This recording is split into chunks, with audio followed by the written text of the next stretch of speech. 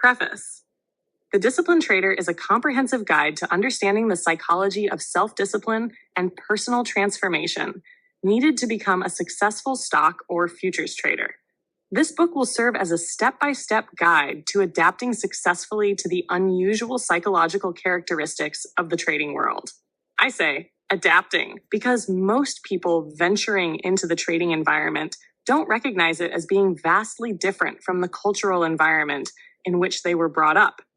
Not recognizing these differences, they would have no way of knowing that many of the beliefs they acquired to enable them to function effectively in society will act as psychological barriers in the trading environment, making their success as traders extremely difficult to achieve. Reaching the level of success they desire as traders will require them to make at least some, if not many, changes in the ways they perceive market action. Unlike other social environments, the trading arena has many characteristics requiring a very high degree of self-control and self-trust from the trader who intends to function successfully within it. However, many of us lack this self-control because as children, we learn to function in a structured environment where our behavior was controlled by someone more powerful than ourselves, whose purpose was to manipulate our behavior to conform to society's expectations. Thus, we were forced by external forces to behave in certain ways through a system of rewards and punishments. As a reward, we would be given the freedom to express ourselves in some desired manner. As a punishment, we would either be prevented from getting what we wanted, causing emotional pain, or we were inflicted with various forms of corporal punishment, causing physical pain. As a result, the only form of behavior control that we typically learned for ourselves was based on the threat of pain, either emotional or physical, from someone or something we perceived as having more power than ourselves. And since we were forced to relinquish our personal power to other people, we naturally developed many of our traditional resources for success, the particular ways in which we learned to get what we want from the same mental framework. Accordingly, we learned that acquiring power to manipulate and force changes upon things outside of us was the only way to get what we wanted. One thing you will learn as a trader is that the mental resources you use to get what you want in your everyday life will not work in the trading environment.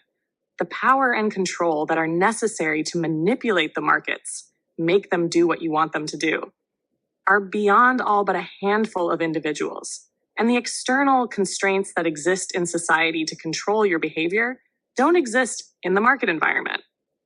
The markets have absolutely no power or control over you, no expectation of your behavior, and no regard for your welfare. If, in fact, you can't control or manipulate the markets, and the markets have absolutely no power or control over you, then the responsibility for what you perceive and for your resulting behavior resides only in you. The one thing you can control is yourself. As a trader, you have the power either to give yourself money or to give your money to other traders. And the ways in which you choose to do this will be determined by a number of psychological factors that have little or nothing to do with the markets. And this will be so until you acquire some new skills and also learn how to adapt yourself to suit conditions as they exist in the market environment. To operate successfully in this environment, you will need to learn how to control yourself in ways they be completely alien to you. You will also have to learn how to grant yourself the mental freedom to shift your perspective to notice alternative possibilities to getting what you want in the trading arena, regardless of your expectations of how you are going to get it.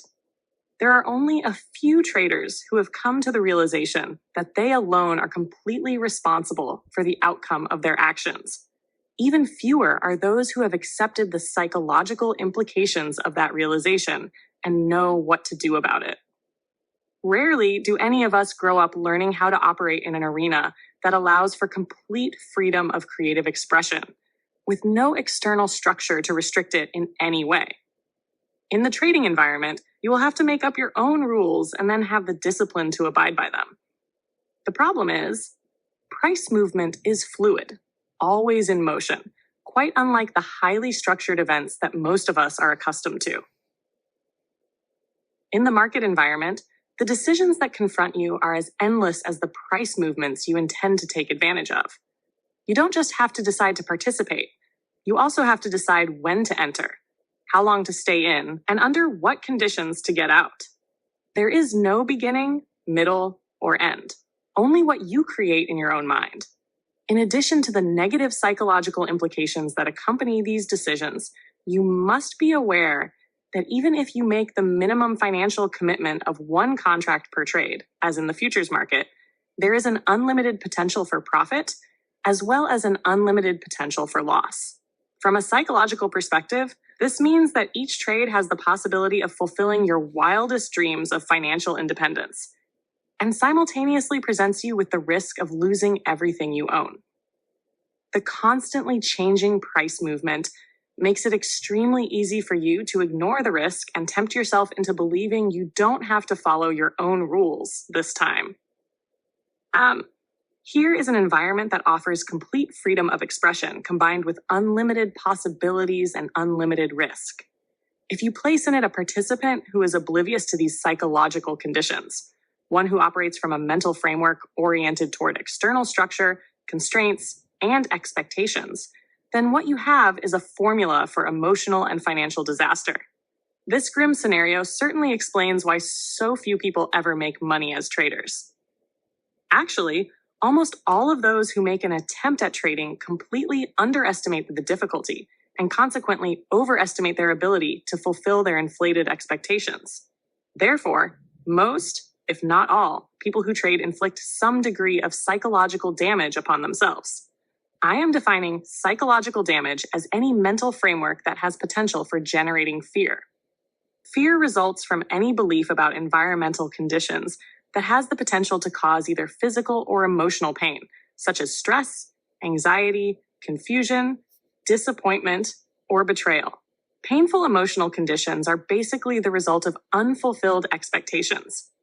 Unfulfilled expectations create a conflict between a person's beliefs about the way things should be and the actual environmental conditions that don't match those beliefs. This conflict is expressed through our emotions in the form of pain that we generally label as stress, anxiety, confusion, and so on. People seem to avoid pain instinctively by building up mental defenses against the intrusion of environmental information that would confirm the existence of any conflict. These defenses consist of denials, rationalizations, and justifications, all of which will result in perceptual distortion. Perceptual distortion occurs when our mental system automatically distorts environmental information by shaping and selectively excluding certain information to compensate for the conflict between what we expect and what the environment is offering us.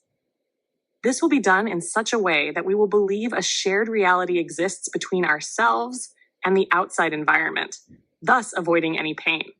I am defining a shared reality as a correspondence between one's beliefs about the environment and the actual environmental conditions that exist.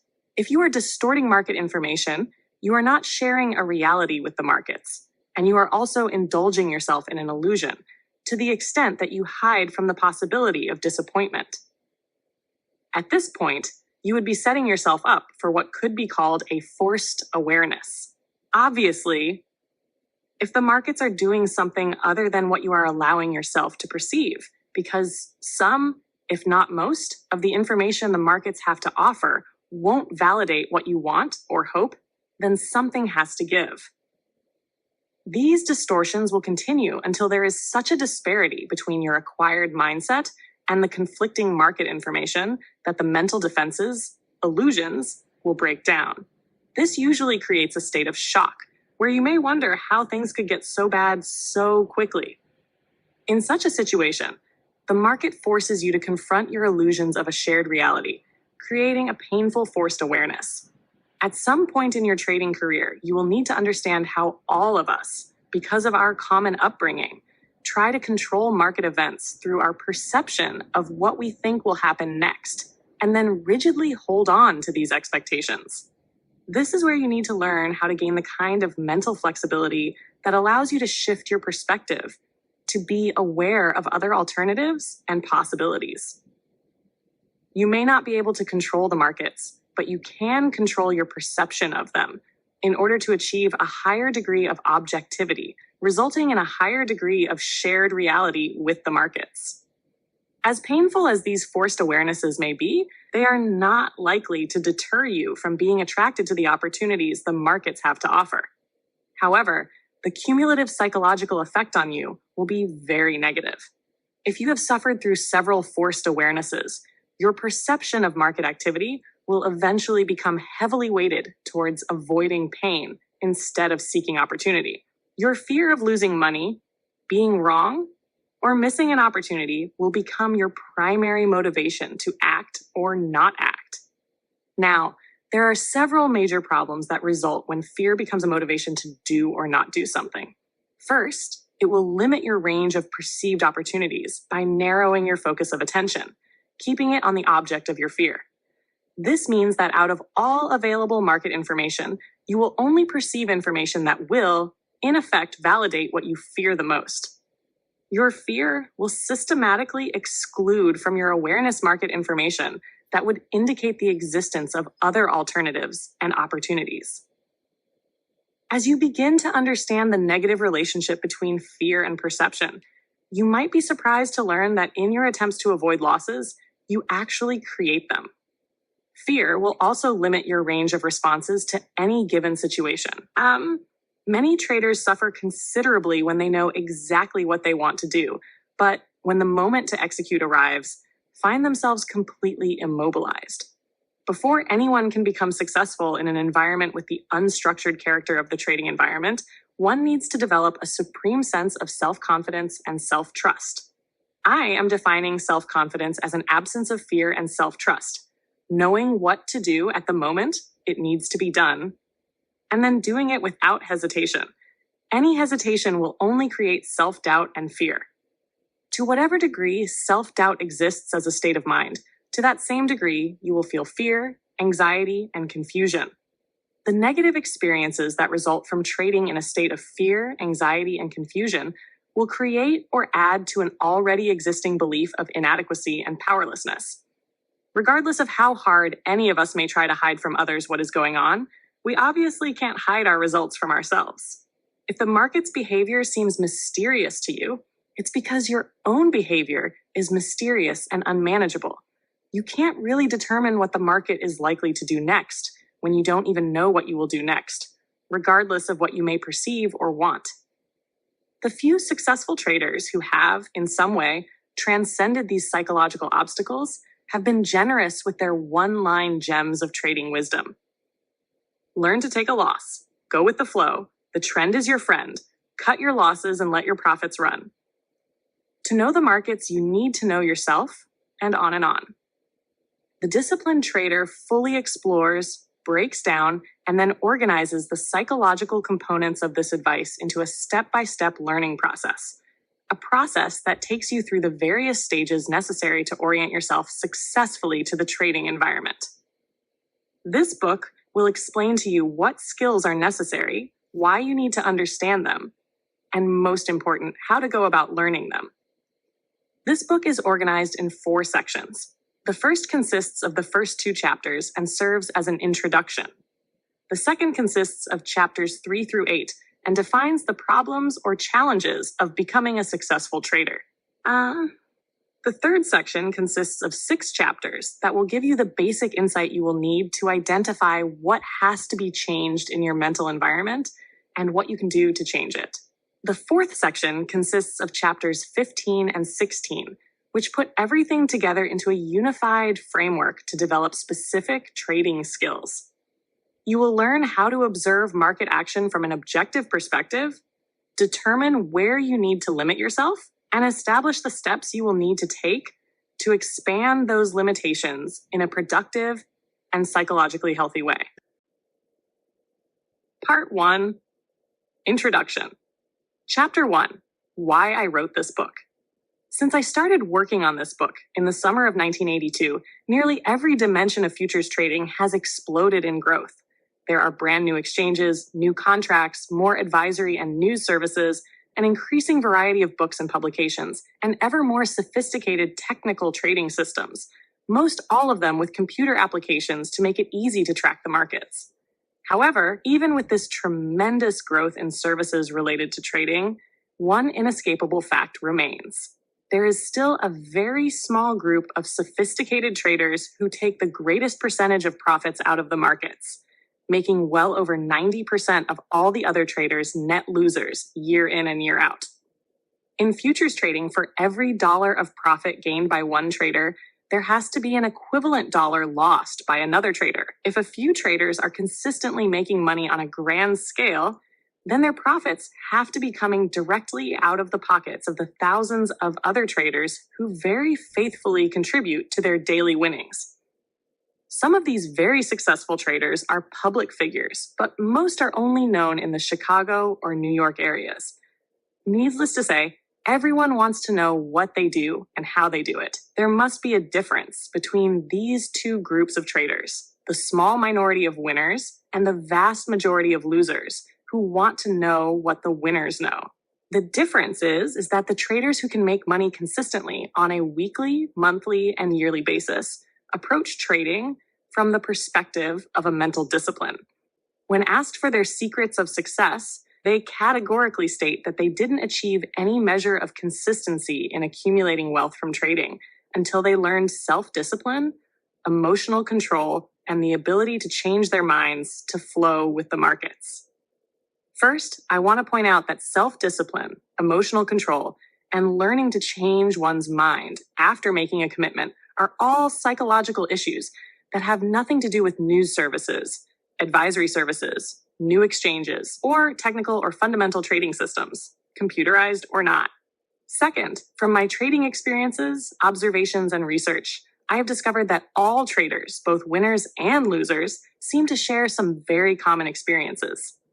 Either in the beginning or at some point early in their trading career, all traders experience confusion, frustration, anxiety, and the pain of failure. The few traders who pass through this phase to accumulate wealth are those who eventually confront and work through some very difficult psychological issues about what it means to be a trader. And this process of realization and change normally takes several years, even for the best of them. If self-discipline and emotional control are the keys to success, they are also not necessarily traits any of us are born with. On the contrary, they are characteristics we acquire by learning certain mental skills. Acquiring these mental skills is often the result of a trial and error learning process that can be very costly financially and usually filled with emotional pain and suffering. The biggest problem with a trial and error approach in trading is that most people lose all their money before they get through the process. And other traders who have enough money to keep on trading never fully recover from the effects of the psychological trauma they have inflicted on themselves to ever learn how to trade successfully on a consistent basis. This leaves only a relatively small number of people who make it. All the great traders, both past and present, have found it very difficult to explain what it is they do, how they do it, and more important, the progression of steps they took to get where they got. Many would gladly share with others what they know about the market and its behavior, but not necessarily about their behavior as individuals. They would, however, often caution those who sought their wisdom to understand that all the market knowledge in the world won't do them any good until they learned what can be called self-discipline and emotional control, without necessarily being able to explain what they were. For instance, cut your losses short is great advice that is often given as an axiom of trading wisdom. But how do you explain to someone the steps needed to learn how to do that? Especially when he is interacting with an environment that is in perpetual motion and will always offer him the possibility that the market can come back and make him whole if he is in a losing trade. If you take into consideration that his money and self-esteem are at stake and the market coming back is always a viable possibility, regardless of how remote it may be, then you can see how difficult it is to explain why he needs to cut his losses. It is even more difficult to explain how he can do it in a way that suits his unique psychological makeup. The easiest way to explain how to apply this type of wisdom without actually explaining it at all is to say, well, if you want to be a successful trader, you need to learn self-discipline and emotional control. I don't believe this type of vague advice was intentional, however, for principally two reasons. First, self-discipline and emotional control are abstract concepts that are not easily explained or understood. We all hear or read the words a lot, but ask anyone you know to define either of these concepts, and you'll probably get a blank stare. Second, today's successful traders started out their journey without maps, signposts, or guidelines, or the benefit of knowing exactly where they had to end up from a psychological perspective to accumulate their fortune. They had to explore the trading world through a means of self-reflection and readjustment that was very demanding and time-consuming. One could say they more or less stumbled through it, learning from each mistake, many small and others that were devastating, both financially and emotionally. At some point, they probably realized that something about themselves had changed because the normal kind of market activity that once had a very negative emotional impact on them, like anger, stress, anxiety, and fear, just didn't have that same effect any longer. They must have gained some measure of confidence in themselves to respond appropriately to all possible market conditions, because there is a direct correlation between a person's level of confidence and the negative emotions mentioned. Confidence and fear are states of mind that are similar in nature, only separated by degree. As a person's level of confidence increases, his or her degree of confusion, anxiety, and fear dissipates proportionately. This confidence would naturally develop as people learn to trust themselves to do whatever needed to be done, without hesitation. As a result of this kind of self-trust, they would no longer need to fear the seemingly unpredictable and erratic behavior of the markets. However, the main point I am making here is that the process of change that took place was in the mental environment and psychological makeup of each individual trader. The markets didn't change. The tools that were used didn't change. The trader did. Now, when traders go through a transition in their personal development and learn a new skill on a trial and error basis, it is unlikely that they would keep a detailed record of the steps to that learning process, especially if that process was characterized by pain, anxiety, and frustration. Obviously, if someone doesn't know exactly how they acquired the skills they now have, then naturally, it would be extremely difficult for them to explain to someone else how they got them. Besides, when it comes to trading, once someone is making the kind of money he had always dreamed of, there isn't much incentive to spend the time and energy necessary to break down these abstract skills into an effective learning process from which others can derive some benefit. Developing educational programs to explain how to become a successful trader requires a completely different set of skills from the skills necessary to be a trader. As will be explained in a moment, the learning process and the kind of personal transformation that was necessary to enable me to write this book was distinctly different from the kind of learning process I experienced as a trader to realize why a book like this needed to be written. One learning process was chosen and the other was forced. What I mean by forced is I had to lose my house, my car, and practically everything else I owned to learn some of the ways in which I needed to change my perspective to operate in the trading environment effectively. Losing all my possessions was a complete life-altering experience, an experience that taught me a lot about the nature of fear and the debilitating effects it has on a person's ability to trade effectively. The kind of insight I gained as a result of this experience is the type of learning process I call a forced awareness. This is where the nature and characteristics of the environment I was operating in were much different from what I believed they were. First, out of ignorance, and because I put up mental defenses to block my perception of certain information. Eventually, I was forced by the markets to acknowledge many things about myself that I otherwise wouldn't consider. When all the external symbols that represented a major part of my identity were gone, I didn't have any other choice and was forced to perceive myself in new and different ways. These events occurred in March 1982. At the time, I was an account executive with Merrill Lynch Commodities at its Chicago Board of Trade office. Less than a year before, in June 1981, I moved from the suburbs of Detroit, where I was enjoying, at least financially, a very successful career in commercial property and casualty insurance. I left Michigan and success to move to Chicago and be a trader. I went to work for Merrill Lynch because I didn't have enough money to buy a seat at the Board of Trade or the Chicago Mercantile Exchange, and didn't know that you could lease seats at that time. I had an expensive apartment on the Gold Coast of Chicago and a Porsche. I was maintaining a house in an affluent suburb of Detroit that my girlfriend and her 2 daughters were living in.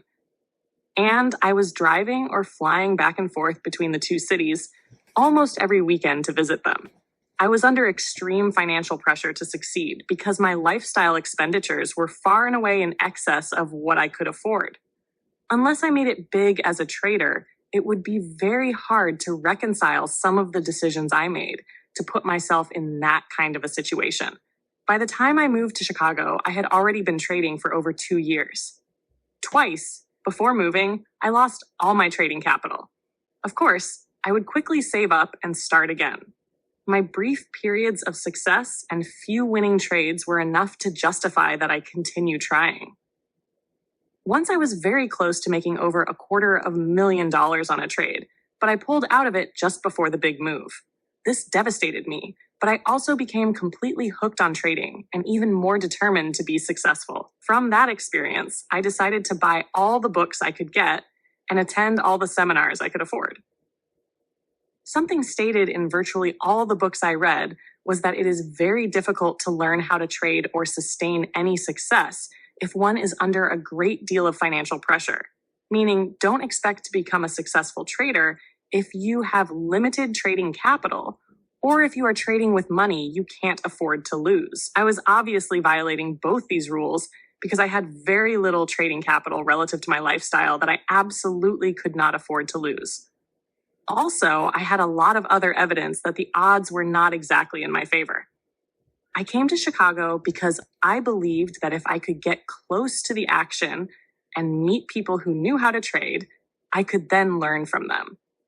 I was in for a very rude awakening. I was at Merrill Lynch Commodities, its second largest commodity office, with 38 account executives. At first, I was shocked to find out only one of the account executives had any experience trading his own money. Then I was further shocked to learn that none of these account executives had any customers who were making any money. In fact, the typical customer lost his original stake within an average of 4 months. My next major disappointment came when I began to meet and make friends with as many floor traders as possible, believing that if the guys up in the offices don't know how to make money, the floor traders certainly must. Again, I found the same conditions that existed up in the offices. Other than a handful of floor traders who had a reputation and a mystique that everyone seemed to be in awe of, I couldn't find one person who was making money consistently, who wasn't confused or knew what he wanted to do and then did it without first having to ask everyone around him for confirmation that he was doing the right thing. I am not implying that I didn't meet traders who at some point in the day hadn't made money. They just couldn't keep it. I knew many traders who could make $2,000 or $3,000 the first couple of hours of trading, but they would always lose it back, plus more, a short time afterward.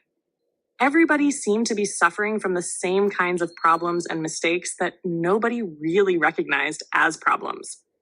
Obviously, the nature of the markets made it easy not to have to confront anything that otherwise might be perceived as a problem, because the next trade always had the possibility of making everything else in one's life seem irrelevant. Why deal with anything if the next trade can make you rich? All the traders I knew, including myself, were affected by this type of big trade mentality.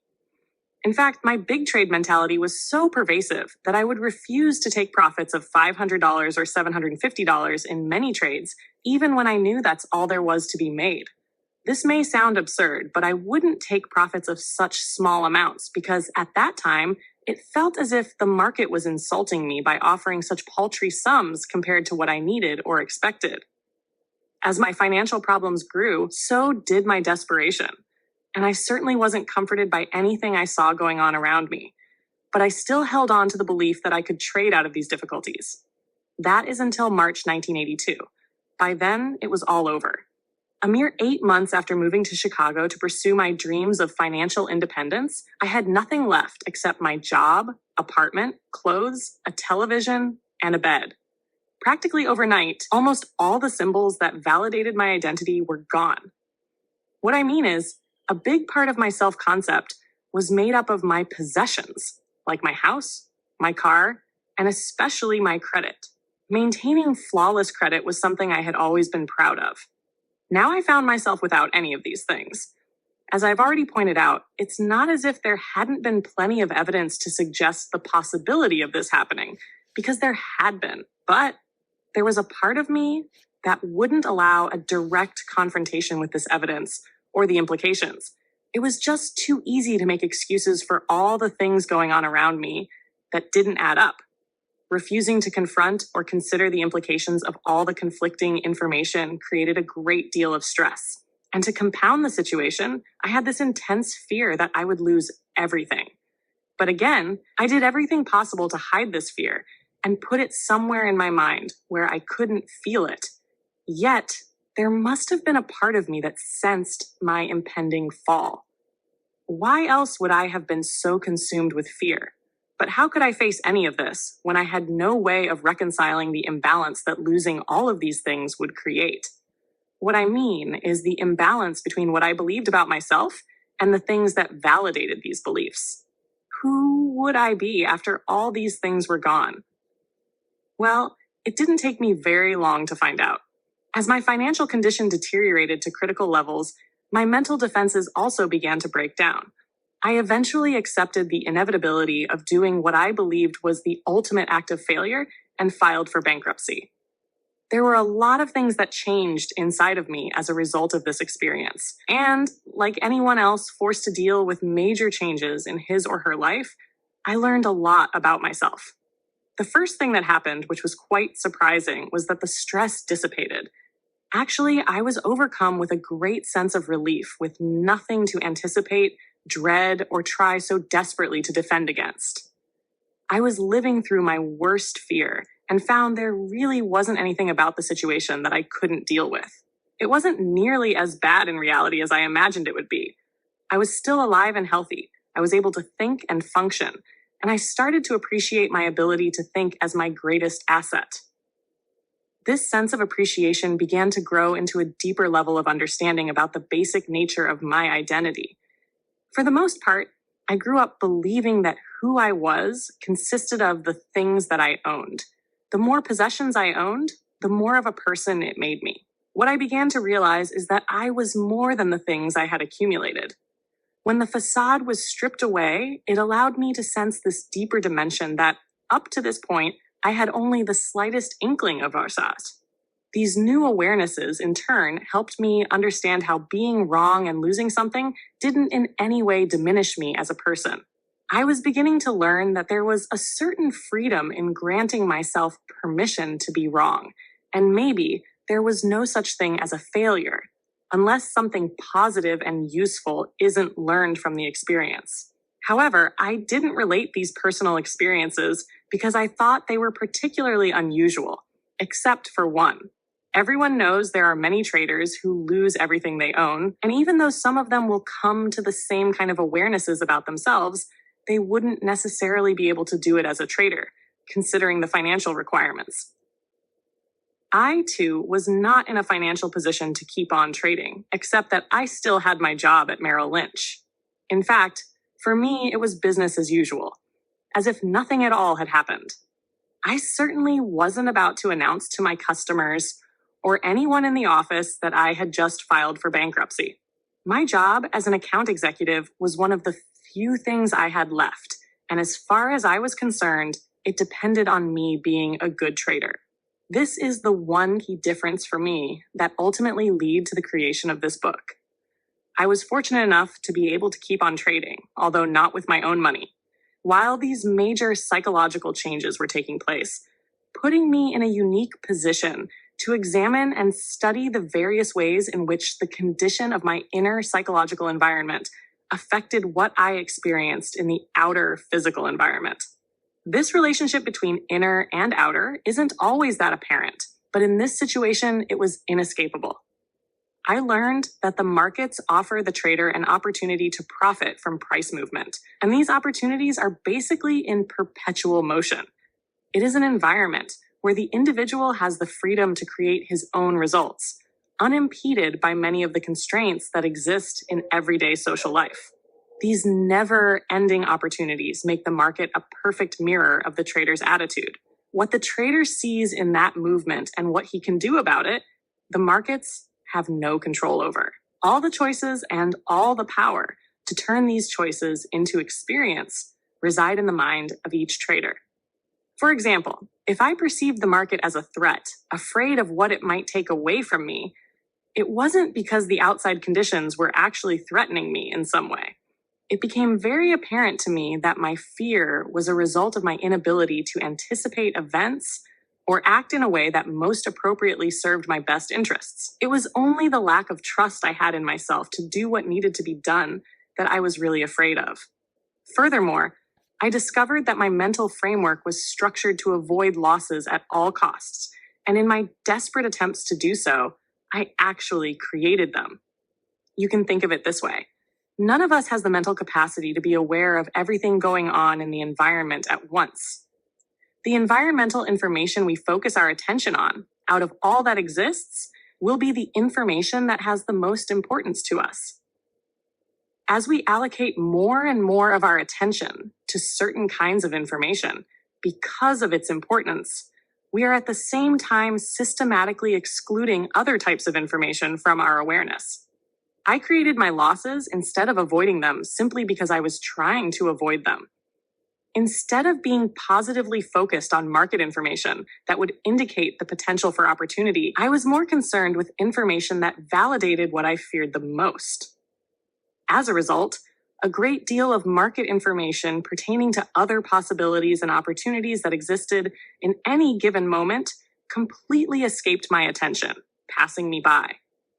The only way I could have perceived these opportunities, other than after the fact, would have been to let go of whatever was causing me to divert my attention away from what was happening in the market now. I had no way of knowing what I was missing out on until my beliefs about the significance of losses and being wrong started changing. Once this shift in perspective occurred, I started to notice behavior characteristics of the market and relationships between those characteristics that I was otherwise totally oblivious to. At some point, I realized that because I had already lost everything, I really didn't have anything to fear. And as a result, I inadvertently learned one of the most important lessons to becoming a successful trader: how to accept a loss without any negative consequences. No guilt, anger, shame, or self-punishment. As my fear of losing dissipated, I was seeing and experiencing a different market because I was different. It was as if someone had removed blinders, which I didn't know existed from my eyes. Up till then, my trading had always been affected by my fears. I didn't have the slightest notion of what it would be like to trade without fear, or that doing it was even a possibility, and least of all, that it was, in fact, necessary to be successful. What also became very apparent to me was the extent to which all of my fears had effectively blocked me from understanding why it was so absolutely necessary to have some clearly defined trading and money management rules that must be followed. It was all starting to make sense. The more I followed my rules, the more I trusted myself.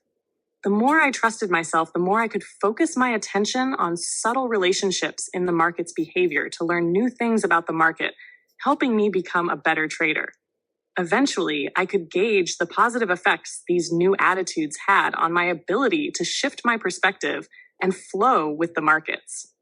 The less I cared about whether or not I was wrong, the clearer things became, making it much easier to move in and out of positions, cutting my losses short to make myself mentally available to take the next opportunity. By June 1982, I was starting to make consistent money for my customers who relied on me for their trades. Not a lot of money by most trader standards, but steady. I was having winning days that were turning into winning weeks and months. Then, sometime in August 1982, I thought of writing a book, or at the very least, developing a seminar to explain to other traders what I had discovered for myself. In the area of education, there was a definite void in the market. There really wasn't any material that addressed trading psychology at a deep enough level of insight to effectively help someone understand why success was so elusive. I wrote this book to address what I believe is a critical need for people who want to trade the futures of stock markets to have an organized, systematic, step-by-step approach to learn the mental skills necessary to accumulate wealth as a trader. The secret to this approach is learning a new thinking methodology. Chapter 2: Why a New Thinking Methodology. It is my intention in this chapter to demonstrate clearly how a typical social upbringing that instills in the individual certain values and beliefs that make up a thought methodology used for being successful is not practical or functional and is inconsistent with the methods necessary to be successful in the trading environment. Someone attempting to operate in the trading environment in all the familiar ways that would assure getting what they want will likely find themselves in a constant state of frustration, anxiety, and fear, wondering what is wrong or thinking something must be wrong with them. The irony is, of course, that on the surface, trading looks so simple, when in fact, most people will find it to be the most difficult endeavor they ever undertake. Success will always seem so close, and yet always so elusive. And this frustration will continue until the trader adapts to the conditions that exist in the trading environment by learning a new thinking methodology, one that works most effectively in that environment, and not what he thinks will work based on his cultural and social upbringing. Perhaps many of you reading this book have heard about a seminar being offered where you can learn how to walk barefoot over a 20-foot bed of red-hot coals. The people who developed the method to make it possible did so on the assumption that the achievements of people who do things very well and excel beyond what other members of the same culture of society would consider possible do so as the result of a specific way they think, a methodology in which their beliefs are in some way different from everyone else's. This methodology can be broken down into a system that can be learned and subsequently taught to others. The only difference between those who excel and those of mediocre achievement is that one group has learned a thinking methodology that has not occurred to the other. With this hypothesis, it is my understanding that the people who developed the program went to the South Pacific and sought out those who demonstrated an ability to walk over hot coals with their bare feet, without any physical damage whatsoever. Upon finding a few of these South Pacific firewalkers, the program developers proceeded to analyze their beliefs and attitudes so as to arrive at a thinking methodology they could teach in the United States. I'm sure I don't have to point out the physical and emotional implications of attempting to walk over a red-hot bed of coals with your bare feet. The fear generated over just the thought of doing it would normally be overwhelming. The potential physical damage to your feet, with the possibility of being crippled for the rest of your life, is quite real. And yet, as presented by several news organizations, both television and print, people from all walks of life involved in the seminar accomplished what we would universally agree to be a tremendous feat. They overcame their fear and walked 20 feet over a bed of hot coals.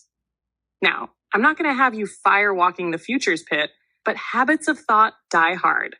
And to make way for the new thinking methodology I offer as a means of excelling as a trader, you will have to question some of your beliefs and probe deeply rooted concepts of what is possible.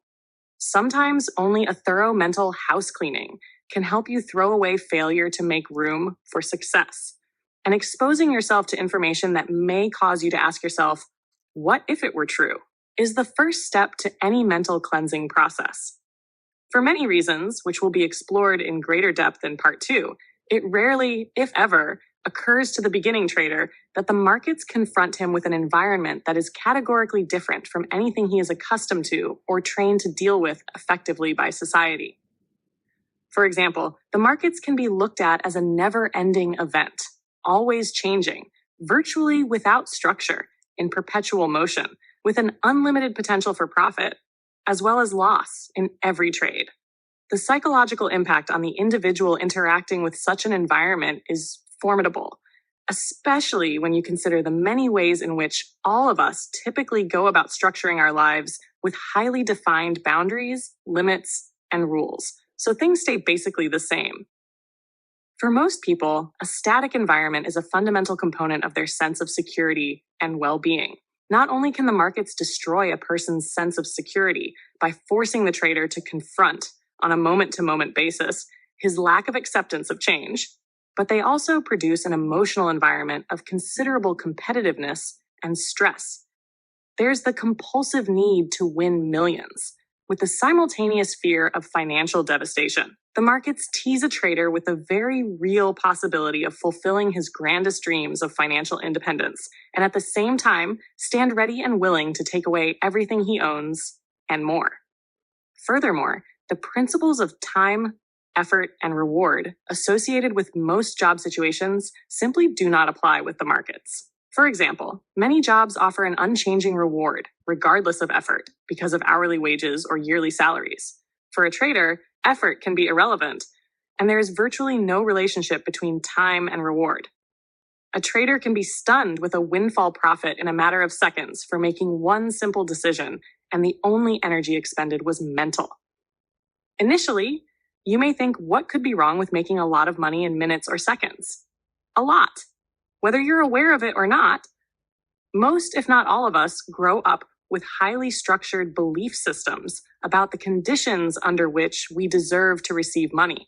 In fact, many people, because of their childhood conditioning and religious training, believe they don't deserve any money they didn't work for. Certainly, making a lot of money in a very short period of time with no effort expended does not fall within the definition most people have about working for their money.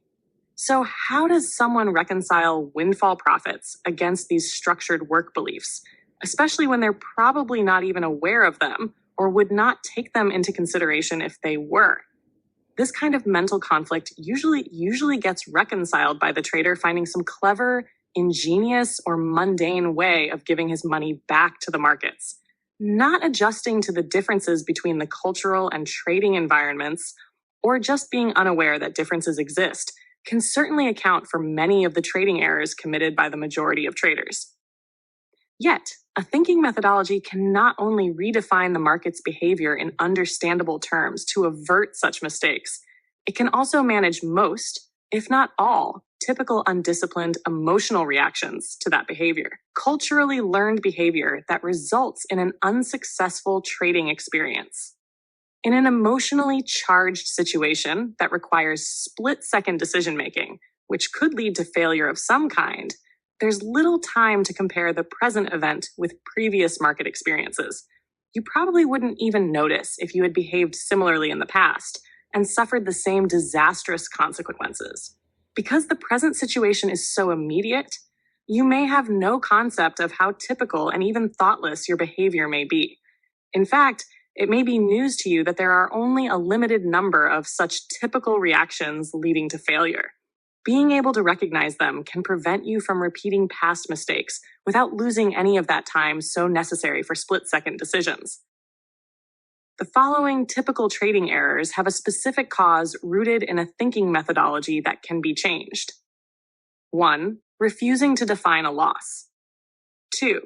Not liquidating a losing trade, even after you have acknowledged the trade's potential is greatly diminished. 3. Getting locked into a specific opinion or belief about market direction. From a psychological perspective, this is equivalent to trying to control the market with your expectation of what it will do. I'm right, the market is wrong. 4. Focusing on price and the monetary value of a trade, instead of the potential for the market to move based on its behavior and structure. 5. Revenge trading as if you were trying to get back at the market for what it took away from you. 6. Not reversing your position even when you clearly sense a change in market direction. 7. Not following the rules of the trading system. 8. Planning for a move or feeling one building, but then finding yourself immobilized to hit the bid or offer, and therefore denying yourself the opportunity to profit. 9. Not acting on your instincts or intuition. 10. Establishing a consistent pattern of trading success over a period of time, and then giving your winnings back to the market in 1 or 2 trades and starting the cycle over again. Skills to be acquired. To excel in any activity, whether it is mental, such as trading, or physical, such as swimming, we need to learn specialized skills. These skills give us the necessary requirements to look at, think about, and behave toward events in a manner different from what we may be used to or what we may have been taught. However, beyond the sheer mechanics of the activity, which just about anyone can master, lies a particular thinking methodology or strategy that leads to excellence. Although few people have it, such a thinking methodology can nevertheless be learned. Any thinking methodology requires a series of approaches to goals and problems. These approaches might be better described as mental techniques, even skills of thought application. For example, one such skill might be the ability to identify those conditions that are conducive to making a common trading error before it actually happens. Other techniques or skills include 11.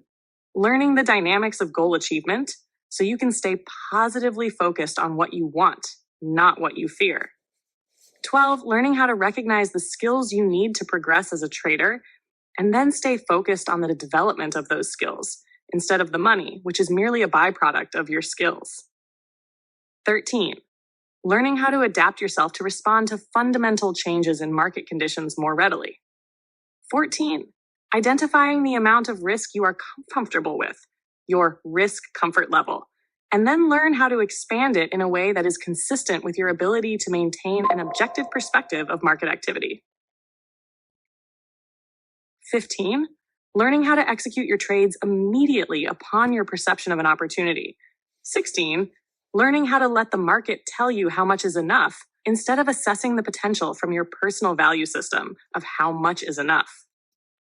17. Learning how to structure your beliefs to control your perception of market movement. 18. Learning how to achieve and maintain a state of objectivity. 19. Learning how to recognize true intuitive information and then learning how to act on it consistently. How is this different from a trading system? Trading systems give us a way to define, quantify, and categorize market behavior. Since the markets offer traders a seemingly infinite combination of behaviors, all with their corresponding opportunities and risks, it is easy to understand how our minds can become overwhelmed. Trading systems limit the scope of market behavior and therefore make this activity a little easier for our minds to manage. They also give us direction and suggestions about what to do in a given market situation. Without them, traders could easily feel as if they are floating aimlessly in an endless sea of possibilities and opportunities with no land in sight. Since trading systems define opportunity and offer suggestions, following these suggestions can lead to the development of skills, even though as suggestions they merely point the way for your awareness to be directed. A true skill not only points the way, but almost automatically begins to direct awareness as well. And a thinking methodology controls the selection of which skills should be used and when. I do not offer a trading system in this book. It's more a means of interfacing a trading system with the mind's psychological structure. If a trading system provides awareness of market signals and suggests behaviors appropriate for any given market situation, then the thinking methodology I will share with you teaches skills and processes of skill application. Having the skills necessary to consciously manipulate one's psychological environment is essential for the trader who recognizes how ineffectual a trading system can suddenly become whenever a tense situation demands a split-second decision.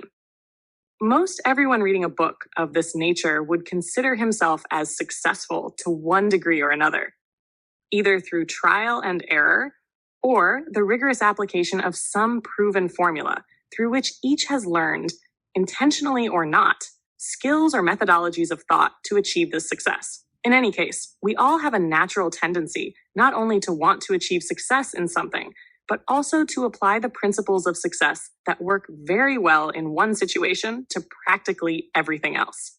It often doesn't occur to us that some environments may require very different psychological resources to achieve success.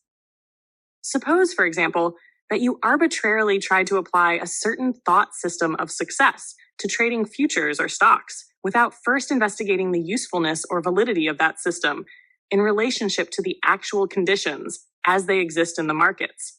more than likely, you would be doomed to failure before you even started. Obviously, people don't consciously start trading with the belief that they don't have the right resources or that they're going to fail. In fact, it is just the opposite. Because most traders come from or still enjoy very successful careers outside of trading, they have a great deal of confidence in their ability to extend this success in the trading environment. This unfounded confidence, coupled with the way the markets distort a person's concept of reward in relationship to time and effort expended, will cause the trader to form some very unrealistic expectations about the kind of results he should achieve. Believing that trading is easy is the reason for the unrealistic expectations. And they are probably the single biggest reason why most traders never make it beyond the initial levels of development before they lose all their money. Starting out believing that trading is easy is a psychological trap that entices almost all traders, but it isn't too difficult to understand why when you examine the dynamics of the process of how we set up a standard of performance for ourselves by which to gauge our progress. There are four basic components that make up a person's standard of performance or expectations for results. First is our basic concept of time. Most people believe that it is limited, passing nonstop, and will eventually run out. Second is our concept of effort. Our supply of personal energy is not inexhaustible. It runs out, we tire, and we may even become ill if we don't rest properly. The third is our concept of expertise, the number of skills we have learned and our degree of proficiency in using these skills. It usually takes a great deal of time and energy to acquire expertise. Okay? Now, one of the primary ways we learn to value ourselves is based on our belief about how much work we do and the amount of time it takes to do it. Which brings us to the fourth component in the equation, reward. To determine the amount of reward we should receive, we will make an assessment about how hard or easy a job is by determining how much effort, personal energy, we will need to expend, and to assess how long the job will take, using up our limited time. So we can then determine how much we should be compensated. It is like our own personal supply and demand formula for our time and energy. Now I'm going to put all this together to demonstrate how trading distorts all these components in a way that allows someone to believe that trading is easy. First, to function in the market environment requires very little, if any, physical effort, especially for the off-the-floor trader. Second, time is not a relevant factor because a trader can be stunned with thousands of dollars in profits in a matter of moments. Conceivably, you could put on a trade, never have the market go against your position, and be rewarded at levels far beyond your expectations of what is possible. A person can't help but make the association between the speed at which something like this could happen and how easy it must be, because there was no physical effort required. Most people don't have to experience this personally to make the erroneous assumption that trading is easy. They will just naturally do it the first time they experience market action. They will assume that they would have been a buyer at some low point and held on to liquidate the trade for a profit, even if it's just for a couple of ticks. Invariably, they will multiply those ticks by several contracts to come up with these mental windfall profits for themselves. These profits could represent an exotic trip, a dream car, or thoughts of financial independence. Then they will compare how long and how hard they normally have to work to get the same amount of money, and what will result is a completely erroneous conclusion that trading is easy.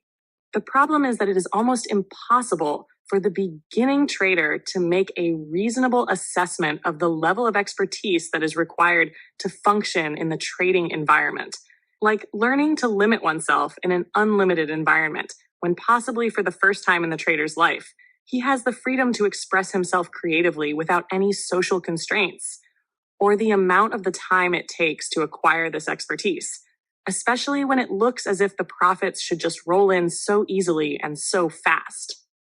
These kinds of assumptions will blind the trader to the true nature of the endeavor. Time is certainly a factor in learning to perceive opportunity or learning how to execute one's trades flawlessly. Both these skills could take a great deal of time to learn. However, neither time nor effort is a factor in relationship to the potential for reward. So what happens when we don't live up to our own expectations? Especially when most everyone starts their trading career thinking it's a piece of cake and that they're only moments away from fulfilling their financial dreams. Regardless of how long it may take any individual to admit that he's not making it, the experience is painful and invariably generates feelings of inadequacy, guilt, and even shame. When one fails, especially when the expectations for success are so high, it will create 3 major psychological obstacles that have to be overcome before any measure of success will be realized. First, you will need to learn how to release yourself from any feelings of inadequacy, guilt, or shame. Second, you will need to learn how to identify and repair the residual psychological damage caused by the emotionally painful experiences, because painful experiences have the potential to generate fear. Finally, you will need to undo any inappropriate trading habits and learn the appropriate skills that will help you eventually to accumulate the wealth you desire from trading. For many, what I have outlined may seem like an overwhelming task, and I'm not going to downplay it in the slightest. Even if you haven't as yet subjected yourself to any emotional trauma, just learning the appropriate skills will be no easy task. However, you should keep in mind that the rewards can be astronomical. Would any other endeavor having the unlimited potential of trading in futures or stocks be easy? As you proceed through this book, it is very important to keep in mind that neither I nor anyone else can deny what you consider to be the structure of reality, even though what I hold to be true and what you hold to be true may differ by a wide margin. Force, violence, or even torture will not cause you or anyone else to give up your beliefs if you don't want to. However, if what I offer will produce a result you desire, then you may be quite willing to suspend, at least temporarily, what you hold to be true, and see if what works for me will also work for you. The firewalkers I mentioned earlier demonstrated how a thinking methodology could suspend their belief that walking on a bed of hot coals would severely damage their feet, even though they had learned early in their lives the dangers and pain of intense heat. Perhaps you too can suspend some of your beliefs about what makes trading successful. You could find out how your own early training, before you ever considered becoming a trader, may have produced contradictory attitudes and beliefs that cancel all good intentions and optimistic trading, and thus lead to failure. Understandably, before you even consider the possibility of changing some of your innermost beliefs, you will certainly want to know not only how the process of altering beliefs works, but also what benefits it will have for you as a trader. Like all traders, you have probably read repeatedly what it takes to be successful at trading. Trade with the trend, cut your losses, and let your profits run. Money management is the key, and so on. As true as these adages are, they are too vague to give you a clear, understandable connection between the application of these principles and their benefits, a positive and successful trading experience. If you will recall, I listed resistance to accepting a loss among the most common trading errors. If you have ever experienced such resistance, you have probably also encountered the following thought: how do I accept small losses when what I want to do is make money, and I feel like a failure every time I lose? Your helplessness in such a situation and the disastrous consequences for your finances are at the essence of this discussion. If, for example, you can change what losses mean to you and how you represent them mentally, then to whatever degree you can accomplish this, you will be releasing yourself from the stress and anxiety experienced when you have to acknowledge any given trade is a loser and take the appropriate action.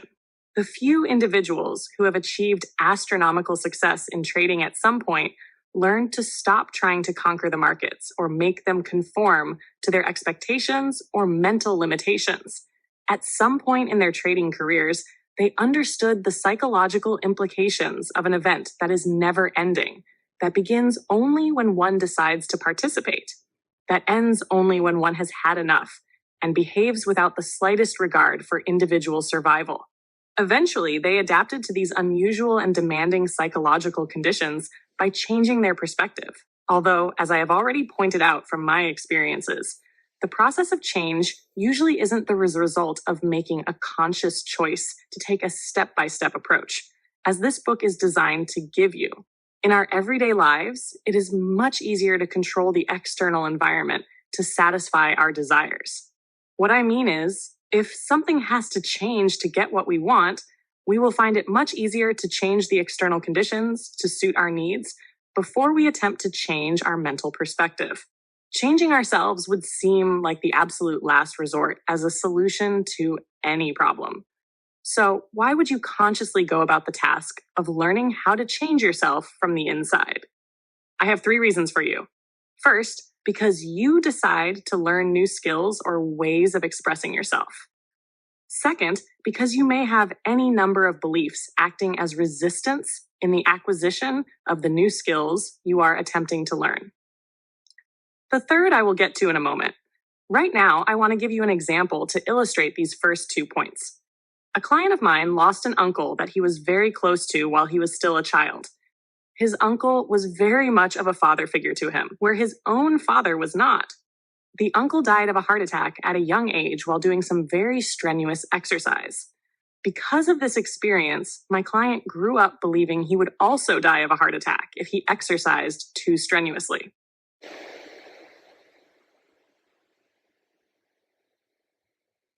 What would have been just normal heart pounding to anyone else after working up a sweat, he would perceive as the beginning of a heart attack.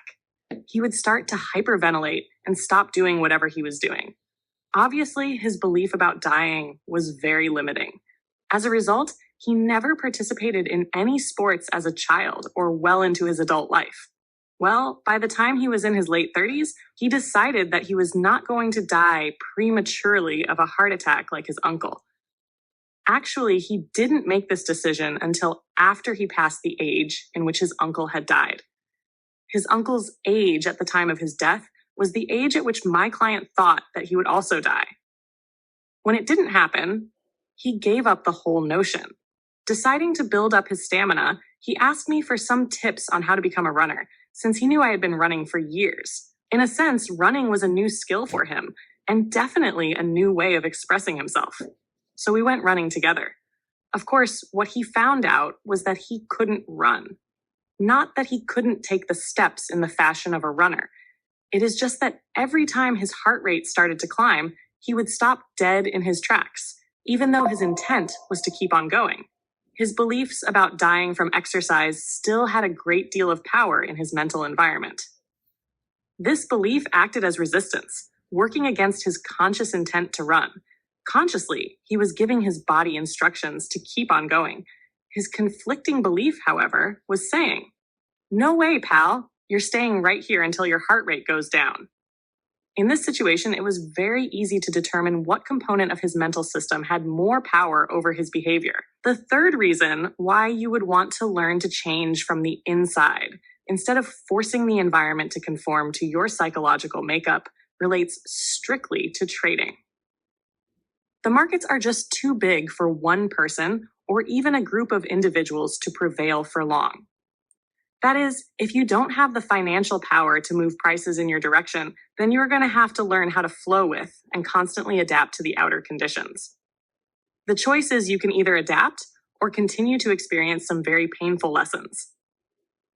A quick hint: the intensity of your emotional discomfort and pain you experience as a trader is an excellent indication of how much you will have to change to trade without fear and be consistently successful. You might ask, why consider the market from a psychological perspective at all? Doesn't the market behave as it does, regardless of what a single individual thinks or feels about it? My answer is this: the market behaves as it does because of the interactions of hundreds of thousands of people.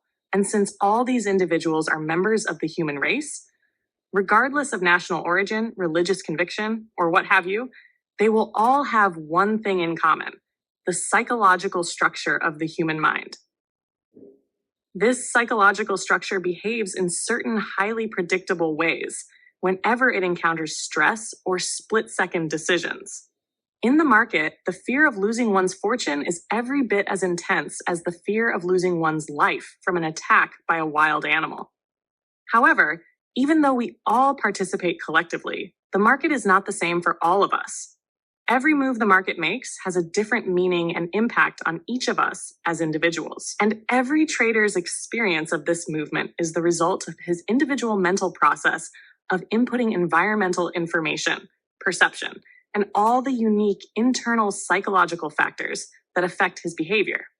So, even though two or more traders can agree on what the current price is, they will not be sharing the same experience of how that price is impacting them personally.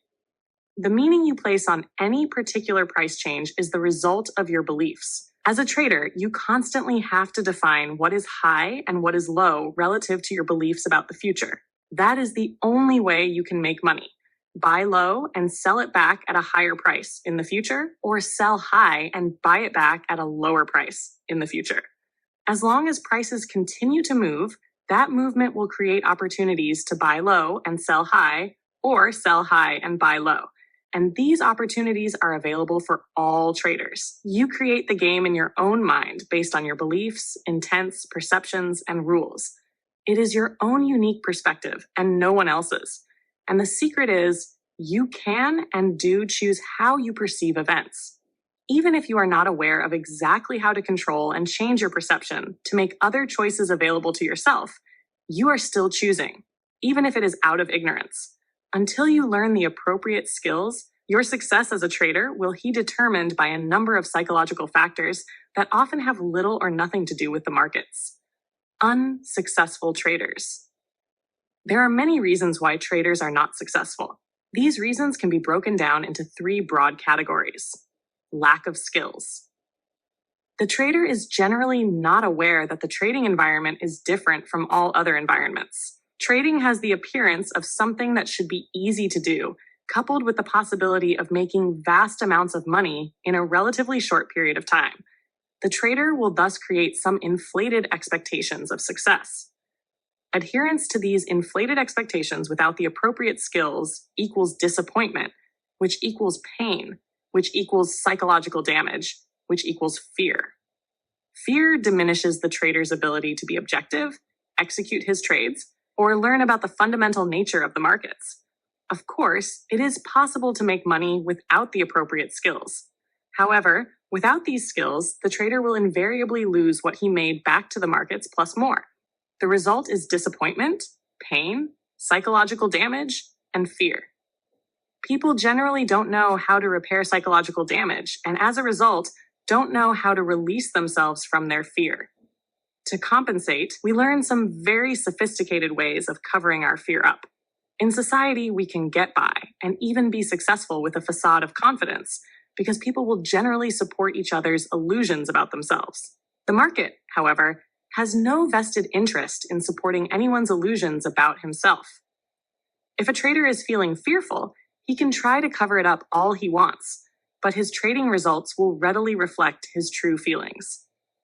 Limiting beliefs. Most people have a whole assortment of beliefs that argue against their success as a trader. Some of these beliefs you may be consciously aware of. Most of them you may not be aware of. In any case, you cannot negate their significance in how they will determine and affect your behavior as a trader. Many traders will try to circumvent confronting these limiting beliefs by becoming an expert market analyst.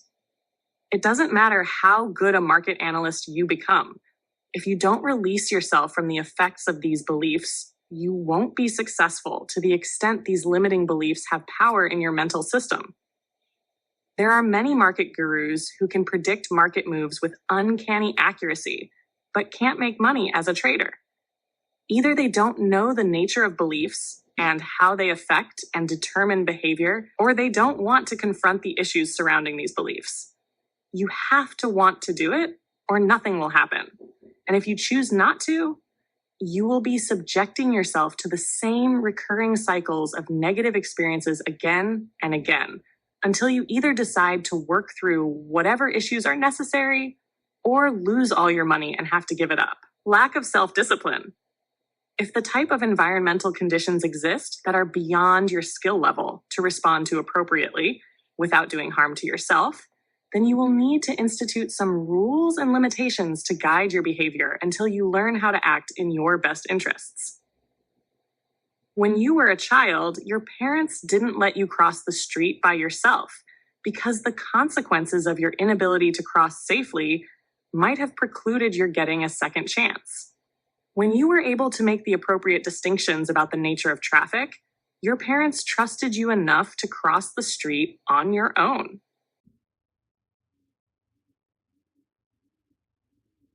Until they trusted you, they always feared the possibility of your getting hit by a car. As a result of their fear, they restricted your freedom of movement, regardless of the opportunities that may have existed for you across the street. Your interaction with the trading environment works the same way. The difference is that no one is stopping you from standing in the middle of the street, metaphorically, to get hit by a truck. You are the only one who can stop yourself. After you have been hit once or twice, it might not be so easy to cross the street, regardless of how good the opportunities look on the other side. What makes it even more difficult? Continuing with the traffic metaphor, to step out into the street is when you further realize the cars and trucks can come at you in a seemingly random fashion. All of a sudden, you're lying on the street, not even knowing what hit you, because you thought you were being careful. Part 2, the nature of the trading environment from a psychological perspective. In chapters 1 and 2, the material presented outlines some of the difficulties of trading. In the next 6 chapters, I will get much more specific by explaining the characteristics of the market environment from the psychological perspective of the individual trader. From this perspective, it will become clear to you how the market environment is much different from the cultural environment you learned to function within. This will confront you with some very unusual psychological challenges. My primary objective is for you to understand clearly why any degree of success as a trader is so elusive, attained by so few, and why you may need to change some deeply ingrained cultural attitudes and beliefs to function successfully in the trading environment. Chapter 3. The market is always right. If all trading stopped at any particular price, what would this last posted price represent? At the most fundamental level, this last price, or any current price, would represent the consensus belief about value relative to the future of all the traders who are in the market in that moment. The current price is a direct reflection of the beliefs of all the traders who choose to act as a force on prices by putting on a trade. So when there are 2 traders, one wanting to buy and one wanting to sell at a price and do so, they have made a trade, and they have also made a market. All that is needed to make the market right are 2 traders willing to trade at a price. Regardless of the criteria they use to determine value, how rational, irrational, meaningful, or meaningless by your or anyone else's belief system, if 2 traders are willing to express their belief in future value by making a trade, they have made a market. Unless the trade can be undone, it has to be right by virtue of the fact that it was made. What you wanted, thought, believed, or expected is of no consequence in the overall scheme of things unless you can trade with enough volume to control the market and move prices in the direction you deem to be correct. To do this, you would personally have to represent a buying or selling force strong enough to absorb all the counteracting buying or selling represented by the traders who didn't happen to agree with you at any given moment, with enough financial power left over to bid or offer the price where you want it to be. For an observer of market behavior, each trade that is made and the type of movement it creates in prices can tell you something about the consistency of the market and potential for movement in a direction, if you can discern the meaning and put that meaning within some framework defining opportunity. Price movement creates opportunities to buy low and sell high, or vice versa. If you can perceive what is likely to be high and low relative to some point in the future, movement in any given direction is equivalent to the amount of force that is being applied to create that movement. For example, if prices penetrated all-time lows, the fact that you may have believed that they would not do it is meaningless, unless you can personally trade with enough volume to move the price back above the old low. You have to consider that for prices to have penetrated all-time lows, there must have been more traders who believed that the current price was above what they considered to be of value, at least enough to where they believed the all-time low was a selling opportunity, or they would not have sold. For prices to follow through and continue to go lower would indicate that there are more traders willing to act on their belief that prices are high and as a result sell than there are traders who are willing to buy at those prices, all-time lows. What you believed about value and your reasons for believing it may be of highest quality, but if the market doesn't share your belief, it doesn't really matter how right. You are based on your superior reasoning process or what you believe to be the quality of your information, because prices are going to go in the direction of the greatest force. The point here is that right and wrong, as you may traditionally think of them, don't exist in the market environment. Academic credentials, degrees, reputations, even a high IQ don't make you right in this environment as they would in society. Traders, acting on their belief in the future by putting on a trade, are the only force that can act on prices to make them move. Movement creates opportunity to make money, and making money is what trading is all about. This is also true for the hedger trading to protect the value of his assets. Each individual trader will define what market condition represents enough of an opportunity to put on a trade for whatever reason suits him. Regardless of how wrong you think he may be, if the net result of the collective actions of all the traders participating is moving prices against your position, then they're right, and you're the one who is losing money. The market is never wrong in what it does. It just is. Therefore, you as an individual trader interacting with the market, first as an observer to perceive opportunity, then as a participant executing a trade, contributing to the overall market behavior, have to confront an environment where only you can be wrong, and it's never the other way around. As a trader, you have to decide what is more important, being right or making money, because the two are not always compatible or consistent with one another. Chapter 4. There is unlimited potential for profit and loss. The most effective manner to illustrate the unlimitedness of the market environment is to compare it to gambling. With any gambling game, you will always know exactly how much you can win or lose each time you play. You decide exactly how much you want to wager, you know exactly how much you can win as well as lose, and you may even know the mathematical odds of either possibility. This is not the case in market environment. In any particular trade, you never really know how far prices will travel from any given point. If you never really know where the market may stop, it is very easy to believe there are no limits to how much you can make on any given trade. From a psychological perspective, this characteristic will allow you to indulge yourself in the illusion that each trade has the potential of fulfilling your wildest dream of financial independence. Based on the consistency of market participants, ratio between buyers and sellers, and their potential to act as a force great enough to move prices in your direction, the possibility of having your dreams fulfilled may not even remotely exist. However, if you believe it does, then you will have the tendency to gather only the kind of market information that will confirm and reinforce your belief, all the while denying vital information that may be telling you the best opportunity is in the opposite direction.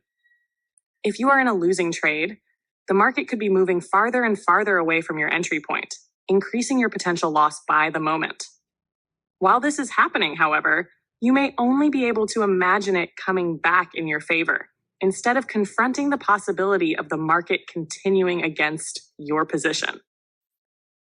This type of thought process will continue until the sheer magnitude of the loss overwhelms you, and the possibility of the loss increasing is suddenly more pertinent than the possibility of the market coming back. You finally exit the trade, never intending or ever imagining you could have allowed yourself to take such a large loss. From a psychological perspective, the possibility for unlimited profits, happiness, power, and so on, whatever it means to you when you imagine making all the money you ever wanted to make, can be extremely dangerous. The possibility may in fact exist, But how realistic it is in any given trade is another matter. There are several psychological factors that go into being able to assess accurately the market's potential for movement in any given direction. One of them is releasing yourself from the notion that each trade has the potential to fulfill all your dreams. At the very least, this illusion will be a major obstacle, keeping you from learning how to perceive market action from an objective perspective. Otherwise, if you continually filter market information in such a way as to confirm this belief, learning to be objective won't be a concern because you probably won't have any money left to trade with. Chapter 5. Prices are in perpetual motion with no defined beginning or ending. The markets are always in motion. They never stop, only pause. As long as there are traders who, for whatever reasons, are willing to buy higher than the last price and as a result, bid the price up, or traders willing to sell for less than the last price and offer the marker lower, prices will remain in perpetual motion. Even when the markets are closed, prices are theoretically in motion. For example, what price traders may be willing to buy or sell at on the opening the next day does not have to be at the price level the market closed at the previous day. What are usually thought of as 3 simple decisions of enter, hold, or liquidate a trade become a perpetual process of deciding how much is enough from both a profit and a loss perspective. If you are in a profitable trade, is there ever enough? Greed stems from a belief that there is never enough or there won't be enough. In an unlimited environment that is in perpetual motion, isn't there always the possibility of getting more? The appetite of true greed can never be satisfied. It will always leave the greedy ones with a feeling of lacking, regardless of how much they have acquired. If you are in a losing trade, you won't want it to exist because it represents failure, so you can just act as if it doesn't. By convincing yourself that you are in a winning trade that hasn't gone in your favor yet. The how much is enough question can be answered in an infinite number of ways relative to your beliefs on the value of money, what you need it for, how important it is, can you really risk it, how secure do you feel, and what is enough today may not be enough tomorrow because of other factors in your life. All relative questions that have no definitive answers and change with the changing environmental conditions. Having to confront these personal issues as a trader will only contaminate your observations of market movement because they have nothing to do with market direction and the potential or lack of potential of any particular market move. This is why successful traders have always stated emphatically, only trade with money you can afford to lose, meaning money that has little or no value in your life. The less meaning the money has, the less potential there is for your personal how much is enough issues to contaminate your perception of market movement. Thus, if you allow it, the market can always tempt you into thinking there may be more to be had in a winning trade and always give you something to hang on to in order to justify your hope that it will come back and make you whole if you are in a losing trade. Succumbing to either one of these temptations subjects you to the possibility of some very negative and painful consequences.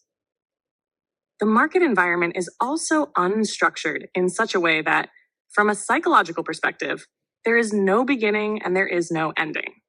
What I mean by this statement, before you think that it's not true, the market opens and closes at a specified time every day, is that from the perspective of the individual trader, the game only begins when you decide to enter and ends only when you decide to exit, irrespective of market openings and closings. You have the freedom to structure the game inside your mind in any particular way you please. You can get in whenever you want for whatever reasons are good enough to justify your actions. You can get out whenever you want. In fact, the game only ends when you have decided that you've had enough and take the appropriate action to end it. The psychological implications to the individual confronting these conditions are staggering. Entering a trade will involve all your beliefs about opportunity in relationship to risk, missing out, needing a sure thing, and not being wrong. Exiting a trade will involve all your beliefs about loss, greed, failure, and control. Considering the unlimited potential for profit, entering the market will be much easier for most traders than will be getting out. This is because exiting the trade will require that you confront your beliefs about greed, loss, and failure in relationship to the constant temptation of the possibility for unlimited profits. These individual psychological issues are completely independent of objective market action. And even more significant, as I will explain in part 3, your beliefs about loss, being wrong, failure, and control will operate independently of your conscious intent. For example, think of the last time you perceived an opportunity to profit and the fear of being wrong, or losing, and so on, immobilized you, keeping you from putting on the trade. To the extent that these issues exist as a component of your mental environment, they will determine the effect they have on your perception of market activity, the decisions you make, and your ability to act on what you decide.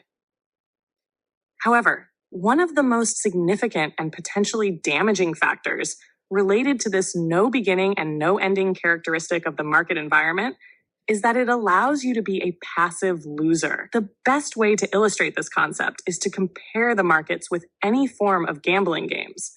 For example, with blackjack, horse racing, or craps, the player has to make a conscious choice to play and decide before the event exactly how much he will wager. The event begins and ends according to the rules of the game, and the risk of loss is limited to the size of the wager. Each new event is a fresh start, where the odds of winning may be determined by mathematical probabilities, and the rules of the game automatically take the player out after each event. When the game ends, the player knows exactly what the outcome is, and then must make a conscious decision to participate again. Therefore, the structure of the game forces the player to be an active loser. To subject himself to the possibility of losing any more money than he has already lost requires that he place a wager for a specified amount. He has to actively participate to lose and do nothing to stop losing. Obviously, if the player does nothing, he will not be subjecting his assets to the possibility of loss. If the player is losing consistently, he will need to confront his beliefs about loss and failure to quit playing altogether. This could be difficult because he can always rationalize that, based on the odds, he is bound to win eventually, and that he can always quit after the next game. But he does not need his own mental structure to end any particular game because it's automatic. This is very much different from the market environment, where you can be a passive loser. Once you put on a trade, you have to actively participate to end your losses. You don't need to do anything to continue to lose, and the market could go against your position indefinitely. If for any reason you choose not to act or can't act, you could lose everything you own and more. Depending on the size of your position and the volatility of the market, this could happen very quickly. The only way out is to confront your personal issues about greed, loss, and failure. What specific issues or combination of them come into play in each trade will depend on whether you are in a winning or losing position. Since all of us seem instinctively to avoid confronting any issue that could cause pain, such as getting out of a winning trade too soon, or having to admit we were wrong to get out of a loser, the easiest way out of a situation like this is to convince ourselves, indulge ourselves in the illusion, we are in a winning trade that will never end, or gather all the evidence possible to suggest that we really aren't in a losing trade. Therefore, in either case, we will have no reason to confront the forces inside of us that keep us from objectively perceiving what the market is telling us about the possibilities and potential for profit in any given moment. The markets make it extremely easy for you not to have to confront these very tough psychological issues. For example, if you focus your attention on price movement at the tick-by-tick level, the market can graphically display billions of combinations of behavior characteristics and price patterns to get from one point to the next. It is very easy to use this type of information to support any belief, rationalization, justification, distortion, or illusion you need to want to have about where it is going in the future. Most traders will attempt to simplify price movement by thinking the price can only do three things: go up, go down, or stay basically the same. Some traders may even carry this distorted logic to the point where they believe there is a 50-50 probability for success in any give trade. This, of course, couldn't be further from the truth. For example, let's say that prices stayed within a 10-tick trading range for an entire trading session. If you take into account each tick, how many price patterns is it possible for the market to display going from the top to bottom of the range and then back again? I'm not a statistician, but I'm sure it's at least millions. To illustrate this a little further, if point A is the bottom of the range, prices could have changed up 1 tick, down 2, up 1, down 3, up 2, down 1, up 1, down 2, up 3, down 1, up 2, down 1, up 1, down 1, up 2, down 1, up 3, down 1, up 2, down 1, up 3, down 1, up 1, down 1, up 2, down 1, up 3 to point B, 10 ticks up from point A. This is obviously a very shortened version of the way prices usually move, but it does represent one pattern out of millions of possible pattern combinations, and each pattern you identify can repeat itself at some point in the future. If you are a buyer at point A, what are the odds the price will stay above your entry point? What are the odds that the price will be above or significantly above your entry point tomorrow or the next day without having gone below your entry point first? By 2 ticks, 5 ticks, or 10 ticks before it goes back up again above your entry point. Once prices go below your entry point, what are the odds they never go above your entry point? What are the odds they never go below? To answer these questions, you would have to know a great deal about the consistency of the market and its potential to behave in certain ways. In any case, relative to most traders' emotional disposition to deal with this kind of movement, and within the context that most people think of as 50-50 odds, it definitely doesn't apply in the markets. To illustrate another point, if you got short halfway between points A and B, which ticks would you have the tendency to place greater weight on in terms of market information? The down ticks naturally, they confirm what you believe, and the up ticks don't. Yet each in relationship to one another can tell you something about the consistency of the market and its potential to move in any given direction. How can you begin to assess that potential accurately if you place a greater significance specifically on the information that confirms what you want or believe? In effect, you would be using the information to suit your hopes, dreams, wishes, and desires, instead of perceiving it in a manner to assess the market's actual potential to do any of the foregoing. Thus, what you have in the market environment is a deadly combination of the market forcing you to confront difficult personal issues to survive, an event that produces information in a wide variety of forms that can be used to support any illusion, distortion, or expectation, therefore making it easy to avoid confronting these potentially painful issues. Furthermore, the event continues on until you come to terms with whatever is inside of you to end it. Unless your brokerage firm liquidates your position, you are the only one who can make it stop. Among many other factors, to become a consistently successful trader, your objective has to be to learn how to let the market tell you what it may do next and how much is enough.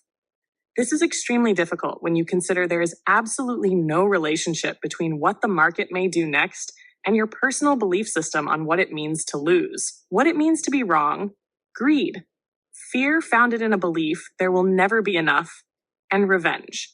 I can anticipate a lot of readers saying to themselves, I can understand the loss, being wrong, and greed issues, but where does revenge come into this? This can best be illustrated by going back to the gambling game example. In a gambling game, you can only lose what you decide to risk. You bet the money, and it's difficult not to accept the responsibility for any losses. As a trader, however, you could easily lose far more than you intended to risk, based on your inability to perceive the possible or your inability to execute a trade to get out of your position, or a combination of both. You may have been willing to take responsibility for what you originally intended to risk on a trade. Although most traders are not willing to take this responsibility, which I will demonstrate further on. However, it might not be so easy to take responsibility for losing more than what you intended to risk. This is where the revenge factor comes into play. If you don't take responsibility for what you lost, then who or what can you blame? The markets, of course. The markets took your money. If the markets took from you more than you originally intended to risk, then you will likely feel compelled to get it back. For example, is a 10-tick profit enough in the trade you are currently in if you lost 20 in the last trade? The market may be giving the objective observer a very clear indication that where the price is now is all that is left in the move, and the highest probability for success is to take profits now. If you lost 20 ticks in the last trade and you only intended to risk 5, and the market is now offering you 10, are you going to take it? If you believe in getting back, 10 won't be enough, regardless of what the market is doing or telling you. You will need at least 15 and preferably 20 to make you whole. Your last trade obviously has nothing to do with the potential that exists in the market at any given moment. When you feel compelled to get back, it puts you in an adversary relationship with the market. The market becomes your opponent. It is you against it, instead of being in harmony with it. The market can't take anything away from you that you don't allow. If you lost money or lost more than you intended to risk, you gave your money to other traders. Ultimately, however, revenge creates an adversary relationship with yourself. If you're the one who gives your money to the market, you are also the one who gives yourself money out of the market. If you are angry with yourself for letting the last trade get so out of hand, whatever the market is offering you now in terms of an opportunity won't be enough. From a psychological perspective, you won't take the opportunity for a profit or otherwise because you haven't accepted the last trade as being all right. In effect, you will be denying yourself the current or next opportunity to punish yourself for the past mistake. In reality, you can't get back at the market, and a belief in revenge only allows you to get back at yourself. There is a direct correlation between your ability to let the market tell you what it is likely to do next and the degree to which you have released yourself from the negative effects of any beliefs about losing, being wrong, and revenge on the markets. Not being aware of this relationship, most traders will continue to observe the market from a contaminated perspective until they either make the association through trial and error or become aware of this relationship through a book such as this. In any case, by the time those who figure it out do so, they have usually subjected themselves to so much psychological damage that it adds a much more difficult dimension to the process of becoming successful. This is the principal reason why this book had to address the areas of personal transformation in such depth. You need to know if there is any damage, how to identify it, and most important, how to release yourself from it. Chapter 6. The market is an unstructured environment. Unlike structured social activities that have defined beginnings and endings and rigid rules to guide your behavior, the market environment is more like a river constantly flowing, with no beginning or ending, with almost no structure. Once you jump in the river, it can change directions at any moment. It may have been flowing north when you jumped in. However, without any notice, it can start flowing south. It's unstructured to the point where you make up all your own rules to play by, with a great deal of latitude to do so. You will have to decide if and when you're going to jump in and with how much force. If you are already in, you have the option of increasing the force you apply at any time or of decreasing it. There are no rules preventing you from jumping out at any moment to change your intended direction to flow with the market. Or you can jump out and stay out, and the market just keeps on flowing. In an unstructured and unlimited environment, it is essential that you establish rules to guide your behavior. You will need to create definition and give yourself direction. Otherwise, you will feel overwhelmed with too many possibilities.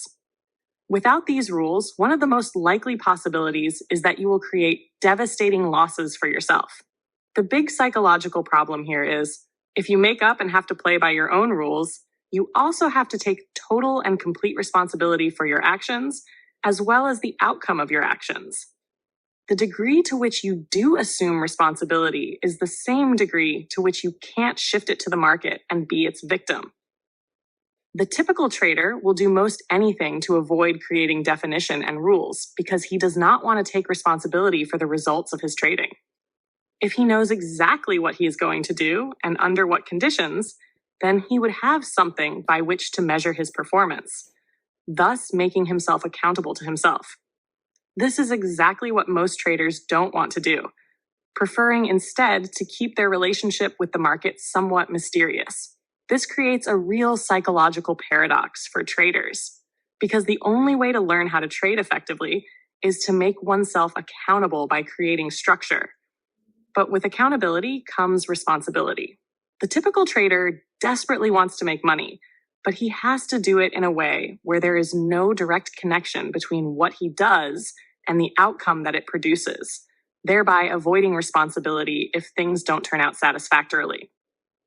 To develop a plan, you have to anticipate events to some extent relative to the depth of your plan. When you plan your trades in advance, you are putting your vision of the future and creative abilities on the line, so to speak, and making yourself accountable to yourself. Your plan either works or it doesn't.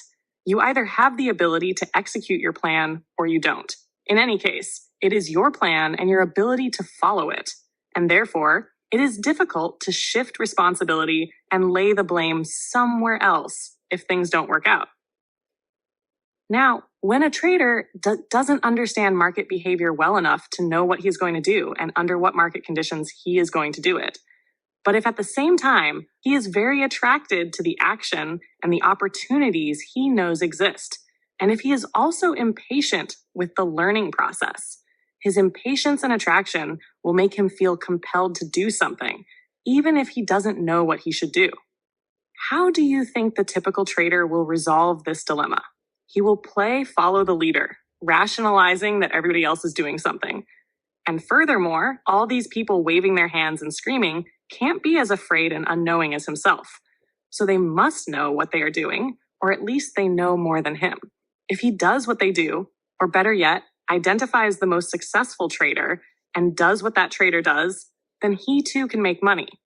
This type of rationale creates a herd mentality, extremely prevalent on the floor of the exchanges, where most everyone is looking for direction, assuming everyone else must know something they don't.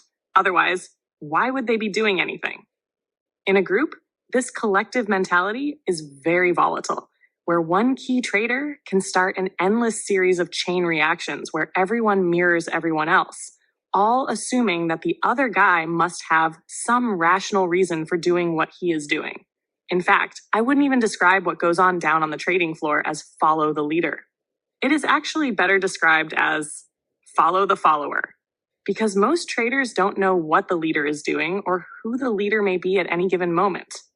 Therefore, the group's behavior is like these endless waves of back and forth movement, where the traders closest to the leaders being those who know exactly what they want to do and why they want to do it, will have the first opportunity to get on the bandwagon at the best price, and those next closest have diminished opportunities, and so on down the line, until you get to the least skilled trader who doesn't have much of a chance at all. When there is no leadership in the market, the prices usually drift back and forth in a small range until someone who knows what he's doing comes into the market.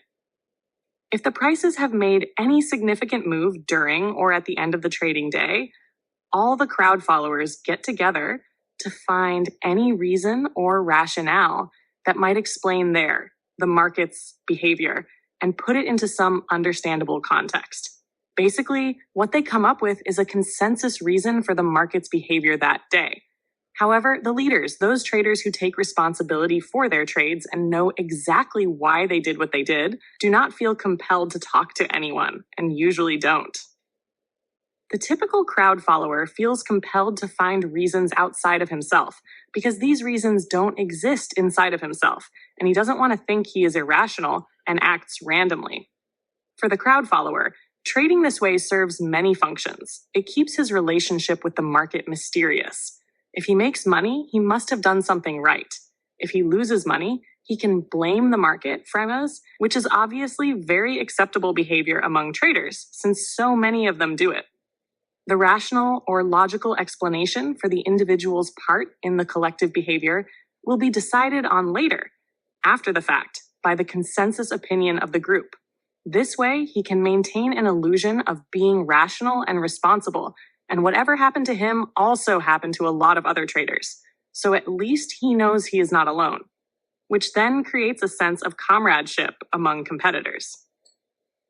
Outside of the world of trading, most people think that traders are rugged individualists, associating them with the characteristics of the entrepreneurial types, like being decisive and persevering. Most outside people would be shocked to learn that except for a small minority of successful traders, the rest fall into a group that at any given moment have no idea about what they are going to do next or know why they are even doing what they are doing. If you ask them to tell you specifically how they make money or lose money, they couldn't tell you. In addition, as a group, traders, except for the leaders, are indecisive and impatient to an extreme. It isn't too difficult to determine why if you consider that under normal conditions, the frame of mind of the average trader is one notch away from unrestrained terror. Getting organized and creating structure is one obvious solution to the many psychological problems the typical trader heaps on himself. But that would also force him to cross that psychological boundary line into the realm of accountability and responsibility. Besides the outright refusal to plan trades, most traders go to great lengths to put as much psychological distance as possible between what they do and the outcome of their actions. I know many traders who can do extremely good market analysis on their own, but still seek opinions of other traders on what to do and then take those trades instead of their own, simply because they don't want to take responsibility if the trade doesn't work out. And more often than not, sticking with their own analysis would have produced far better results. There are many floor traders who trade hundreds of contracts a day, and although they have to record each trade on a trading card, they will not keep an accurate account of their net trading position, claiming they get too busy or that they added wrong. At the end of the day, they count their cards with intense anxiety, hoping or praying to whatever unseen forces that they are flat, not carrying a net long or short position. Obviously, if they were that concerned, the simple solution to their problem would be to trade only at a volume level where they can always keep track of where they are at, and if they lose track, to stop trading until they get a correct count. But they wouldn't want to do that because if they kept track of their position, then they would have to take the responsibility for what they end up with. What if they inadvertently end up with a net long position at the end of the day and the market opens several ticks higher the next morning? The unseen market forces have thus blessed these traders with a winning position. Or conversely, if the market opens lower, they can always find someone or something to blame for their bad fortune. Maybe their lucky tie was sent to the dry cleaners by mistake, or they hit 3 red lights in a row on the way to the exchange. Any reason or excuse to shift responsibility will do. These reasons can range from the most eloquent academic jargon to the most superstitious beliefs, but in essence, they all focus blame outside of oneself for unsatisfactory results. In an unlimited environment, the less structure you create for yourself, the less accountable you are, the more easily you will be swept along by the force of events, and the less control you seem to have over your life. However, having less structure has the benefit of shifting the responsibility for the events in your life to other unidentified forces. This is precisely why so many traders have such a strong belief in superstitions. If a person refuses to make any connection between his thoughts, intents, skills, and results, then it is very easy to associate one's success or failure to something like the tie one had on that day, or inadvertently making some gesture, and then finding oneself in a losing trade and associating the gesture with the loss. I have a personal story to illustrate a typical superstitious belief that traders have. One morning, I went into the men's bathroom at the Chicago Mercantile Exchange, and as I approached the only urinal not in use, a floor trader using the urinal next to the one I was about to use turned his head, looked at me, and said in a very cautious tone, "Don't use that one. You can wait for mine. I'll be done in a second." I gave him a puzzled look, and he then pointed to a penny that was at the bottom of the urinal. I gave him another puzzled look because I didn't have the slightest idea about what he was trying to communicate to me. As I proceeded to use the urinal with the penny in it, he turned with a nervous expression on his face and strode away from me as quickly as he could. Later on that day, I told one of my floor trader clients about this experience and asked if he knew what was going on. He said certainly, that it was very common knowledge that money at the bottom of a urinal is a bad omen and certainly something to be avoided. After I thought about it for a moment, I wondered what would happen if I went through the entire exchange and put pennies in all the urinals. This story illustrates how the typical trader is caught in a psychological trap of refusing to plan and create structure for his trading activity so that he can avoid taking responsibility for his results. And by doing so, he is subjecting himself to being tossed around by the whims of the crowd, at the mercy of his own unrestrained impulses, finding himself in winning and losing positions, not knowing why or what to do next. This trap is extremely negative because it creates a potentially damaging psychological condition I call random winning and random losing. If you can't define your own behavior and that of the markets, you can't learn how to repeat your wins or prevent your losses. When you win, it is so pleasurable. It creates a need to repeat it and compels you to try again.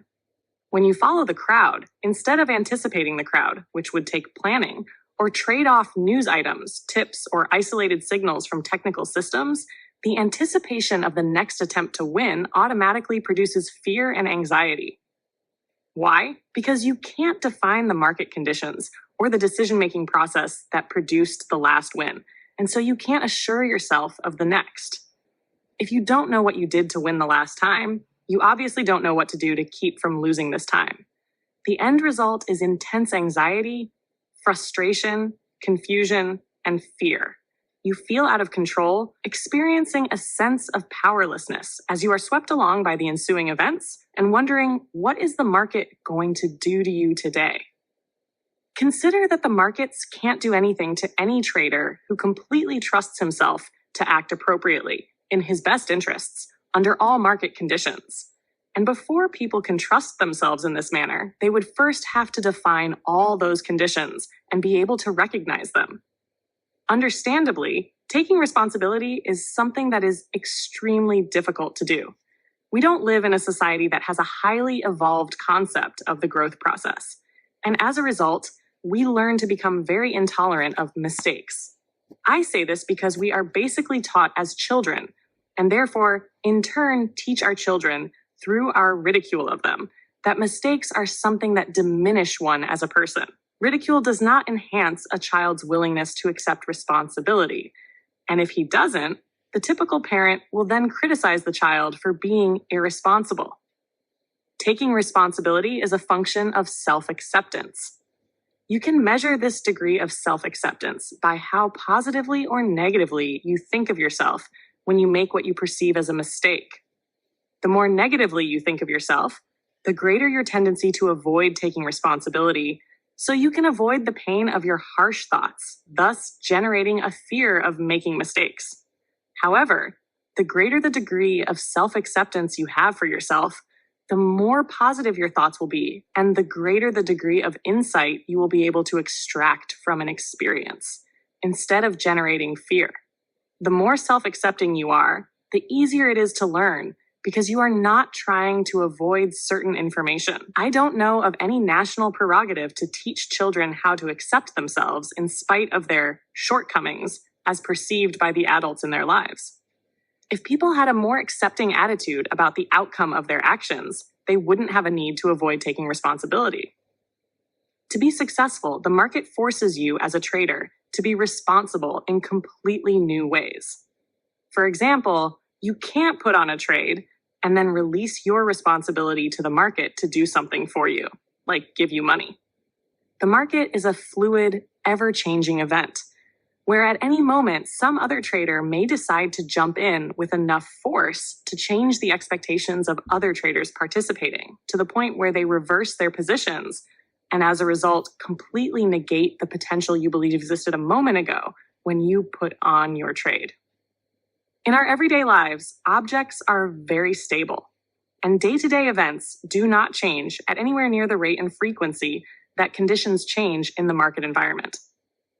Relative to the nature of the market environment, all of us take it completely for granted that the buildings, trees, traffic lights, and streets we all know are completely stationary and will be there from one moment to the next. You didn't walk out of your front door this morning to discover the street you live on doesn't look just as it did the previous evening when you walked inside your home. If getting to the office or your place of employment represents an opportunity to make money, you would take it completely for granted that it would be possible to get there in familiar ways. However, as a potential opportunity to make money, comparable to that afforded in the markets, what if the location changed on a moment-to-moment basis? What if the streets also changed their location in relationship to each other?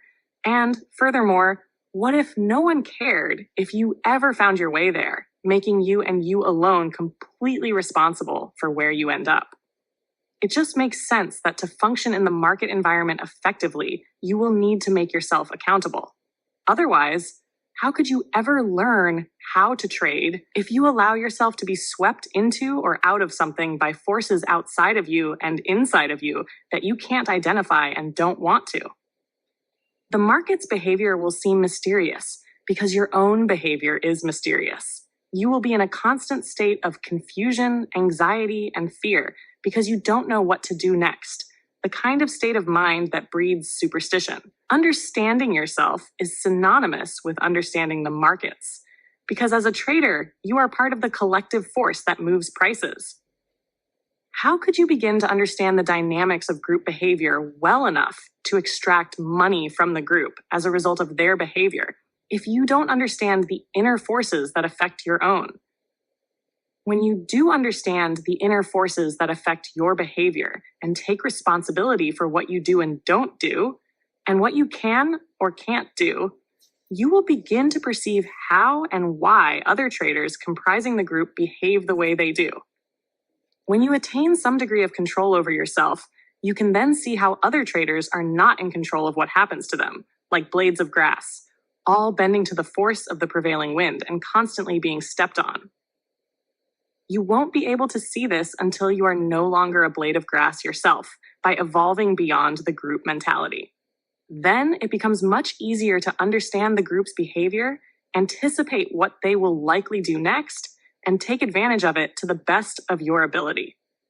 You will understand the group, certainly, to no greater degree than you understand yourself. Creating definition and rules to make yourself accountable is but a first step on the road to lasting success. You could acknowledge their necessity and establish them, but then find to your dismay, it is extremely difficult to abide by them. In part 3, we will examine the interacting mental forces that make it difficult to follow your own rules. Chapter 7.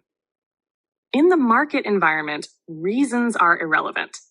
I have titled this chapter, In the Market Environment, Reasons Are Irrelevant, in recognition of the traders who believe that if they can ascertain the reasons why the market did what it did, these reasons will help them to determine what the market will do next. To believe this assumes that traders know why they behaved as they did, and that the reasons they give for their actions will aid in determining their future behavior. The reasons traders would give for their actions are irrelevant. Most traders don't know why they did what they did, because most traders don't plan their trades, thus eliminating any connection between themselves and the results of their trades. Most traders act spontaneously and impulsively, and then ascribe the rationale for their behavior after the fact. Most of these after-the-fact reasons are either justifications for what traders did or excuses for what traders didn't do. Fundamentally, people trade to make money. And to make money, traders have to take positions, hold their positions for some length of time, and then exit their positions. When traders enter and exit positions, they act as a force on prices, making them move. When they are observing the market, waiting to enter or holding a position, traders are a potential force that can act on prices at any given moment. If traders planned what they were going to do before they did it, then the reasons they would give for why they act as they do could definitely help other traders to anticipate how prices will be affected by their actions. This, of course, assumes that they will reveal their plans and that they will be telling the truth. There are only a few traders who make money on a consistent basis, and rarely will they reveal their reasons unless it suits their purposes. In fact, traders who are confident in their ability and know they can have a significant impact on price movement go to great lengths to keep information about their plans away from other traders, because that would diminish the possibility of executing these plans. However, this is not to say that after they have taken their positions, they won't purposely reveal what they have done to then draw other traders into the same position, forcing them to compete among each other to create price movement in their direction. On the other hand, traders who are not confident about what they want to do will gladly share their trading ideas with anyone who will listen, hoping to get some sort of confirmation that what they are about to do will work. So the after-the-fact reasons they offer for why they acted as they did usually just serve the purpose of easing the pain of what they perceive as their mistakes, which isn't particularly useful information. What is useful is understanding that traders typically act as a group, very similar to a school of fish or herd of cattle. Individual traders fall into specific groups that tend to perceive the same kind of market conditions as opportunities or disappointments. As a result, they will act in unison to upset the balance of the market, causing the prices to move in predominantly one direction. The various groups take positions because they believe they can make money, and they get out because they are either losing money or perceive the possibility of making any more money as diminished in relationship to the perceived risk of losing money.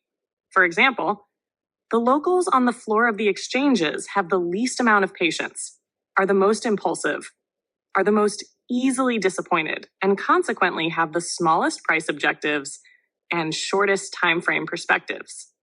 As a result, they are the most active and will all be trying to do the same thing at the same time. Commercials and off-the-floor retail traders are two other groups that have different price objectives and time frame perspectives from each other.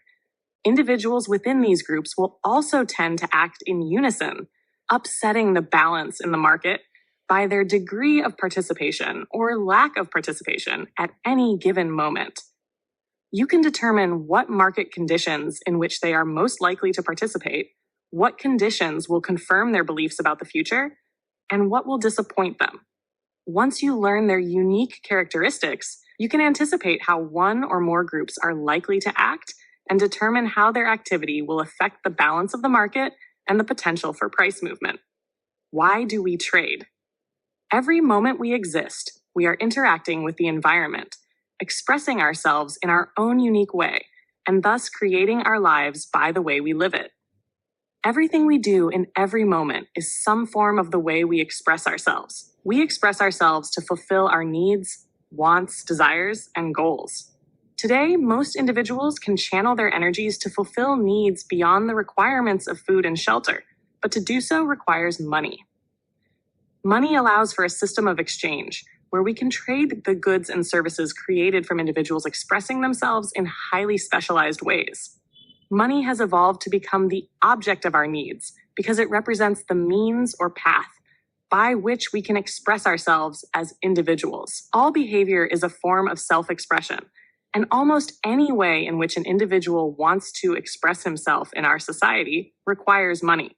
So at the most fundamental level of cultural existence, money represents freedom of expression. Individuals expressing themselves in specialized ways create a highly complex system of interdependency.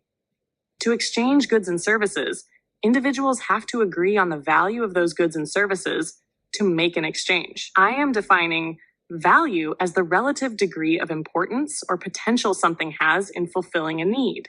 The actual price at which goods and services are then exchanged will be determined by the fundamental economic law of supply and demand. In psychological terms, the law of supply and demand is founded in human fear and greed. Both fear and greed will compel people to act or not act depending on their needs in relation to the perceived external conditions. The price for goods and services will be determined by the individual's needs in relationship to their belief in their ability to fulfill those needs. Implied within that belief is their perception of the availability of the goods and services they need. Greed is founded in a belief in scarcity and insecurity. Both beliefs generate fear. I am defining greed as a belief that there will never be enough available to fulfill oneself, in combination with a belief that one always needs more to feel secure or satisfied. The perception then that these conditions exist, either internally or externally, will generate a fear that will compel one to act or not act, depending on who controls the supply. The behavior someone displays will be consistent with what they believe they must do to satisfy the deficit. If two or more people have the same fears, they will typically compete among one another for the existing supply. If the supply of something is limited in relationship to the need, those that are in need will compete for the available supply. They will compete by their willingness to exchange more resources, pay more money than will someone else who may also be in need. If, however, the supply is great in relationship to the need, demand, there will be no fear of scarcity. Consequently, people will conserve their resources, money, by diverting them to other needs, or just waiting for the possibility that the price may come down. Any system of interaction founded in individual fears of lack or scarcity will cause the price of goods and services to fluctuate in relationship to the relative degree of security or insecurity that is being experienced by the collective masses at any given moment. These fluctuating prices create economic risk for all those dependent on others to fulfill a need that they cannot fill themselves. What is risk? Risk is the possibility of a net loss of personal resources, energy, money, etc., in the exchange or pursuit of fulfilling a need. Fluctuating prices also create opportunities for those who are willing to assume the risk created by price movement. As long as there is disagreement between individuals about the value of goods and services, prices will fluctuate, thereby creating opportunities for traders to make money if they will assume the risks. Definition of trading. I define trading as two parties exchanging something of value to fulfill some need or goal. In the context of the stock or futures markets, participants trade for the sole purpose of accumulating wealth or protecting physical assets from deteriorating in value. In essence, all traders in these markets, whether they are labeled speculators or hedgers, trade to accumulate wealth. It is only a matter of perspective. For the hedger, the motivation to protect the value of an asset from economic risk is still to accumulate wealth. Hedgers will trade for a higher degree of economic certainty by transferring the risk created by changing prices to another willing trader. Typically, it will be the speculator on the other side of the trade, willing to assume the risk of changing prices for the opportunity to accumulate wealth from those changes. For example, stock owners will sell their stock because they believe the possibilities for the future appreciation of the stock are either non-existent or minimal in relationship to their assessment of the risk to keeping it. They may also sell even with expectations of future appreciation if there is a need to liquidate to satisfy other needs. The buyers, the other side of the trade, believe that the stock will appreciate in value. We can assume that the buyer believes this because people trade to accumulate wealth. Since the goal of a trader is to satisfy a need to accumulate wealth, we can assume that people will not consciously enter into a trade believing they will lose or fail at satisfying their needs. Because all traders have basically the same goals to win, we can then state that no two traders enter into a trade unless they have opposing beliefs about the future value of whatever is being traded. Keep in mind that the current price of anything is always a reflection of what someone is willing to pay and what someone is willing to sell for in that moment. So although there must be agreement between two parties for a trade to exist at a price, inherent within the transaction is complete disagreement between buyer and seller on the future value of what they are trading. For example, would I be incorrect in stating that any stock owner will not sell his stock if he believed it had potential for future appreciation? When he sells, he has basically given up on the possibilities of future appreciation. Why did the buyer buy? To lose money? To be wrong? No, of course not. The buyer's belief in the future value of the stock is opposite that of the seller's. This disparity is illustrated even more clearly with futures trading. Of real interest is the academic community's belief that the markets are efficient, which assumes that traders have rational reasons for their behavior, knowing what they are doing, and having a good reason for doing it. Academicians also believe that the markets are basically random, which seems to be a complete contradiction to a market that is supposed to be efficient. In fact, however, the market's behavior is mostly irrational. If you define rational as any action that is the result of a specific methodology or is planned in advance, and definitely not random, because irrational behavior is very predictable. If you want to learn to predict price movement, you don't need to pay attention to reasons. What you need to do is determine how the majority of traders perceive the external conditions in relationship to either their fear of scarcity or their fear of missing out, or both. Chapter 8. The 3 stages to becoming a successful trader. Before we cover the 3 stages to becoming a successful trader, it would be a good idea to review some of the material already covered. In the market environment, you have to make the rules to the game and then have the discipline to abide by these rules, even though the market moves in ways that will constantly tempt you into believing you don't need to follow your rules this time. This movement allows you to indulge in any illusion or distortion that suits you in any given moment.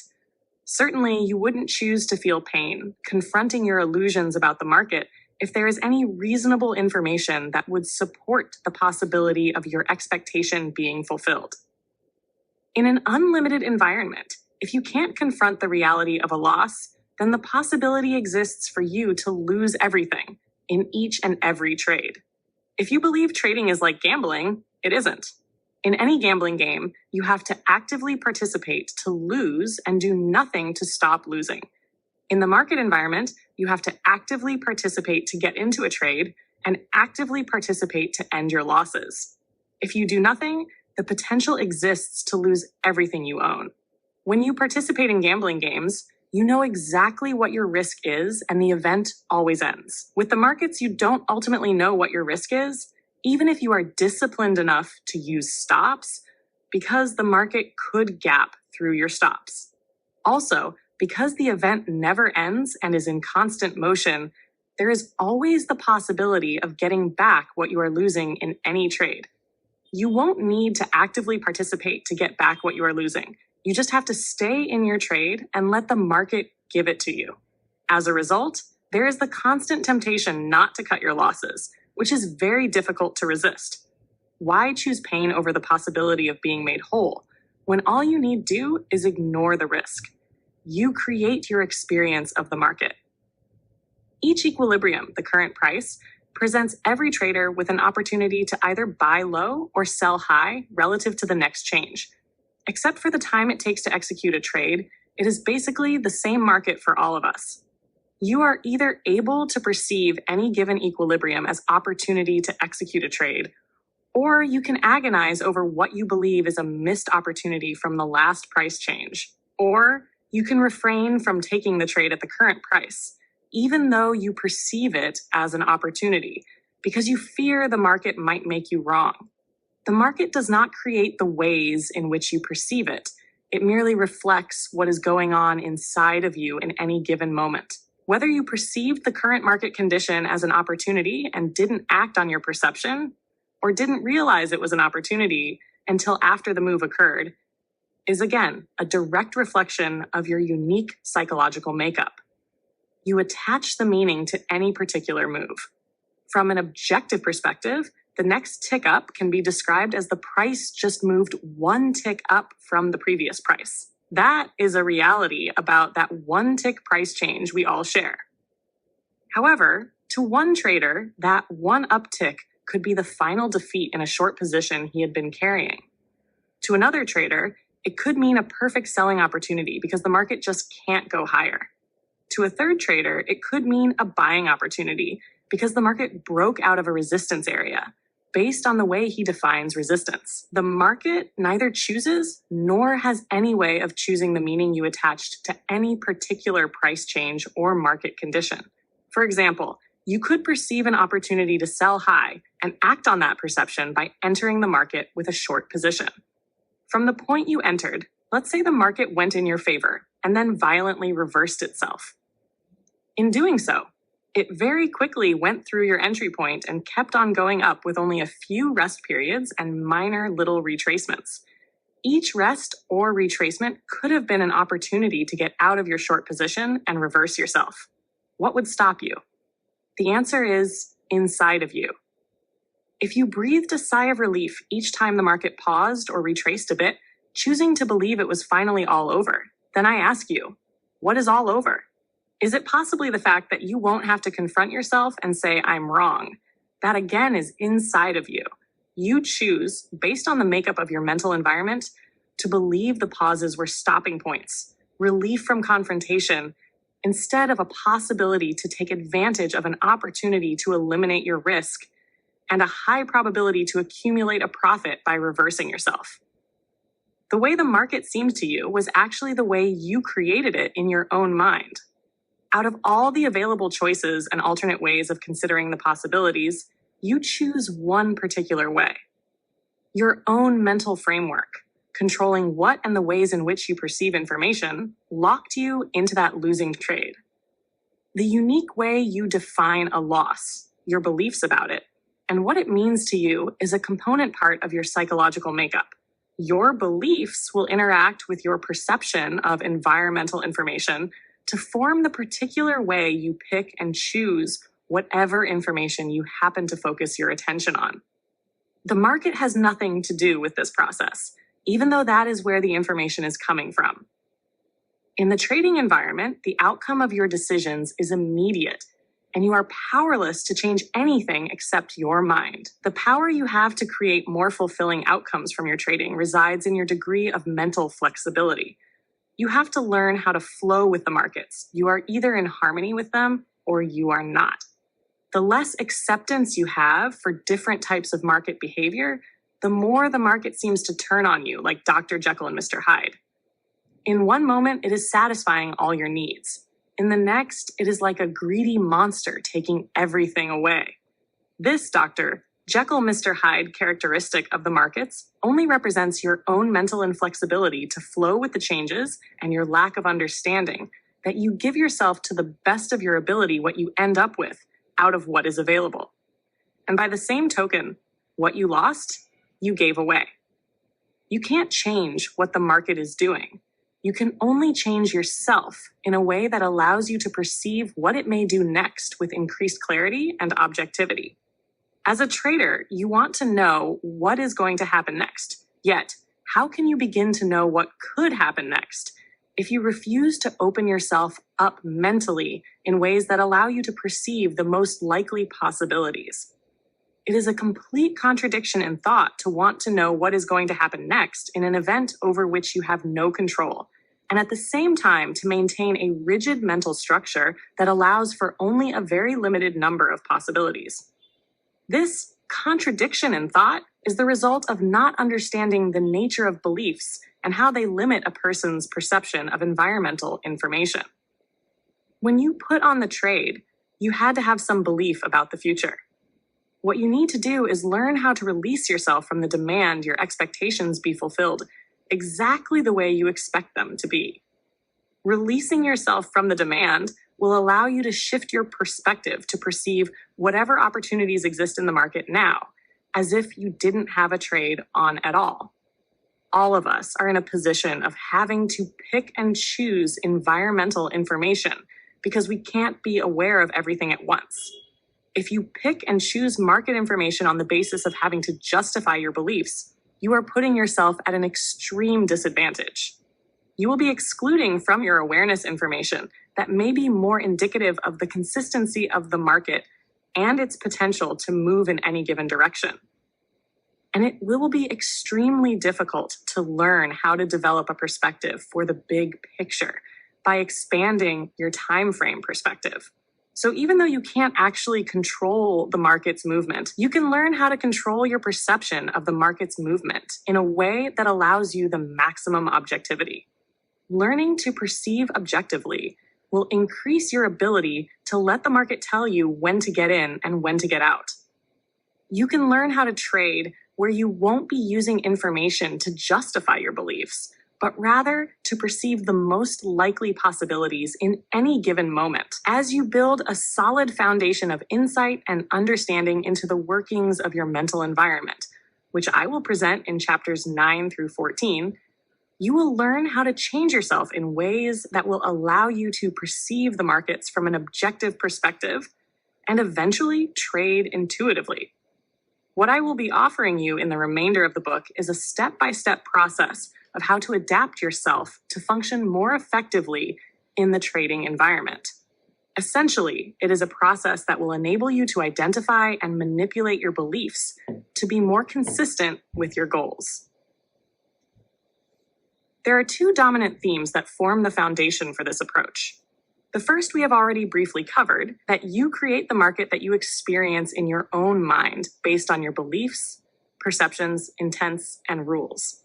And second, your trading results will be a function of the degree of skills you develop in three primary areas: perception, or your ability to perceive opportunity; execution, or your ability to execute a trade; and accumulation, or your ability to allow your account balance to grow over a period of time or series of trades. Perceiving opportunity. Your perception of opportunity is a function of the depth of insight into the market's behavior. The depth of your insight into the market's behavior is equivalent to the number of distinctions you can make and the quality of these distinctions. Perception of opportunity is synonymous with your expectation of what the market will do next. To be effective, you will need to learn how to make kinds of distinctions that will provide you with an indication of a high probability opportunity from an objective perspective, what I call making an uncommitted assessment of the probabilities. To be able to make some kind of quality distinctions that will eventually develop into a vision of the broader perspective, you will need to learn how to expand your time frame perspective of market activity. There are several components to this process, but the two most important are: 1, instituting a completely disciplined trading approach, and 2, learning how to release yourself from the negative emotional energy stored in the memories of any past trading experiences. The disciplined approach will naturally help you develop the degree of self-trust essential to function effectively in an environment that does not provide any external constraints to limit or control your behavior, as society does. Without the discipline, you will be at the mercy of your own unrestrained impulses and basically out of control.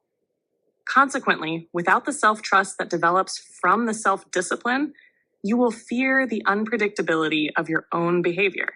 At the same time, you will likely project this fear into the markets as being erratic and seemingly unpredictable, when it is your own behavior you fear the most.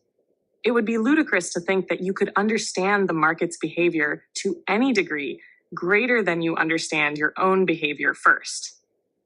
To grasp the fundamental nature of your own behavior, you will need to understand thoroughly all the effects fear has on your perception of environmental information. At the most fundamental level, fear will limit your awareness of market information that could clearly indicate those possibilities that are in your favor and those that are not. How could any deep level of insight into the market's behavior ever develop if you are constantly worried about what the market may do to you and cannot stay focused on the consistency and structure of the market itself? The market can't do anything to you if you trust yourself to act appropriately under any market condition. Learning this is the key to gaining the level of confidence every trader needs to be successful. In the larger perspective, fear will reduce the likelihood of you ever developing to the point of making the kinds of distinctions in market behavior where you acquire a vision of the big picture. When you understand how fear operates in your trading and have conquered it, you will be able to see how fear operates in the market as a whole, and then be able to anticipate the group's reaction to certain kinds of information. If you did not start your trading career with the proper mental perspective or with a disciplined approach, then it is likely you have suffered some degree of psychological damage. I define psychological damage as any mental condition that has the potential of generating fear. The negative energy stored in these experiences that create and support a belief about the threatening nature of the environment will generate fear to the same extent as the degree of energy stored in the memory. By learning to release yourself from the pain, you will be reducing the fear and automatically opening yourself up to new awarenesses about the nature of the markets. You will be opening yourself up because fear will not be causing you to narrow your focus of attention. Instead of being focused on pain avoidance, you can be focused on what the markets are telling you. Learning how to release yourself from fear will also free you up to think of creative ways in which you can respond to the new relationships you are perceiving in the market's behavior. As a result, you will be increasing your confidence in your ability to respond appropriately to any given market situation. Executing your trades. Your ability to execute your trades is a function of the amount of fear you generate or the lack of it. Fear is always the result of your beliefs about the threatening nature of the environment. What could be threatening about the market? Nothing. If you had the confidence and completely trusted yourself to act appropriately under any given set of market conditions. Essentially, what you fear is not the markets, but rather your inability to do what you need to do, when you need to do it, without hesitation. In your relationship with the markets, you had to learn what to fear. What you learned to fear was a result of whatever you did that caused pain. Your pain was the result of your not knowing what to do next that resulted in an outcome you neither expected nor intended. In the market environment, you are free to act or not to act. The markets cannot do anything to you that you don't allow, even if it is out of ignorance or a complete sense of powerlessness. The effects of fear on one's behavior are obvious, limiting one to the point of complete immobility. If you can't execute your trades properly, even when you perceive the most perfect opportunity, it is because you have not released yourself from the pain contained in the memories of past trading experiences, and because you still don't trust yourself to act appropriately in any given set of conditions. If you did, there would be no fear or immobility. Accumulating profits. Your ability to accumulate profits, either in a single trade or cumulatively with several trades over a period of time, is a function of your degree of self-valuation. This sense of self-valuation is, in fact, the most important psychological component of success and will override all others in determining your results. Your degree of self-valuation will regulate how much money you will give yourself. The market doesn't give you the money. You give it to yourself based on your ability to perceive opportunity and execute a trade out of the maximum potential available or perceivable at any given moment or time frame perspective. Regardless of the depth of understanding you have of market behavior or what you consciously intend, you will only give yourself the amount of money that corresponds to your level of self-valuation. This concept can be explained with a simple illustration. If you perceive an opportunity based on your definition or what market conditions constitute an opportunity and do not follow through by executing a trade, what stopped you? In my mind, there can be only two possible reasons. You were either immobilized by the fear of failure, or you are struggling with a belief value system that says you don't deserve the money. Otherwise, you would have acted on your perception. Self-acceptance. The second theme that provides a foundation for the belief system I am offering is that personal transformation, growth, and learning new skills are a function of self-acceptance. Your intent of learning a new skill or way of expressing yourself is in essence an attempt to create a new dimension of yourself. It is a goal you have projected out into the future that you will then attempt to fulfill by growing into it. The market will quite naturally make you face what is inside of you on a moment-to-moment basis. What is inside of you could be confidence or fear, a perception of opportunity or loss, restraint or uncontrollable greed, objectivity or illusion. The market just reflects these mental conditions. It does not create them. Therefore, to grow into a new expression of yourself, fulfill your goal of being a more successful trader, you will need to learn how to accept the existence of any of these negative mental conditions and the psychological components that create them.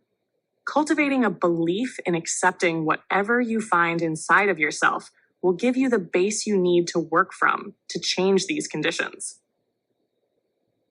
To illustrate this concept of self-acceptance, I will relate to you an example of a floor trader who came to me for assistance because he wanted to change his trading style. When he first went down to the floor, he got caught up in scalping because it seemed like the easiest way to make money.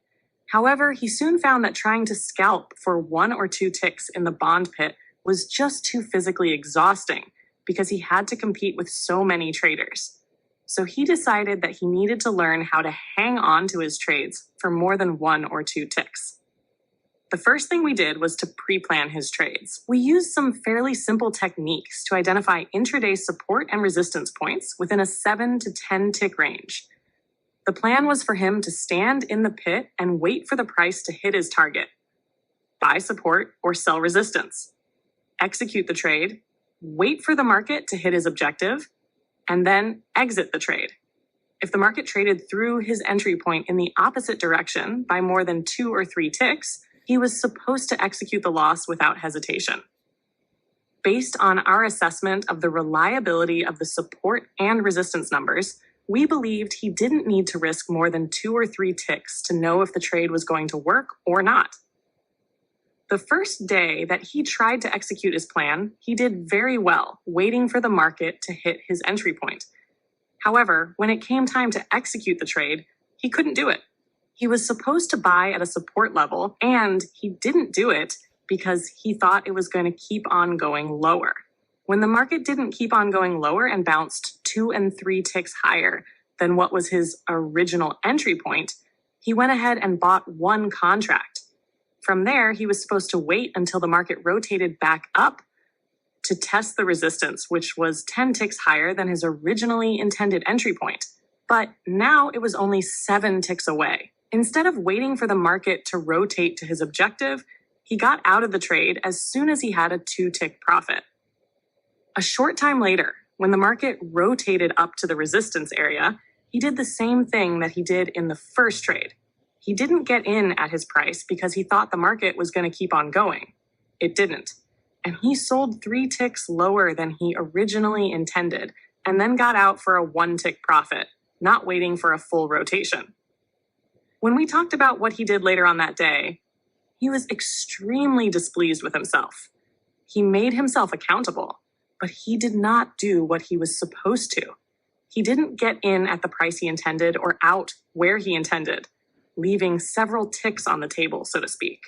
This is a very wealthy man who only had to risk 2 or 3 ticks at the most to find out if the trade was going to work, and couldn't do it. By the same token, he was so desperate for a win that he couldn't wait for his profit objective, stating that he couldn't hang on because he has been burned too many times. Obviously, his backlog of negative experiences had nothing to do with the market's behavior or the probability of any particular strategy working or not. What was even more important, however, was his lack of acceptance for his current level of skill development. His intense anger over his performance clearly indicated that he could not accept where he was at or the results it produced. That first day was not a positive experience for him, even though he had his first winning day in a long time. His lack of self-acceptance certainly won't help him hang on to winning trades in the future. In fact, he will be digging himself into a deeper hole that he will eventually have to work his way out of if he wants to achieve the success he desires. As time went by, he became increasingly more confident with his ability to define an opportunity with a high probability of success. Almost every trade he put on would immediately go in his favor, so he would rarely find himself in a losing trade. But each day was also becoming ever more exasperating because he was still only holding on for a 1 or 2 tick profit and leaving several ticks on the table as the market rotated to test the next level of support or resistance. What was even more difficult for him to deal with was that many times he had bought the low or sold the high of the day. Of course, he didn't know at the time it was going to be the high or low of the day. But looking back, he just couldn't deal with the fact that he only got 1 or 2 ticks out of it. I knew the pressure was building inside of him because each day he had more excuses related to the market for why he wasn't doing what he was supposed to, and had less and less tolerance to listen to anything I had to say about the situation.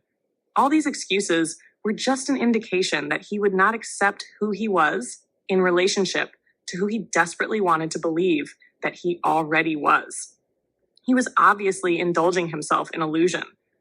To be the person he wanted to believe he already was would require that he learn how to be patient, acknowledge who he now was, so he could concentrate on what he needs to learn, and forgive himself for what he believed to be his past mistakes and inadequacies. However, this would be very difficult because being impatient with other people had always got him what he wanted, as long as he was dealing with people who perceived themselves as weaker than he. So why should he have to learn how to be patient now? Besides, if he was patient with himself, it would make it difficult to justify his impatient, intolerant stance toward others who didn't learn fast enough or made mistakes. I didn't hear from him for a while, and I just assumed that he wasn't doing anything different. Then one day after the close, he called to tell me that he was going to start trading a 20 contract position. Otherwise, nothing else about what he was doing had changed, except that he had several winning days in a row consisting of 1 and 2 tick winners. I knew he was setting himself up for a big losing day, although I didn't indicate this to him in our conversation. In his mental system, he was reasoning that by trading a larger contract size, he would make enough money to prove to himself and everyone else that he had finally arrived, that he was a successful trader, and that he was not a person subject to deep-rooted fears. Not being one to stand in the way of progress, all I said was that I didn't think it was very prudent for him to be trading a 20 contract position, since he hadn't developed the psychological or mechanical skills to handle a position of that size. He grunted and hung up the phone. The next day, he lost almost $3,000 trading 20 contract positions. He gave back to the markets all his profits, plus more, from all his successful efforts over the last 2.5 weeks of trading. At that point, he was ready to listen to a plan on how he could learn how to be more accepting of himself and how to hang on to his winning trades. The following is another example of a trader who has learned self-acceptance. This trader works for a local brokerage firm, manages hedge positions for financial institutions, and also trades for his own account. I started working with him on a fairly regular basis about 3 years before the experience I am about to relate. He called me one day to tell me how proud he was of reversing his position on his last trade of the day. He said he cut his losses without hesitation and reversed his position from being short to going long. He was delighted that he felt no conflict, resistance, or mental anguish. He recognized what needed to be done, and he did it. However, shortly after he did his reversal, one of the floor traders, who worked for the same firm filling customer orders, called him from the floor with some friendly advice that he should get out of his long position. Now, my client had resolved long ago that he would not place any significance on another trader's perception of the market. He had excellent knowledge of the markets and believed he could trust his ability completely to define opportunity and make assessments of the potential for the market to move. At least, he believed he trusted himself. After he got the phone call, he knowingly allowed himself to be influenced by what this floor trader had to say and exited his position. Within 10 minutes of doing so, the market bond rallied 15 ticks, just about what my client originally thought it had the potential to do when he put the position on. He left 15 ticks on the table because he let another trader influence his perception of the market. However, he did not view this experience as a missed opportunity. He viewed it as an example of how he hadn't, as of yet, completely released himself from other people's opinions of the market. He didn't miss an opportunity because given the environmental conditions he was working under, someone calling him was an environmental condition he had no control over other than not to place any significance on the information. He simply was not psychologically prepared to take advantage of the opportunity. If he had been psychologically prepared, he would have stayed with his original plan, realizing that someone else's perception of the market isn't going to be any more objective than his. Furthermore, considering the skills he had already developed, their objectivity would usually be a lot less. As you cultivate a stronger belief in self-acceptance, you will then realize how the market reflects back to you your level of skill development, along with the information that will indicate what you need to work on to become ever more successful. Each moment will then become a perfect indication of your skills and your degree of self-valuation, giving you a solid base from which to improve and learn. You will eventually understand at a very practical level how you are always doing the best you can, because your outcomes will be the result of your depth of insight into the nature of the market environment and your ability to act on whatever you perceive. There won't be any reason not to accept these results as you increase your understanding of how to adapt yourself to suit any particular set of environmental conditions and realize the power inherent within this understanding. If you were to deny this perfection of the moment, a lack of self-acceptance, you would in effect be denying yourself the kind of information you need to grow into the skills you are attempting to learn. You can't grow or expand if you are denying the existence of environmental information that would clearly indicate your level of development. Nor can you acquire effective skills when you try to build from a base of illusion about the nature of the environment and yourself. If you won't acknowledge your true starting point, you cannot take the next most appropriate step in the development of any skill you intend to learn. The most essential component in the process of transformation is learning how to recognize and then clear out beliefs that argue for the status quo, beliefs that defend against the intrusion of environmental information you refuse to consider, and learning how to read the environment in a way that will clearly point to the most appropriate path to fulfilling yourself. Part 3, Building a Framework for Understanding Ourselves. At the start of this book, I said it would be a step-by-step guide in the process of adapting yourself to the trading environment. The first step in this process of adaptation is recognizing the need to adapt. If you can't manipulate or force the markets to change in a way that suits your needs, then you will need to learn how to change yourself to suit the conditions.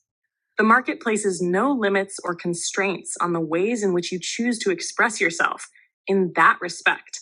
Unlike in the cultural environment, you have all the power. The primary purpose of Part 2, the nature of the trading environment from a psychological perspective, was to point out some of the vast differences between the trading environment and the social environment we were taught to function in, and to demonstrate clearly a need for a new perspective. The next 2 steps in this process are to learn how to, 1, identify exactly what changes you need to make to function successfully in the trading environment, and 2, how to effect any mental changes that are necessary. Manipulating the physical environment is as easy as moving a chair from one place to another, because that's where you want or need to sit.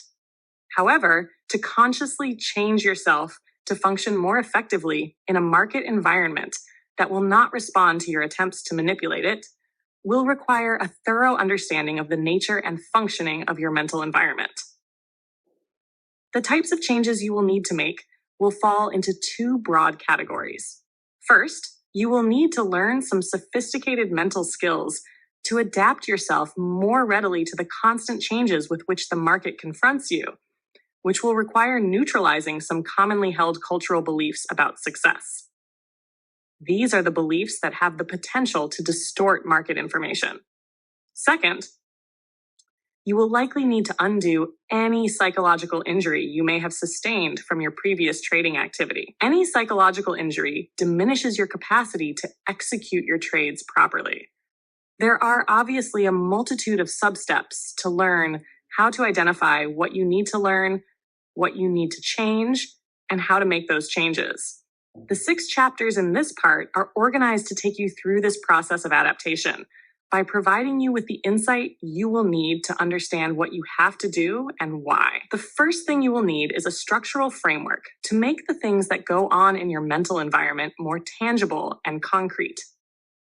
To give you this framework, I will describe, define, and organize the component parts of the mental environment into a manageable context to where you can, 1, understand your behavior, learn the various techniques for manipulating your mental environment, at your conscious direction to be more consistent with the environmental conditions and your goals. And 3, learn how to monitor your relationship with the exterior environment. It is essential that you learn how to monitor your relationship between the interior and exterior environment because our goals, intents, expectations, needs, and wants are all component parts of our mental environment that we project out into the physical environment for fulfillment in some future moment. In other words, they are all components of the mental environment that either happen or don't happen in the outside physical world. You need to be able to recognize immediately, especially as a trader, when you have the potential to distort the outside information to be consistent with the inner components. These distortions will inevitably result in pain and psychological injury. What I intend to demonstrate in the following chapters is even though you cannot turn your eyes inward to actually see these mental component parts of the mental environment, it doesn't make them any less real. Besides, it isn't necessary to turn our eyes inward because we can just as easily learn to define what is inside of our mental environment by what we see and experience in the outside physical environment. By making the connection between what we believe and what we experience, it will be a lot easier to change what we experience by learning how to manipulate our beliefs. We will examine the nature of beliefs and how they act as environmental information management systems. I will demonstrate how our individual beliefs about the nature of the market and our expectations of what it will do next manage and control the type and quality of information we perceive about it. By breaking down the dynamics of perception, you will be able to identify the various ways in which all of us place mental limitations on the market's behavior and how these limitations cause us to distort market information. We will thoroughly explore the nature of fear and how it compels all of us to act without a perception of choice. The predominant underlying force behind most traders' actions causing prices to move is fear. The fear of missing out, competing for the supply, and the fear of loss. If you really want to understand the market's behavior to anticipate what it will do next, then you will first have to learn about and understand the underlying forces beneath your own behavior and how you process and manage information. When you understand how any number of typical market-related fears operate in your life and learn to release yourself from them, you will, in effect, be separating yourself from the crowd. When you separate yourself from the crowd and expand what you know about the forces affecting your behavior to encompass the group, it will be much easier to anticipate what the group will do because they will merely represent a larger collective version of the way you used to be. In other words, you will know how other traders will behave before they do because you will be able to observe them from a detached perspective due to your having evolved beyond the choiceless state of operating out of fear. As you gain in your understanding of how beliefs interact with environmental information to control your perception and form your experience, along with learning how to distinguish between wishful thinking and what the market is indicating about itself, you will eventually be able to learn how to control your perception of the market activity in a way that allows you the greatest amount of mental flexibility. Where you will be able to shift your perspective to flow with the markets and execute your trades without hesitation. If you can't change or control what the market is doing, then the only option you have left is to control yourself in a way that allows you to perceive what the market may do next with increased clarity and objectivity, requiring a thorough working knowledge of the nature of your inner environment in relationship to the outer physical environment. Chapter 9. Understanding the nature of the mental environment. Understanding yourself and learning how to function inside your mental environment is not as difficult as you may think it is. It does, however, require that you gain a thorough understanding of the general characteristics of the mental environment, its component parts, and how they work, which is exactly what this part of the book is designed to give you. The only reason why any of this would seem so difficult is because we aren't taught how to do it when we are young. In fact, we are usually taught exactly the opposite. that the mental environment is a mysterious place that can't be understood. As a result, we end up defining mental components in a haphazard fashion without ever really understanding the relationship between the components, or the relationship these components have with the outside physical environment in the ways that determine how we experience our lives. So if you are going to consciously transform or adapt yourself to function more effectively as a trader, you will need a very fundamental and practical understanding of the nature of these mental components and how they operate. As will be explained in a moment, there are vast differences in the characteristics of the mental environment, inner, and physical environment, outer, in which our bodies occupy space. Understanding these differences is a key ingredient in the process of changing yourself. As a simple example, the book you are reading exists on the outside of you, whereas the label of book, i.e., your mind's perception of the book, or any other thoughts or sensations you would experience as a result of that label, and the meaning you attach is all occurring on the inside of you. Anything that goes on or that happens on the inside of you would constitute your mental environment. All your experiences and memories of those experiences, all your beliefs, all the emotional energy attached to those beliefs, all your feelings, needs, wants, expectations, and goals, and all your thoughts, regardless of whether or not you have expressed these thoughts into the environment, make up your mental landscape. However, before we explore the differences between the inner and outer environments, I want to point out one characteristic common to the two. They are both constructed of many independently functioning parts. Regions would be a better word to describe the inner environment that cooperate to make up the whole. Most people are very familiar with their body parts, even the ones enclosed within the body cavity. These parts are made up of cells that have distinct functions. They operate independently and cooperate with the other body parts. The sum total of these cooperating parts is our body. A simple illustration would be that eyes are not ears or lungs. They are distinct parts having unique functions within the whole. By the same token, the mental environment is composed of a number of cooperative but independently functioning regions that make up the whole of who we are. For example, a belief is not a dream, nor is a thought an emotion. Beliefs, dreams, thoughts, and are all separate parts of the mental environment that interact in the same manner, at least conceptually, that your hands will interact with your eyes, or your finger with your nose, or your lungs with your heart. I am pointing this out because most people do not think of their mental environments in such specific ways, with highly refined distinctions among the various regions, and the ways the components within those regions function. The following list provides some of the categories into which I have divided the mental environment and the components associated with each category that will be explained in the next 5 chapters. Positively charged emotions: love, happiness, joy, confidence, peace, acceptance. Negatively charged emotions: fear, anger, hatred, jealousy, disappointment, confusion, impatience, stress, anxiety, betrayal. Illusions, denials, rationalizations, intellectualizations, distortions, beliefs. Intense goals, aspirations, expectations, wants, desires, demands, needs. Dreams, sleeping dreams, daydreams, thoughts, attractions, memories, creativity, intuition. This is not intended to represent a complete list of components and categories of the mental environment. However, it is comprehensive enough to serve the objectives of this book, which is to give you enough of a working knowledge of how they operate and interact to effect any changes you determine are necessary to trade successfully. What exactly is the mental inner environment?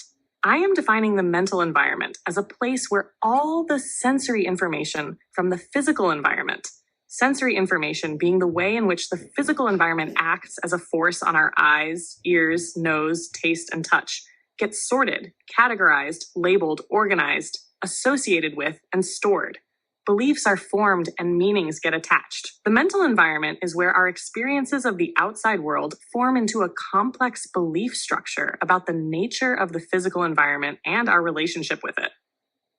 There are 2 things that I want you to note about this definition. First, it is limited because it doesn't take into account mental activities that generate from within, exclusive of outside sensory information. This is something I will expand on later. Second, I am not including the brain as part of the mental environment, even though the activity of the mental environment takes place inside of the brain. Why I'm not including it will become clear in a moment. One of the first characteristics you may notice about the mental components listed is that they are all intangible. You can't see, hear, touch, taste, or smell them, at least not as they exist in the mental environment. For example, no surgeon operating on living brain tissue has ever encountered his patient's beliefs, thoughts, dreams, or memories, even though he knew they were in there somewhere. Biochemists have discovered DNA, deoxyribonucleic acid, while working at the molecular level of tissue makeup, and as of yet have not encountered one of the mental components listed earlier. Yet we know they exist because we can experience the results of someone's beliefs or thoughts as they are expressed outwardly in the physical environment through their behavior. Now, for those of you who are asking yourself, how do these mental components exist if they aren't tangible and no one has ever directly experienced them? The answer is they exist as a form of energy, and energy doesn't have mass. For example, light will pass through physical objects or reflect off them, but light will not displace anything, and electricity will pass through objects, not displace them. Entities made up of atoms and molecules will displace one another as they move into each other's space. For a long time, the scientific community believed that the atom was the smallest, most fundamental building block of existence, only to discover later that within an atom is energy. What scientists haven't figured out yet is how does something that exists without mass, the energy within the atom, become something that does have mass, the atom? In other words, how does energy go from being non-physical to physical? Albert Einstein was once asked to give his definition of matter, and he said, "Matter is merely energy in a form that we can perceive by our senses." Even at the atomic level, the book you are now reading and the chair you are sitting on to read it appear to your senses as if they are solid. However, that is not the case at all. Our senses cannot perceive things as they exist at the atomic level, where everything is spinning and there is space between the atoms. However, the point I am making is that all matter exists as energy at the very deepest level of existence, within the atom. But not all energy exists as matter, as with light and electricity.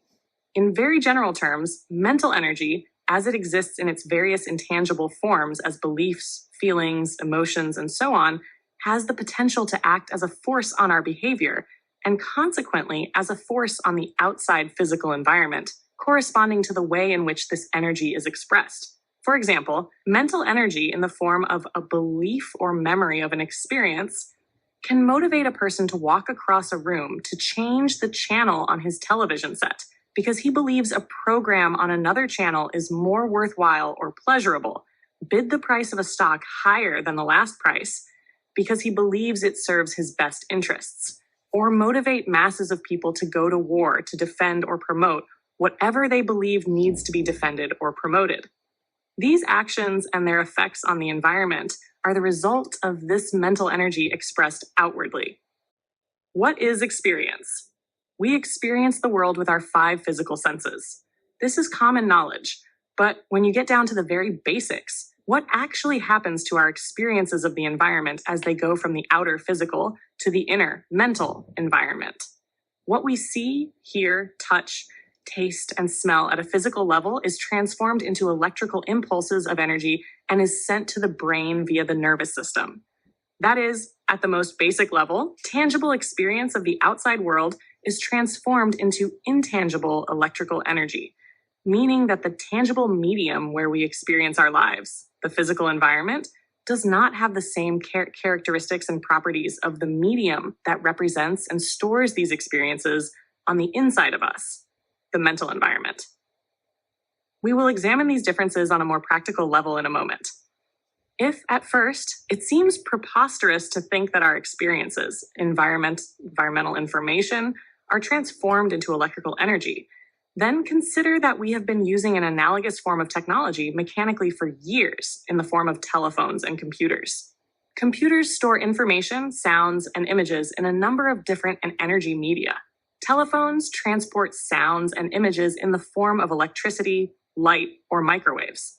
As commonplace as all this is, there is still something fascinating about a living process that transforms sensory information, tangible experience, into electricity and stores it that way. Everything that we have learned as individuals about the nature of our existence is stored in our mental environment at an intangible level, in a non-physical reality. Energy is real, yet it is non-physical because it doesn't consist of atoms and molecules. Thus, it can be said that energy exists in a non-physical reality. Earlier, I did not include the brain as part of the mental environment because it exists at the tangible level of atoms and molecules, physical reality, whereas the mental environment, energy in the form of beliefs, memories, emotions, and so on, about the nature of physical environment resulting from our experiences, does not exist at this tangible level. To help you understand this distinction between the brain and the mental environment, consider that the brain exclusive of the mental environment is no different from a computer that is not plugged into some electrical power source. In this analogy, the mental environment would correspond to the electrical energy that makes the computer run, as well as store and carry the various forms of information the computer is designed to handle, and the computer hardware, physical, mechanical, atoms, and molecules, would correspond to the brain. This is the reason why I stated in the beginning of the chapter that there are vast differences between the mental and physical environments. All the mental components I listed exist at the intangible level of energy, and, more important, function with the same properties and characteristics of energy. To understand the nature of the mental environment, you need to understand the characteristics of energy. Thus, what I intend to do next is examine the properties and characteristics of typical energy forms like light and electricity, and then compare them to the characteristics of the mental environment to establish a correspondence between the two. Finally, in the next 5 chapters, I will tie all this material together to give you some very practical techniques to improve your ability to trade effectively. How does the mental environment correspond to the characteristics and properties of energy? Energy is non-dimensional. As we already know, energy doesn't take up space in the physical environment because it doesn't displace anything that does take up space. This no space characteristic of energy gives it a non-dimensional quality. In other words, anything that doesn't take up space also won't have any tangible dimensions of height, length, width, or circumference, at least not in the ways in which we would normally think of these properties. This non-dimensional quality is probably the hardest concept to grasp about the nature of energy, because even though energy is non-dimensional, it can take some form that is visible to our eyes. And anything that is visible should have dimensions that we can measure. It may seem like an obvious contradiction to say that energy can take a visible form and yet still not have dimension, but it is not. The best example to illustrate this is with holograms or holographic photography. With a holographic process, you can create a 3-dimensional image in light projected into space that can be seen with the eyes, and it will appear to have length, width, and circumference. You could even measure the length or width of the image. However, your hands would pass right through the image if you tried, because there really isn't anything there, at least not in a physical sense. Images in light have no physical substance, so from a physical perspective, they also don't have any dimension. Relative to physical objects, energy doesn't have dimension. Memories or mental images, anything that we can see with our inner eye, like visualizations, daydreams, or night dreams, could operate very much like a hologram of laser light, an image of light that has no physical substance, where space as it relates to distance or dimension is not a consideration. The total area available inside of our skulls is quite small, especially in relationship to what will fit from a mental perspective. We can create mental images of any size or proportion with none of the dimensional limitations that exist in the physical environment, because these images, as an energy form, have no physical substance and thus exist in a state of form without dimension, taking up no space. You can easily demonstrate this concept with a simple mental exercise. Close your eyes and picture the last place where you went on a vacation. Where did you stay? What side trips did you take? When you imagined where you went, did you get up and move from your present location in the physical environment? Tannen, did you imagine yourself getting up out of your chair to make all the preparations that would be necessary for such a trip? Did you get in your car and mentally drive each mile to your destination, as you would if you were actually going? Probably not. The image of your last vacation most likely just popped into your consciousness. It is as if you were instantaneously transported to these locations, without regard to the space or distance that you would need to travel to get there in the physical environment. There was no space between your present location and the image of the vacation spot you hold in your memories. The nature of our dreams also illustrates this non-dimensional characteristic. First, there is no known limit to the type of dream landscape we could find ourselves in. Dreams can be as varied and diverse, if not more so, as the physical environment, and all much larger than the space available inside of our skull cavity. Furthermore, in our dreams, we can instantaneously change locations without actually traveling any distance. For example, you could dream that you are in the basement of your house and then in the next instant be in your living room without actually having walked up your basement stairs or through other rooms to get to there. Speed.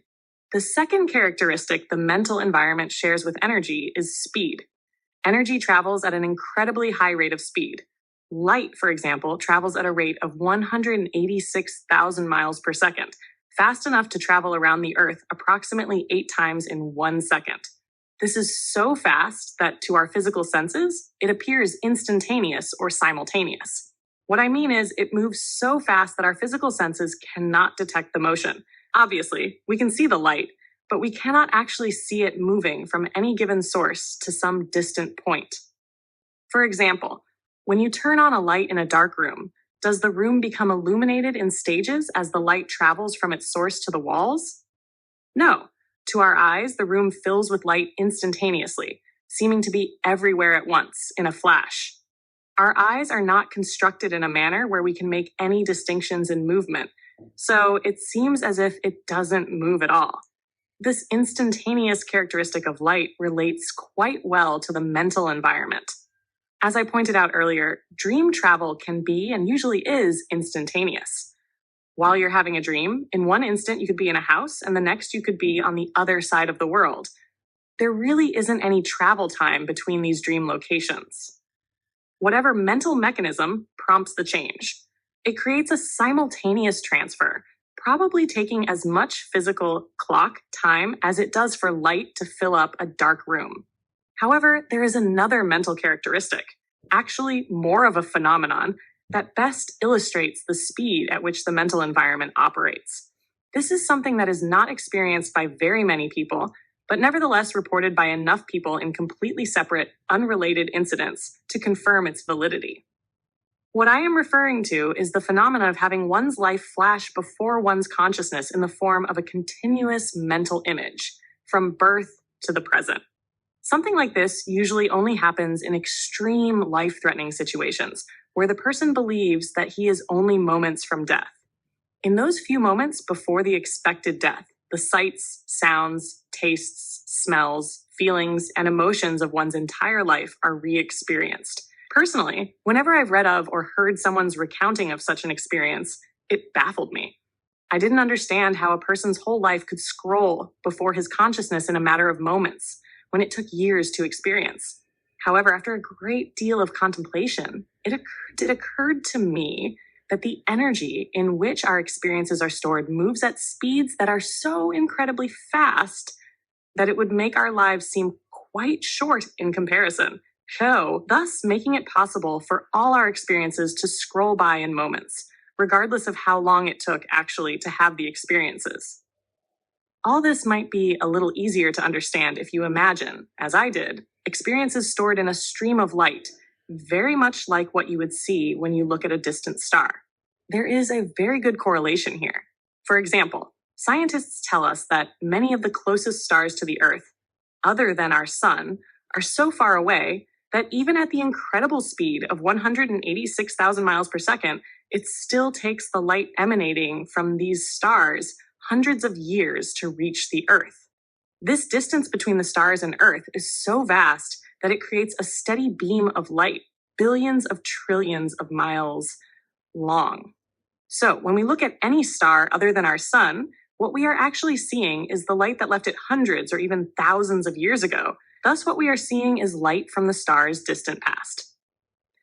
Now, if we could travel along this beam of light back to its source, what we would be seeing is light from the star's more recent past, or future from the perspective of traveling toward the star, the closer that we got to it until we arrived at the star's present. Light from the past, future, depending on one's perspective, and present would exist simultaneously within that beam. Now imagine the sights, sounds, tastes, smells, feelings, and emotions of our experiences stored in energy as a stream of memories that we can travel along, very much like this beam of light, where we can use our consciousness to roam between the distant past to the more recent past, up to the present moment, or project these memories out into the future. If the energy in which our experiences are stored can move at speeds that are equal to or approach the speed of light, then it would offer a credible explanation as to how it is possible for one's whole life to scroll before one's consciousness in a matter of moments. To illustrate this for yourself further, imagine all your experiences stretched out like a beam of light that you could travel along at the speed of light. At that speed, at even a couple of seconds of travel time, you could get through a great deal of information. For example, if we just arbitrarily decided that it took 10,000 miles of mental energy stretched out to hold 1 year's worth of experience, then at the speed of light, you could get through almost 19 years of memories in 1 second. Recognition of this phenomenon helps us to grasp one of the most difficult concepts about the nature of the mental environment, that it exists outside of time as we know it. That is, our physical senses lock us into perceiving an environment bounded by the limitations of time and three-dimensional space. We have to experience each moment in a linear sequence. We can't go backward and experience the past as it existed in the physical environment. Once it passes, it's gone forever. Nor can we move ahead into the future. The past doesn't exist anymore, and the future doesn't exist yet. What does exist are these seemingly endless sequences of now moments in which we experience our lives. However, the mental energy our inner components consist of operates outside of our normal concept of time and space, as it is experienced in the physical environment. In the mental environment, there are no spatial boundaries or time constraints. We can think in any direction we please, past, present, or future. And theoretically, there would be no limits or boundaries as to how much information could be stored. Simply stated, time is a function of our perception of movement over distance or three-dimensional space. In other words, to perceive time, you need two key components: space that has dimensions and movement. Both these properties obviously exist in the physical environment. It has characteristics of three-dimensional space consisting of length, height, width or thickness, and circumference. Also, the physical environment is in constant motion. The sun, other stars, the planets, and their moons are all in motion. And even though we can't directly perceive it, everything physical is in motion at the atomic and molecular level. Everything is spinning around something larger, from the tiniest atoms and molecules to the largest stars and solar systems, including the atoms and molecules in our own bodies. This spinning motion of the Earth and its orbit around the sun acts as a force on the environment, changing day to night and night to day, creating the weather and the seasons, as well as an endless number of other environmental cycles. All these cycles of environmental changes, including our own bodily cycles of growth, age, respiration, digestion, and so on, resulting from the movement of the atoms and molecules of our cells, act as a force on our physical senses, causing us to experience a constantly changing environment, one cycle after another, in straight linear fashion, thus giving us our perception of time that is always moving forward. If we couldn't perceive motion or some sort of movement over three-dimensional space to act as reference points to measure this movement, then we wouldn't be able to perceive the passing of time. For example, if we were conscious but somehow fixed in a state of suspended animation where we had no sensory input, no perception of movement of any kind, not even a heartbeat, it would be impossible to tell the difference between a few seconds or a few days. To measure time, you need a point to start from and a point to get to. These points can be measured off in distance or time, but you need three-dimensional space to get your points. We think in an environment that is more like a stream, where our consciousness can roam freely between the past, present, and future without regard to time or space. Furthermore, the actual sequences of moments that exist in the physical environment have no effect on the energy our memories are stored in. Sequences of time only have an effect on the mental environment relative to the impact the environment is having on our senses in energy terms. You can easily demonstrate this to yourself by trying to reconstruct from your memory the last 24 hours, moment for moment. Difficult, isn't it? Now try to do it for a week ago today. The only things we remember are the significant events, the experiences that had the most impact on our senses, the ones with the most energy connected with them. That's because experiences are not recorded in our memories as moments of time. They are stored as charges of energy. And as such, they have no relationship to the passing of physical clock time. Remember, energy doesn't exist as atoms and molecules, and therefore, relative to our perception of the passing of time, it is not subjected to this nonstop spinning of everything that is physical. Energy can remain static or be active. For example, someone or something could remind you of an experience that happened 20 years ago, an experience that you haven't thought of since it happened. When you tap into the energy of those memories, you will re-experience the sights, sounds, tastes, smells, and most important, the emotions of that time, as if nothing had changed. In your mind, nothing has changed. The energy remained dormant for 20 years. It becomes active either when we choose to think or reflect about what is inside of us, or when we are inadvertently reminded of what is inside of us. Significantly positive, pleasurable, happy, joyful, etc., or negative, painful, terrorizing, angry, hateful, experiences are easily recalled because of the amount or intensity of the energy involved with the event. These types of experiences will pop into our conscious recollection, at will. But try to remember every time in your life that you brushed your teeth, took a drink of water, opened your refrigerator door, or put your shoes and socks on, and it's not so easy. These events are difficult to recall because there is very little energy connected with each of these types of experiences. Our memories are like pockets of energy that we may organize chronologically by date and time, as in the stream of light example.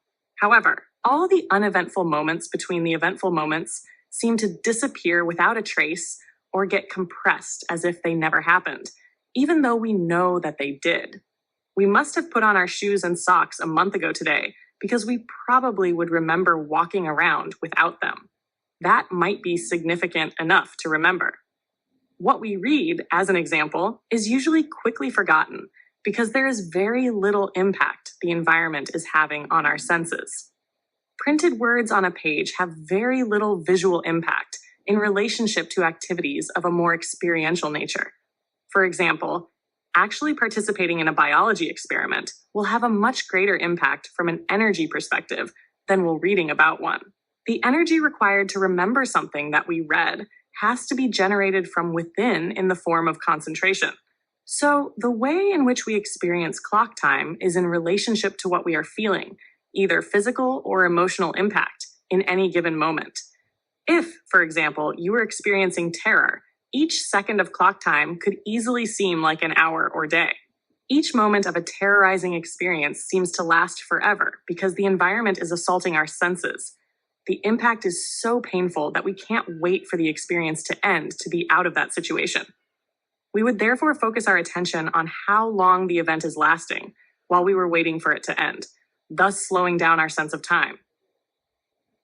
Pleasurable experiences seem to fly by. We have no concept of time passing.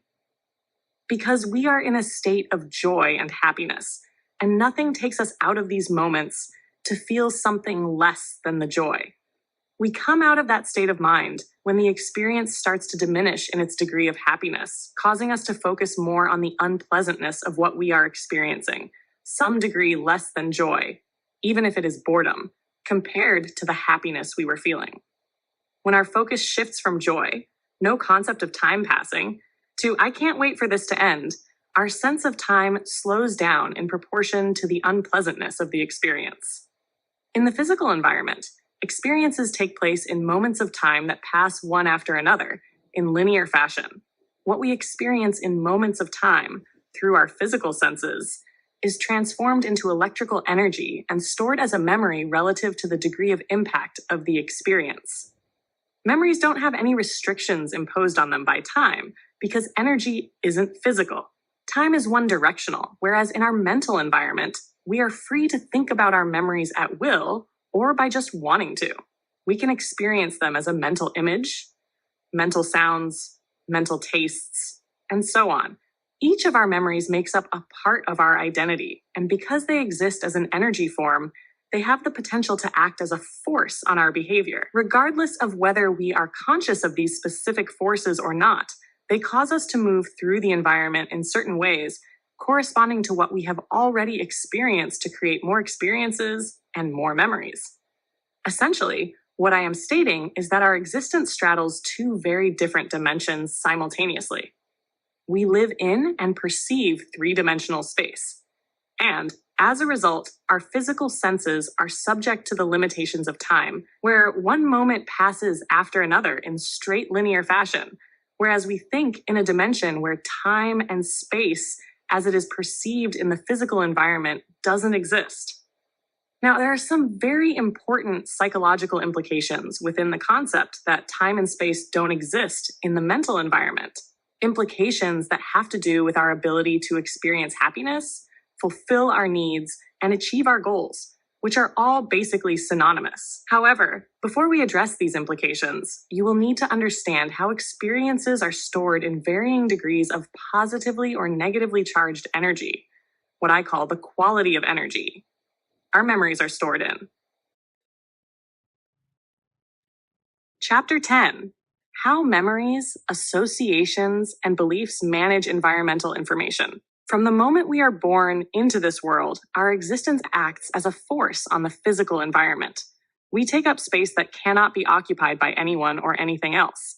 And in turn, the physical environment acts as a force on our physical senses, creating a cause and effect relationship between ourselves and the environment. It is important for you to note now and for the rest of the book that I am defining the physical environment in the broadest sense possible, as everything outside of ourselves, including other people. Now, at the most basic level, we create experience for ourselves by the mere fact that we exist. To exist implies that our senses are alive and that we are interacting, acting as a force with the environment, altering its makeup and consistency as we move through it. For example, our movement and behavior set off an endless series of chain reactions that alter the landscape in some way, shape, or form. And even when we aren't actively changing or manipulating the environment in some way, we are still taking up space and thus subjecting ourselves to atmospheric forces, as well as causing changes in the makeup of the atmosphere from our breathing. Memories are stored as charged energy. The experiences that result from this constant interaction with the environment will be transformed into electrical impulses of energy. As electrical impulses of energy, the experiences will carry an electrical charge. The charge will be either positive or negative, depending on the kind of impact the environment had on our senses. For example, a crying baby is acting as a force on the environment. More specifically, the baby is creating a sound that is acting as a force on the eardrums of everyone in his vicinity. How the environment responds to this force will create experience for the child and determine the electrical charge or quality of energy that is recorded in the baby's memory. Quality of energy is the relative degree of positively or negatively charged energy in which the experience is recorded. For example, if the environment responds to the child with a soothing caress, expressing love and a sense that his needs will be taken care of, then the experience will be recorded in the child's memory with some degree of positively charged emotional energy. The degree of positiveness will depend on the intensity of the experience. That is, the degree of impact the environment had on the child's senses. Pleasant, happy, joyful, and loving experiences will result in the storage of positively charged energy. If, however, the environment responds harshly in such a way as to have a violent impact on the child's senses, by screaming, assaulting his eardrums, or slapping him to produce physical pain, then the experience will be recorded in the child's memory with negatively charged emotional energy to the same degree as the intensity of the experience. There are two basic components that make up the quality of energy in which our memories are stored. The first is the polarity of the charge, which could be positive, neutral, or negative.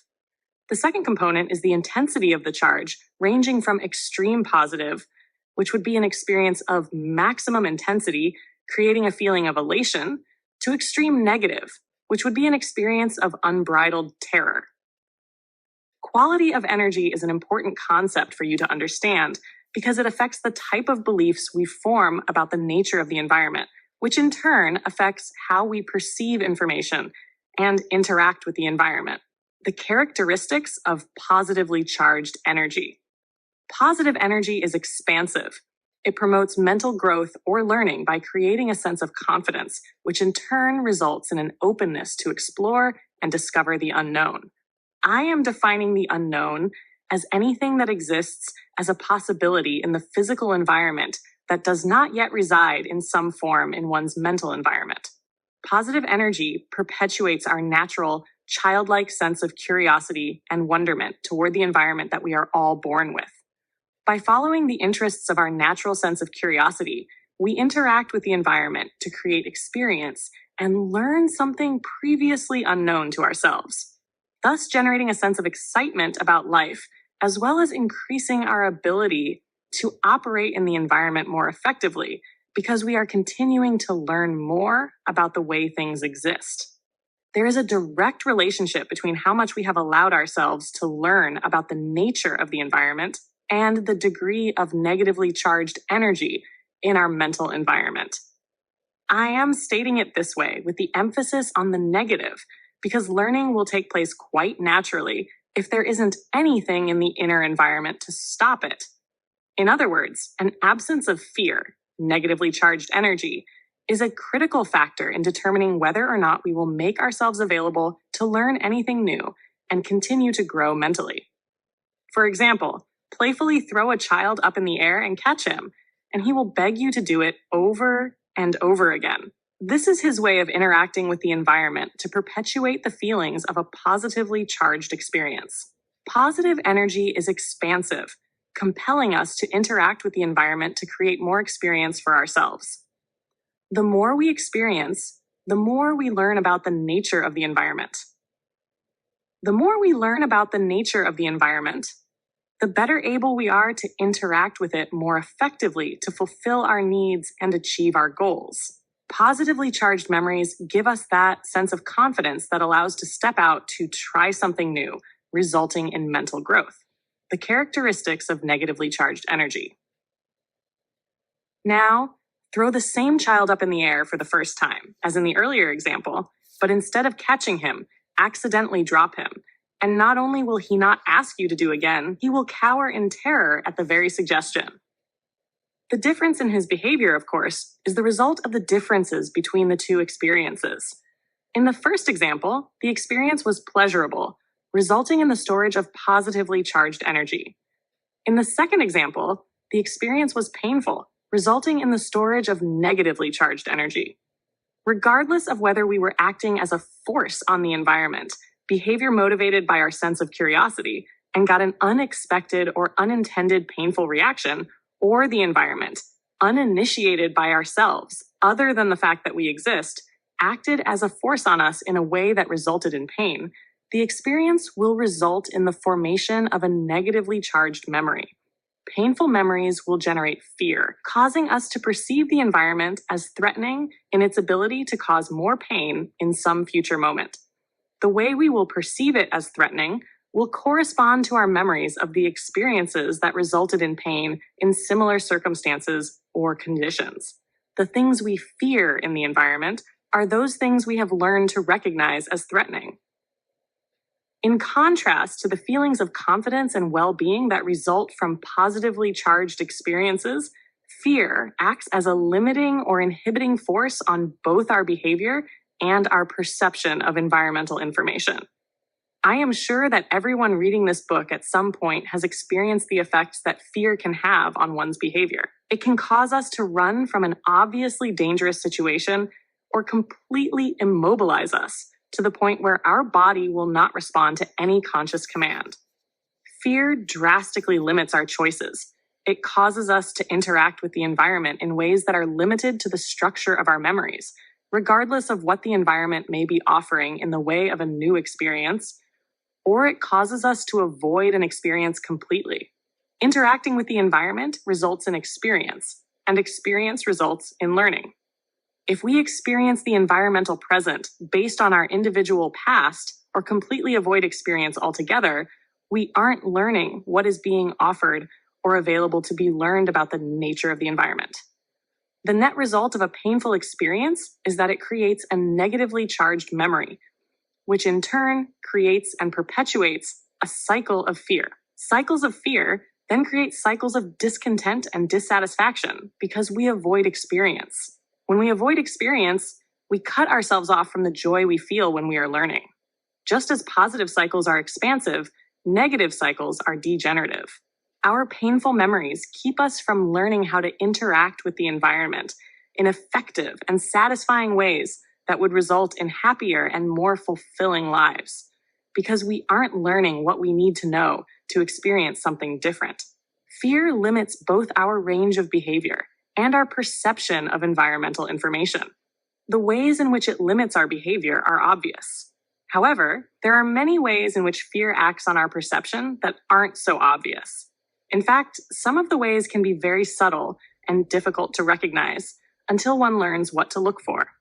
As traders, it is essential that you be able to observe the market's behavior from an objective perspective. To observe objectively, you will need to learn how to recognize a variety of subtle fears that will destroy your ability to be objective without really knowing it. This is a subject I will cover in much greater depth a little further on. However, before I can do so, you need to understand the nature of associations and how perception creates an energy loop between the inside mental environment and the outside physical environment. Associations. Associations seem to be a natural characteristic of the way in which we think. That is, our brains are wired in such a way as to link similar forms of environmental information together automatically. We do this in basically two ways. First, there is a natural propensity to label people and objects based on some prominent characteristic and then categorize them into associative groups. After we categorize the groups by sex, hair color, skin color, profession, economic status, educational background, and so on, we then associate whatever experience or knowledge we have about the group with everyone and everything that has those same characteristics. For example, if we have a painful experience with a person who has a skin color different from that of our own, we will automatically associate everyone with that skin color with the qualities of that one experience. The second way we associate is by linking extraneous sensory information with some event. We will automatically associate what we are smelling, tasting, hearing, or seeing, along with the quality of energy of the primary experience. For example, a child getting spanked will associate all the other environmental information that his senses are inadvertently picking up with the pain he is feeling from the spanking. What he hears, smells, tastes, and sees will all be connected with the intensity of the force being applied to his body. So if there was some song playing on the radio or a distinctive odor in the air at the same time that he was experiencing pain, he will associate the song or the odor with the pain. Now, both these environmental distinctions, a certain song and a certain smell, will be connected with negative energy in his mental environment. When the child was getting his spanking, he may not have even noticed either the song or the smell, because his attention was obviously focused in other directions. However, in the future, whenever he hears that song or smells that particular odor, they will automatically cause him to experience the negative energy connected with the spanking. Even if it is years later and he is enjoying himself with the last thing on his mind being the memory of that spanking, If he hears that particular song or smells that particular odor, it will carry him back to that time as if it were the present moment, changing his experience from happiness to anger, sadness, or guilt. Of course, this same principle also works for positive experiences. A perfect example is many couples have a song that they associate with some intense sexual or loving experience. When they hear their song, it will mentally put them into the feelings of the experience the song is associated with. In fact, the song can eventually come to symbolize the quality of the entire relationship, where all the memories and emotions connected to those memories will run though their consciousness upon hearing the song. Associations are an automatic function of the way in which information gets organized in our mental systems. Most of these associations are inadvertent, meaning we have positively or negatively charged energy connected to various elements of the environment, and we aren't consciously aware of it. We can see, hear, taste, or smell certain things that in turn cause us to feel emotions and not know why, because we don't consciously remember connecting the extraneous sensory information with the primary event. The energy loop between the physical and mental environments. None of us has access to all the environmental information that exists in any given moment. Our senses aren't constructed to allow us to pick up, see, hear, touch, taste, or smell everything at once. If we can't be aware of it all, then we must have some mechanism by which we pick and choose what we do become aware of and give our attention and consideration to. What we learn creates an energy loop between the inner and outer environment. We can call this energy loop perception. Perception is recognizing with our eyes, ears, nose, taste, and touch in the physical environment what we have already learned about it. Mental energy works in conjunction with our physical senses to separate, categorize, and organize environmental information based on the distinctions we have learned to make. We recognize what we have learned in the environment because it is already inside of us. There has to be a mental framework to accept the information. Otherwise, it gets rejected, labeled as meaningless or not perceived at all, unless, of course, we are willing to construct a framework for it. Being open to learn. Distinctions. Distinctions make separations in environmental information where no previous separation existed. A child won't make a distinction between a spoon and pencil until someone teaches him the difference. Otherwise, he will instinctively put both in his mouth, until the information stored in his mental environment acts as a force on his perception to distinguish between the two. Environmental objects give off information about themselves, but the information that is perceived already exists inside of each individual, unless it is a first-time experience. The spoon and the information about what it is create an energy loop between the inside and the outside, where before the distinction was learned, the spoon and he pencil would fall into the same category as something to put into the mouth. Anything we don't know but exists in the environment as a possibility is a distinction that we haven't learned to make yet. If we haven't learned to make the distinction, we won't perceive the various types of information the environment is giving off about itself. For example, if I were to open up my computer, what I would perceive would be very different from that of a skilled computer repair technician. All the various parts giving off information about themselves would mean almost nothing to me because there is no meaning inside of me. All the parts my eyes would be seeing would fall into that one large category because I haven't learned to make any distinctions between the various parts.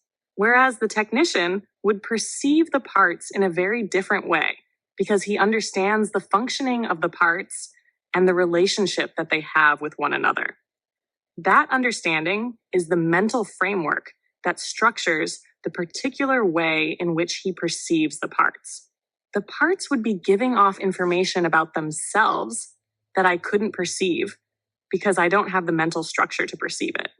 Learning how to read the markets to recognize an opportunity is another example to illustrate this energy loop between the inside and outside that we call perception. Traders act as a force on the market to move prices. Since most traders don't plan their trades or want to take responsibility for their outcomes, they are highly susceptible to acting out of any number of fears. Traders who are motivated to act out of fear generally aren't aware that their fear drastically reduces the choices they perceive as available, making their behavior very predictable to an objective observer, someone not caught in the same cycles of fear. So, under certain market conditions, large groups of traders will all be trying to do the same thing because of what they fear will or won't happen, upsetting the equilibrium, forcing prices to move in one direction. If you haven't yet learned to identify these conditions, you naturally won't perceive them when they exist, because there has to be an energy loop between the inner and outer environments for perception to occur. I am sure everyone has had the experience of reading unfamiliar material a second, third, or fourth time and perceiving something new with each subsequent reading. What is happening here? With each reading, you are building a mental framework that enables you to recognize what was available but unperceivable to you when it was read previously. That is, all the new insight that you garner with each reading was available from the book the moment you picked it up the first time. However, you weren't able to perceive what it had to offer in the way of insights or understandings until you created an energy loop that enabled you to perceive it. Otherwise, the words get read, but the insight goes by completely unnoticed, even though you are looking right at it. In any given moment, there is a vast difference between what each of us perceives and what is actually available in the way of possible distinctions from the environment's perspective. Take, for example, a salesperson who has learned to recognize the exact most appropriate moment to ask for the order and close a sale. Or an auto mechanic who knows exactly what is wrong with a car by the kind of sounds that it makes. To the inexperienced salesperson or auto mechanic, these abilities will seem like magic because they will assume that they are hearing or seeing the same things as their experienced counterparts. However, that is not the case. They are not hearing or seeing the same information, even though they are in the same sales interview or listening to the same car at the exact same moment. They are actually perceiving different environmental information because of the differences in the structure of their respective mental environments. The information that indicates the exact moment to ask for the order to close the sale is indistinguishable from everything else to the inexperienced salesperson. The same is true for the inexperienced auto mechanic. Consequently, neither one will perceive the existence of this information until they learn to make the appropriate distinctions. If someone wasn't there to teach them how to make these more refined distinctions that indicate the most appropriate moment to ask, they may never know about the existence of such information. By learning to make more distinctions, we increase the depth of our level of understanding of the cause and effect relationship between everything that exists. How our perceptions shape our experiences. We experience the environment through our senses. At the most fundamental level, the world gets transformed into electrical impulses of energy that carries information, as well as feelings and emotions ranging from extreme happiness to rage, elation to despair, love to hate, and all the degrees of feelings and emotions in between. Each first-time encounter with the environment creates a memory, distinction, or association that didn't exist previously. A first-time encounter is any experience that is completely unique, like learning the meaning of a word that we have never heard before, and there is nothing in our mental environment to relate it to. These new memories, distinctions, and associations build into a mental framework that constitute what we have learned about the nature of the outside environment. Once we learn something, mental energy will then act as a force on our senses to recognize in the environment what we have learned about it. So there is a two-way flow of energy. First, we learn something through some unique experience. Then we perceive what we have learned in the environment. Fear is a perfect example for illustrating this concept. We feel fear when we recognize in the environment anything that we have learned can cause us pain. We will feel this fear and consequently have a fearful experience because the negatively charged energy in our memories, distinctions, and associations will act as a force on our eyes, ears, nose, and sense of touch to recognize in the environment anything that is similar to what we have already learned can cause pain. So when we perceive something, recognizing what we have already learned in the environment, mental energy is acting as a force on our senses, instead of the environment acting as a force on our senses. In other words, the conditions are similar or identical to what we already know, and we can therefore attach some meaning to the information. The environment isn't creating the meaning as in a first-time encounter. The meaning is already inside of us, and in essence, we create the experience by the way in which we perceive it through our memories, distinctions, and associations. This is why a group of people can all be in the same location, be exposed to the same environmental information, and then afterward, describe the event in a different way. The event was different for each individual because everyone experienced it differently. Their experience was a function of the structure of their mental environment. Each individual will make different associations with the same information and then experience the varying degrees of positive or negative energy connected with those associations. Each individual will make different distinctions with the same information, in effect, placing a different meaning on it. Each meaning will be composed of varying degrees of positive or negative energy, thereby creating a different experience relative to everyone else's. Each person will experience the amount of time the event took differently, depending on whether they are perceiving the experience with predominantly positively charged energy. Time speeds up, or negatively charged energy. Time slows down. Without taking all these mental variables into consideration, it is little wonder why people get so frustrated with one another when they can't agree on what happened. Everybody's version of what happened was unique because the way each of us experience the outside environment is determined by how we perceive it, and how we perceive it is a function of what is already inside of us, unless we are in the process learning something new. The implications are that much of what we experience of the outside environment is shaped from the inside, not from the outside as most people would assume. In other words, our first-time experiences shape the meaning, as well as determine the quality of energy connected with that meaning. And then once the meaning exists inside of us, it shapes our experience of the outside by the way we pick and choose information and how we feel about that information. This is a very important concept, so I will give you another example to illustrate how our perceptions shape the way we experience the environment. Let's say that I am approaching a statue of a man. At first, I look at the statue face to face, and I experience indifference. That is, what I am seeing does not evoke any particular emotion. Then, I walk around the statue and change my viewing angle until I look at it in profile. As I look at the profile, the face reminds me of an association, whom I like very much and whom I haven't seen for years. From this new perspective, the statue would take on a new meaning, changing my experience from emotionally neutral to some strong feelings of nostalgia as I think about how much I miss this person. The energy for how I experienced that statue and that particular moment in the environment was inside of me before I even looked at it. The energy that changed the feelings I was experiencing did not come from the statue or really have anything to do with that statue. My unique mental structure caused me to experience that statue the way in which I did. It took on a new meaning as I changed my perspective because of the way the energy that was already inside of me acted on my perception. If I hadn't had the positive experiences with the person the statue reminded me of, then I would have continued to experience indifference as I looked at it. The relationship between perceptions and emotions. The energy that determines how we feel, love, hate, happiness, anger, confidence, fear, etc., in many circumstances and situations does not come from the environment.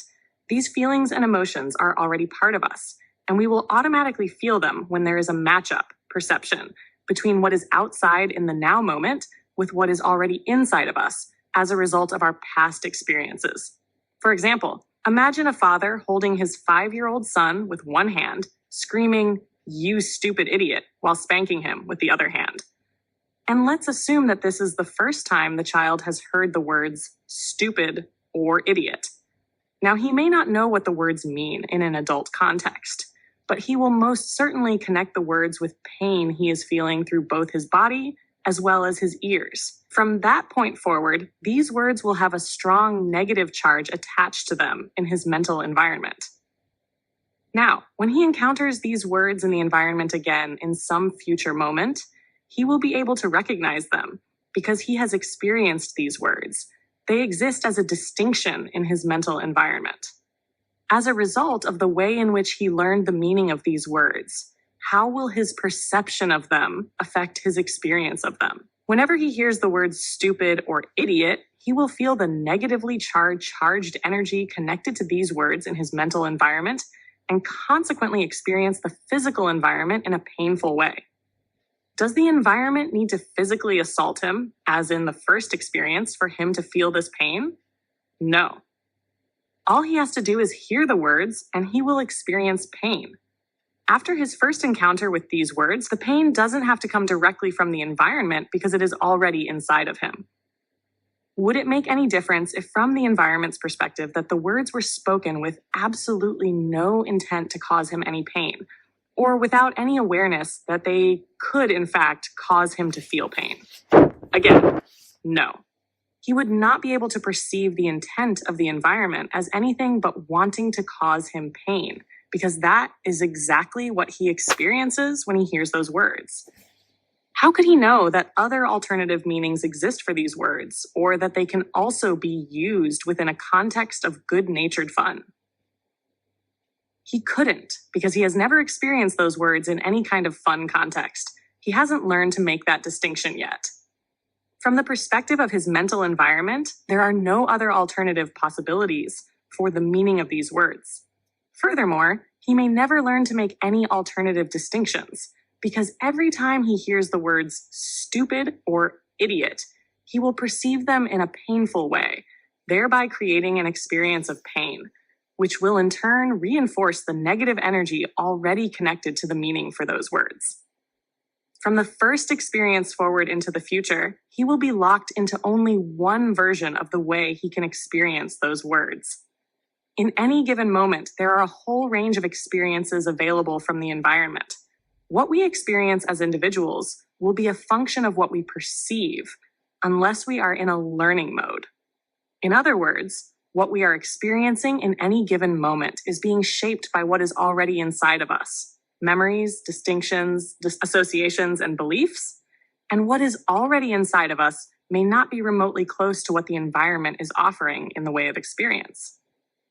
When we are in a learning mode, we open ourselves up to learn new distinctions and alternative meanings to expand what we know about the nature of the environment.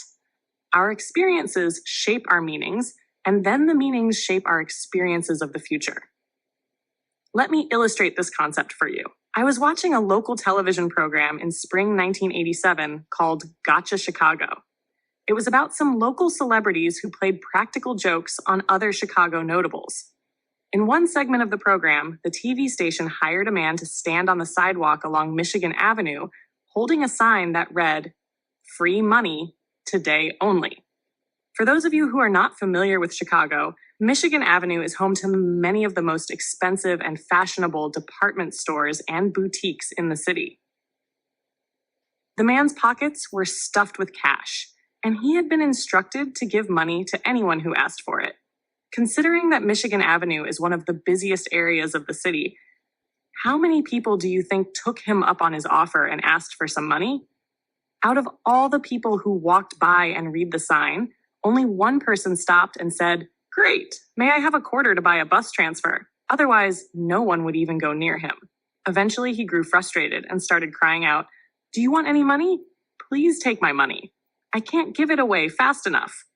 Everybody just walked around him as though he didn't exist. He approached one businessman asking, "Would you like some money?" And the man responded, "Not today." The plant said, "How many days does this happen?" as he tried to give him a handful of cash, while continuing to say, "Would you please take this?" The businessman responded with a terse no and walked on. Now, here is a situation where the environment was expressing itself in a way that only one person had the mental structure to perceive. For the rest of the people, there was no meaning inside of them that they could directly correlate with the actual environmental conditions.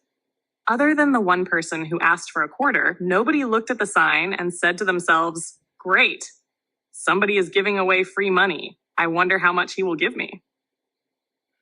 People's responses to the conditions shouldn't be too surprising because we generally don't believe that money is ever free. And we can know what people believed about the situation by just observing their behavior.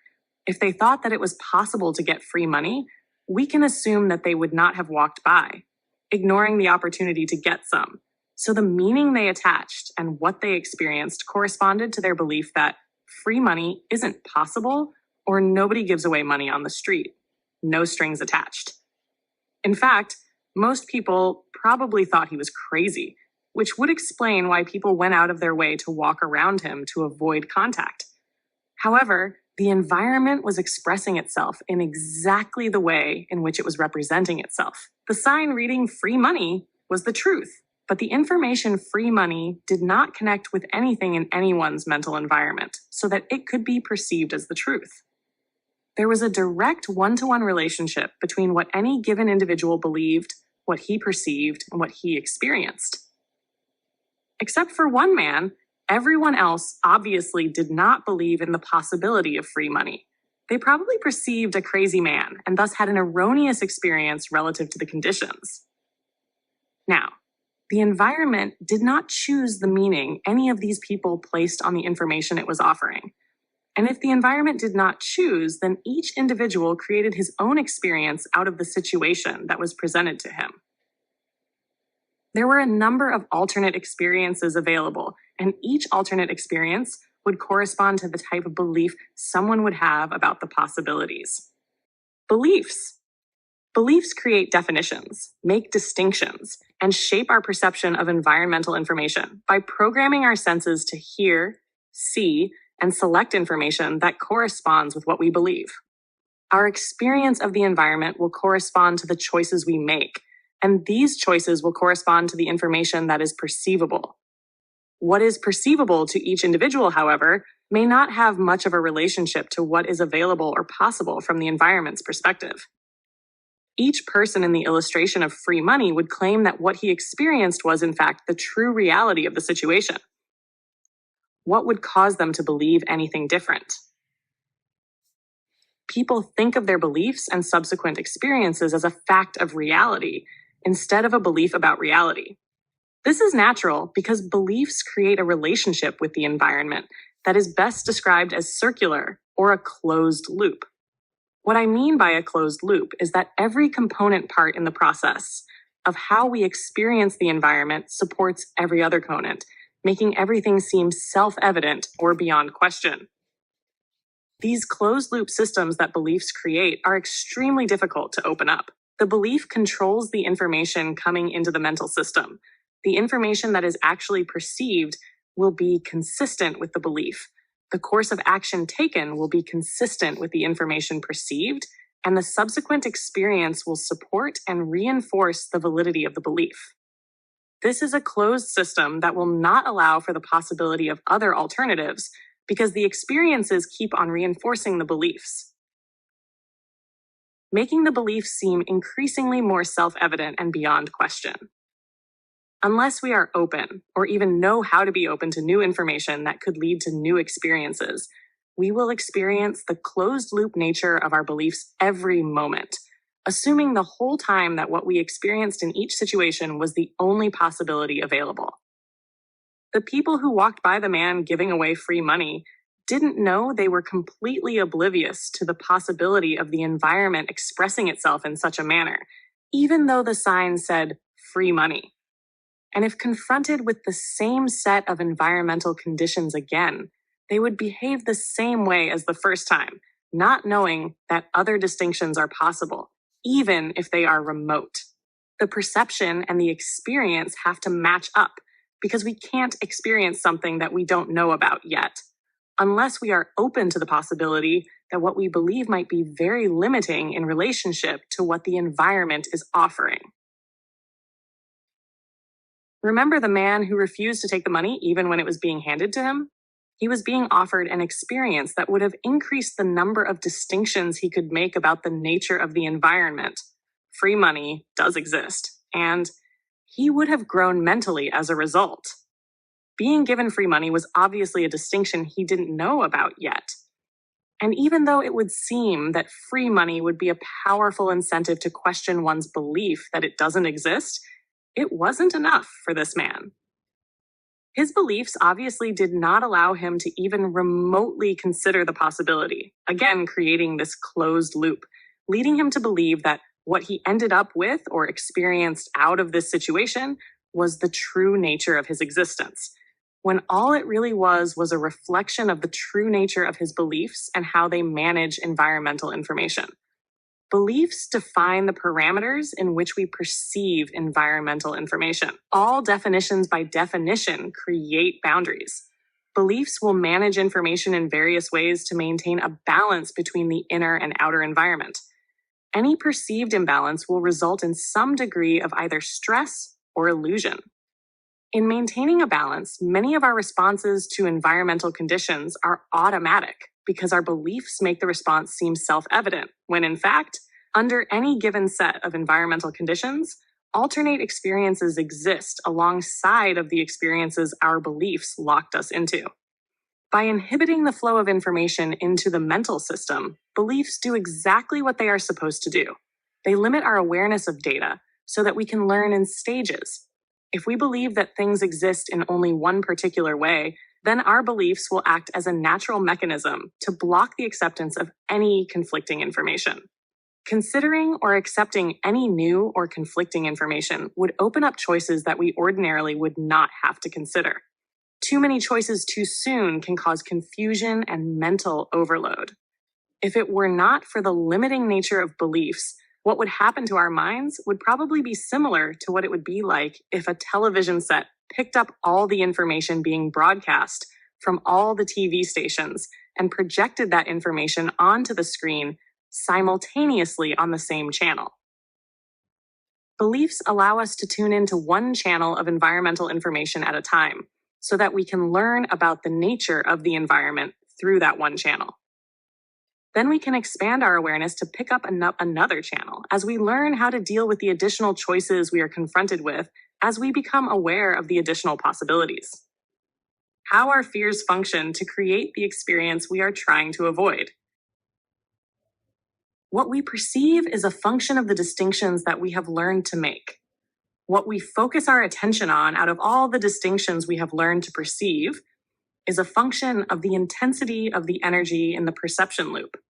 We only have so much of our conscious attention to give to whatever information happens to be available in any given moment. Fear, high degree of negatively charged energy, has a profoundly limiting effect on the range of information that we can pay attention to. It causes us to narrow our range of perception to focus our attention on to the object of our fears. How else could we avoid what we perceive as threatening? Learning to drive is an excellent example that illustrates how fear narrows our focus of attention. The dangers of driving are obvious even to someone who has never driven before. It isn't too difficult to imagine the harmful effects of a head-on collision.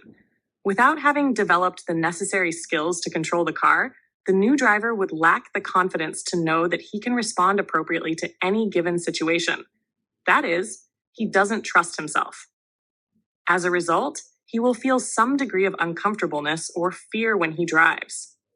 The fear will, in turn, cause him to focus his attention on the oncoming traffic or concentrate on the eyes-hand coordination necessary to keep the car in the appropriate lane. Because he is so focused on what he can't do and what may happen as a result, he has little, if any, of his attention available to do anything else, like carry on a conversation with a passenger, notice the scenery in his peripheral vision, or even read road signs. All this other environmental information is available and perceivable, but in his case, it is either blocked or unnoticed because he has to devote so much of his attention to the object of his fear, the lack of control he has over the car. At the point where he becomes comfortable with his ability to drive safely, his field of awareness will open up, allowing him to perceive all this other information. The purpose of fear is to help us avoid those things in the environment we have learned to perceive as threatening. However, When we couple our painful memories with our natural propensity to associate and group environmental components together, instead of avoiding the object of our fears, we will actually create the very experiences we are trying to avoid. For example, a child severely bitten by a dog will quite naturally associate all dogs with the threat of pain, and consequently generate an intense fear or even terror whenever he encounters any dog in the future. The child's fear of all other dogs, other than the one that bit him, is real. He has no way of making a distinction between a friendly and a dangerous dog because his personal experience has taught him that all dogs are dangerous. Because of this natural propensity to associate, all we need is one first-time experience to believe that all dogs are dangerous. That is his truth about the nature of the environment. However, his truth is not all the environment has to offer in the way of experiences in relationship to dogs. Not every dog that exists is dangerous. Quite the contrary, very few would be considered threatening. Most see a child and want to play. Now, in every chance encounter the child has with a dog in the future, he will create an experience of terror, regardless of the disposition of any particular dog he happens to run into. If a dog makes any movement toward the child will perceive that movement as an actual attack when all the dog wanted to do was play or be petted. In fact, the child could become so afraid of being attacked that he will devote most, if not all, of his attention to scanning the surrounding environment for dogs. Eventually, his senses will become attuned to picking up their sights and sounds, and every time he sees or hears one, he will create another terrifying experience that just reinforces his fears.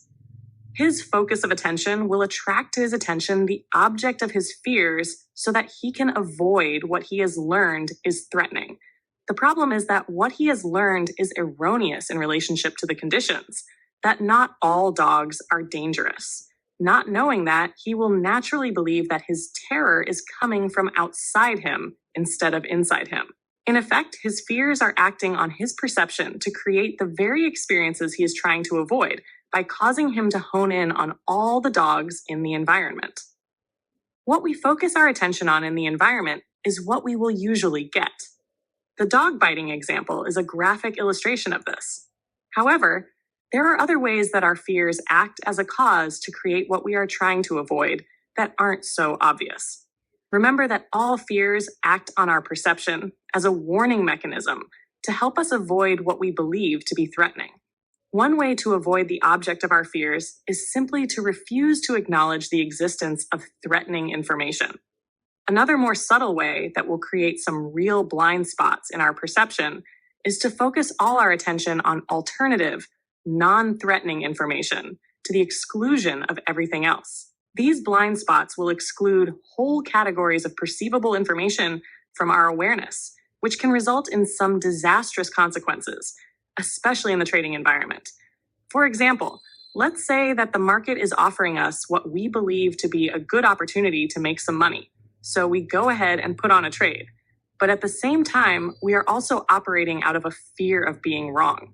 We will fear being wrong because if we are, it will force us to feel whatever negative energy has accumulated inside of us as a result of being wrong in the past.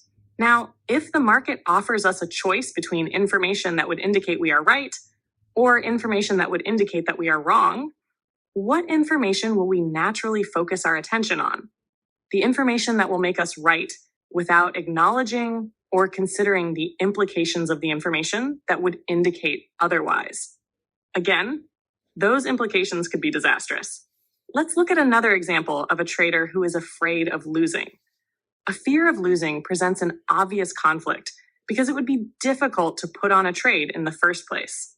However, for the sake of this example, let's say this trader was so attracted to a specific opportunity that he managed to operate outside of his fear long enough to put on a trade. Now, the kind of information he focuses his attention on will depend on what the market does. If the market goes against him, he will be afraid to confront the possibility of another loss. So he will focus his attention on any other non-threatening information. If the market happens to come back to his entry point, he will exit the trade in a sigh of relief, regardless of what the potential is for any further movement in his direction. But if the market continues to go against him, his mental defenses will begin to break down as the threatening information becomes just too overwhelming for him to be able to block from his awareness any longer. At that point, he could easily become paralyzed and not be able to do anything on his behalf. Eventually, his stress and anxiety will become so acute that the only way he can relieve it is by getting out of the trade. On the other hand, if he finds himself in a winning trade, he will focus on completely different information. His fear of losing will cause him to focus his attention on what the market can take away from him. In a winning trade, he will exclude from his awareness any information that would indicate what the potential is for the market to continue to move in his direction, which is the only information he focused on in a losing trade, and instead focus exclusively on information that will confirm his fears of the market, retracing back to his entry point or beyond. In effect, his fear of losing causes him to exit the trade early for a small profit, regardless of whatever the possible profit potential was in that trade. Once he is out, if the market continues to move in his original direction, he will agonize over the profits he left on the table and wonder why he just couldn't hang in there just a little longer, not realizing that his fear of losing actually caused him to lose all those additional profits. What you have just been given is an example of why the vast majority of traders cut their profits short and let their losses run. In a winning trade, the fear of losing will cause us to focus our attention on information that the market is going to take our profits away, compelling us to get out early. In a losing trade, we will focus our attention on just the opposite information, anything other than that which would indicate the trade is a loser. Fear causes us to act without a perception of choice.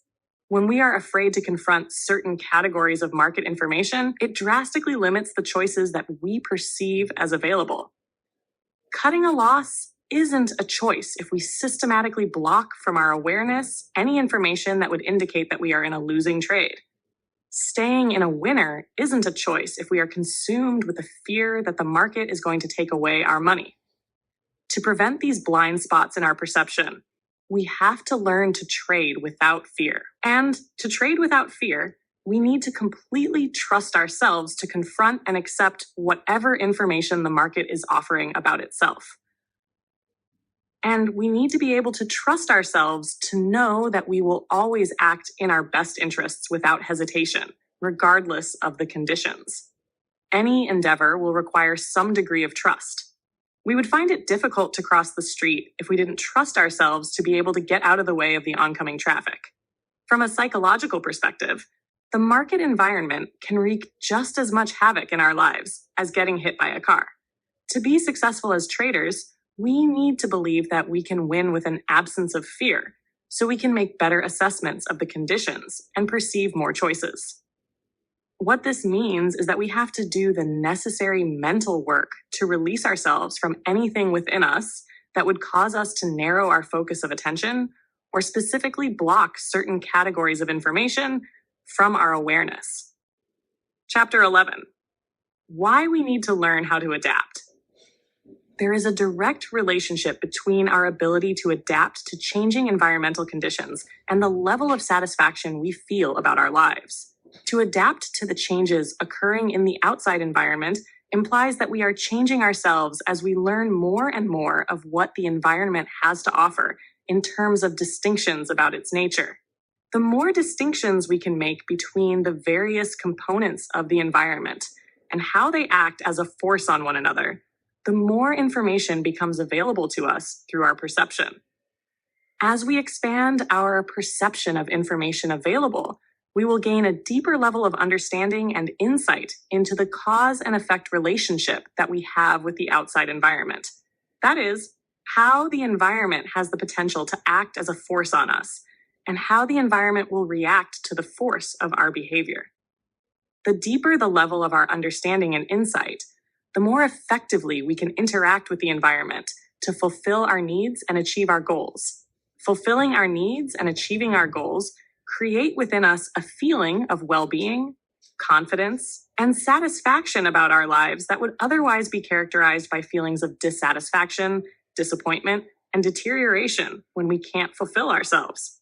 Success, confidence, and satisfaction are all synonymous. They breed from one another to create and perpetuate a positive cycle of expansion and mental growth. And by the same token, disappointment, dissatisfaction, and deterioration also feed on one another to create negative cycles of emotional pain, anxiety, and depression. To fulfill our needs and achieve our goals, there has to be some level of correspondence or balance between the inner mental environment and the outer physical environment. What I mean by correspondence is some level of understanding of how the outer environment works. Our needs, intents, goals, and desires all exist first in the mental environment. Then one of three things can happen in some future moment in the physical environment. They are either 100% fulfilled, partially fulfilled, or not fulfilled at all, resulting in feelings of satisfaction or dissatisfaction equivalent to the degree of fulfillment. To fulfill ourselves, we need to interact with the outside environmental forces. The extent to which we fulfill ourselves is a function of knowing the most appropriate set of steps to take in relationship to the outer conditions and to what extent we can act on what we know. Knowing the most appropriate set of steps to take in relationship to the prevailing conditions is a function of how much or little we have learned in relationship to what is available to be learned. Example, draw a large circle with a diameter of approximately 6 feet. This circle will represent everything that is available to be learned about the nature of the universe, not limited by what we know of it, but as it exists in every way as yet to be discovered. Now, draw a smaller circle within the larger one, with a diameter of approximately 2 feet. This smaller circle will represent all the accumulated knowledge of humankind since the dawn of our existence. In other words, what we have learned in relationship to what we have yet to discover about the interacting forces of our environment and ourselves. Now, place a dot within the smaller circle. This dot would probably be a fair representation of what each of us as individuals has accumulated in knowledge, insight, and understanding in relationship to what has already been discovered and learned by others, both in the past and present, in relationship to everything else that is still waiting to be discovered. The empty space between the inside boundaries of the larger circle and the smaller circle is basically everything we don't know or haven't learned about yet, either individually or collectively. There are many things in the environment available to be experienced. However, until we learn about them, we won't experience them, just as people couldn't experience atomic energy until it was discovered.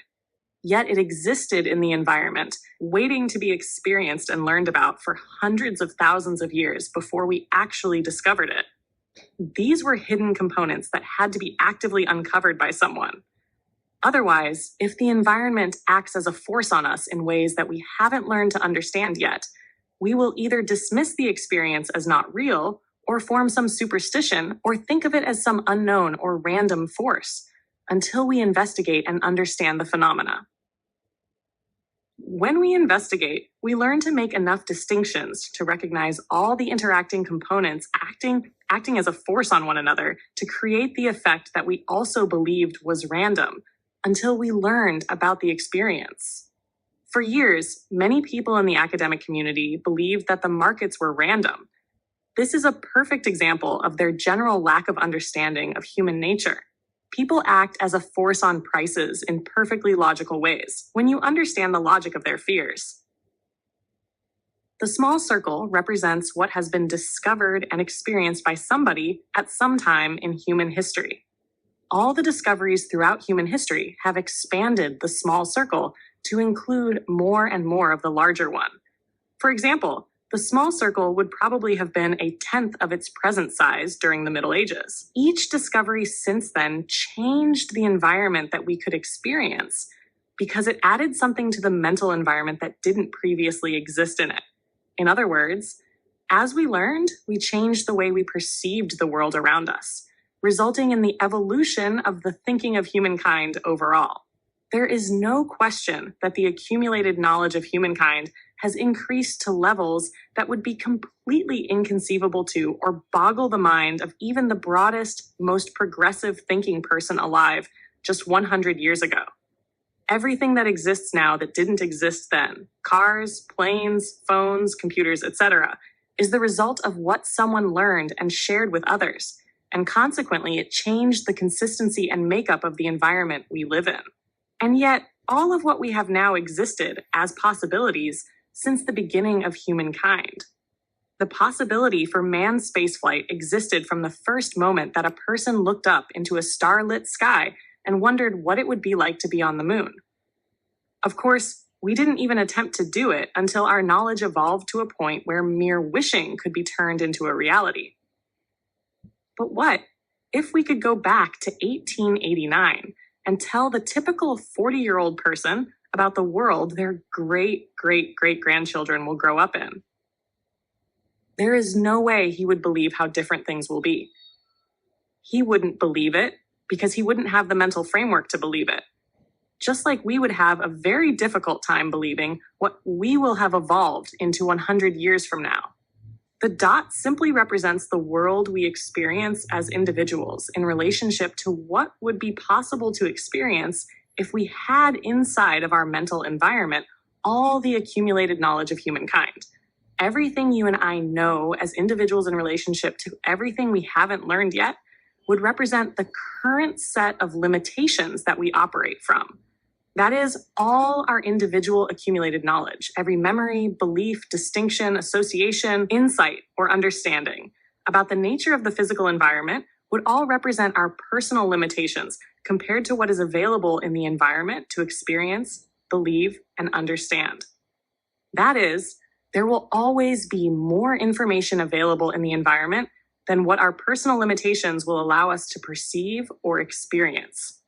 Just contemplate the immensity of what we don't know yet.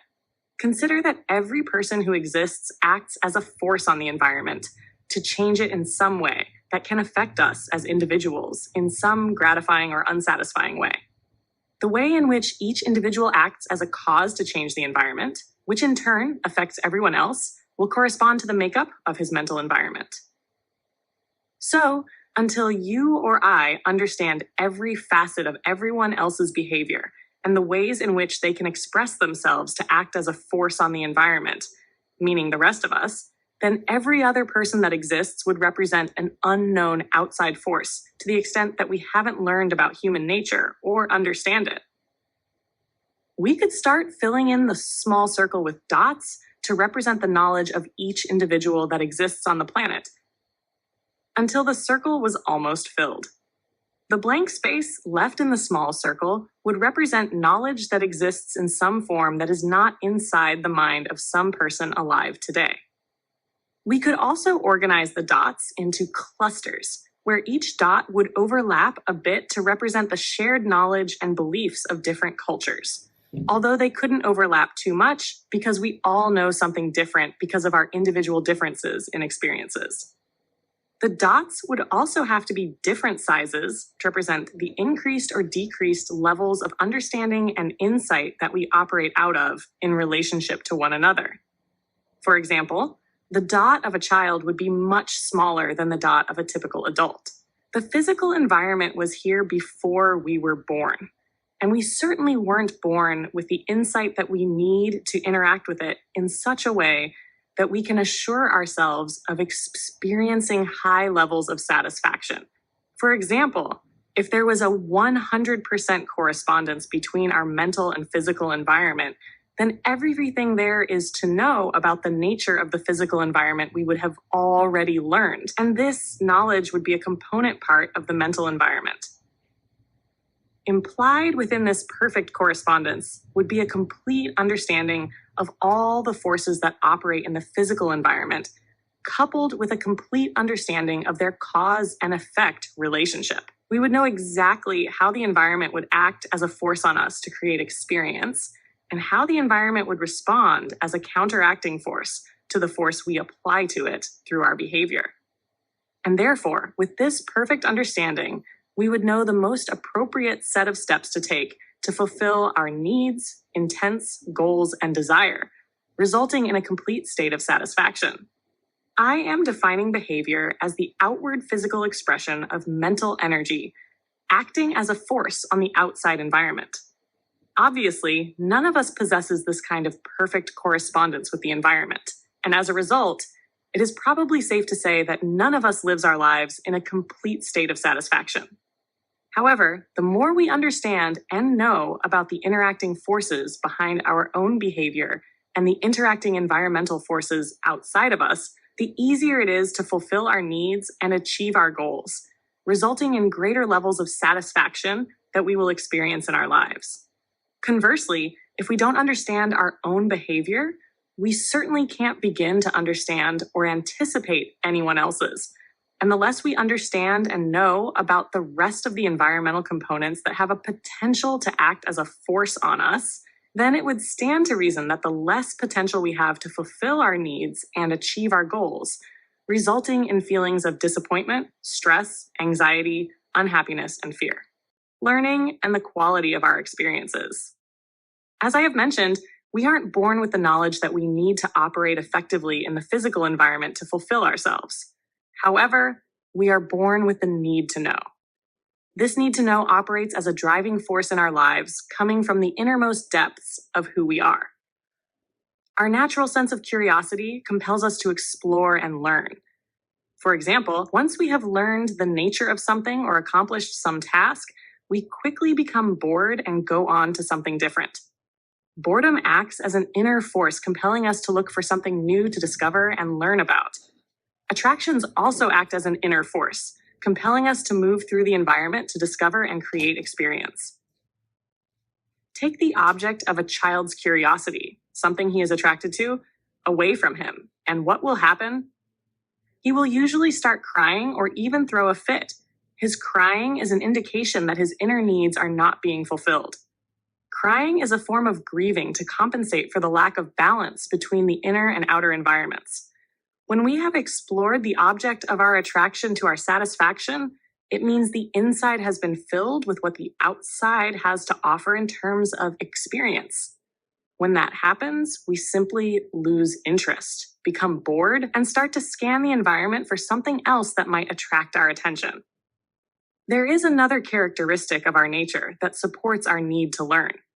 Whenever we learn a skill, the steps involved in the operation of that skill drop down to an unconscious level of operation, so we are then free to learn something new.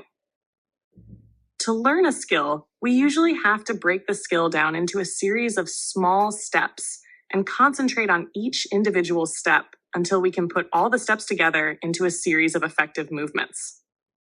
By concentrating on each small step, we narrow our focus of attention to the point where we are oblivious to anything else going on in the environment.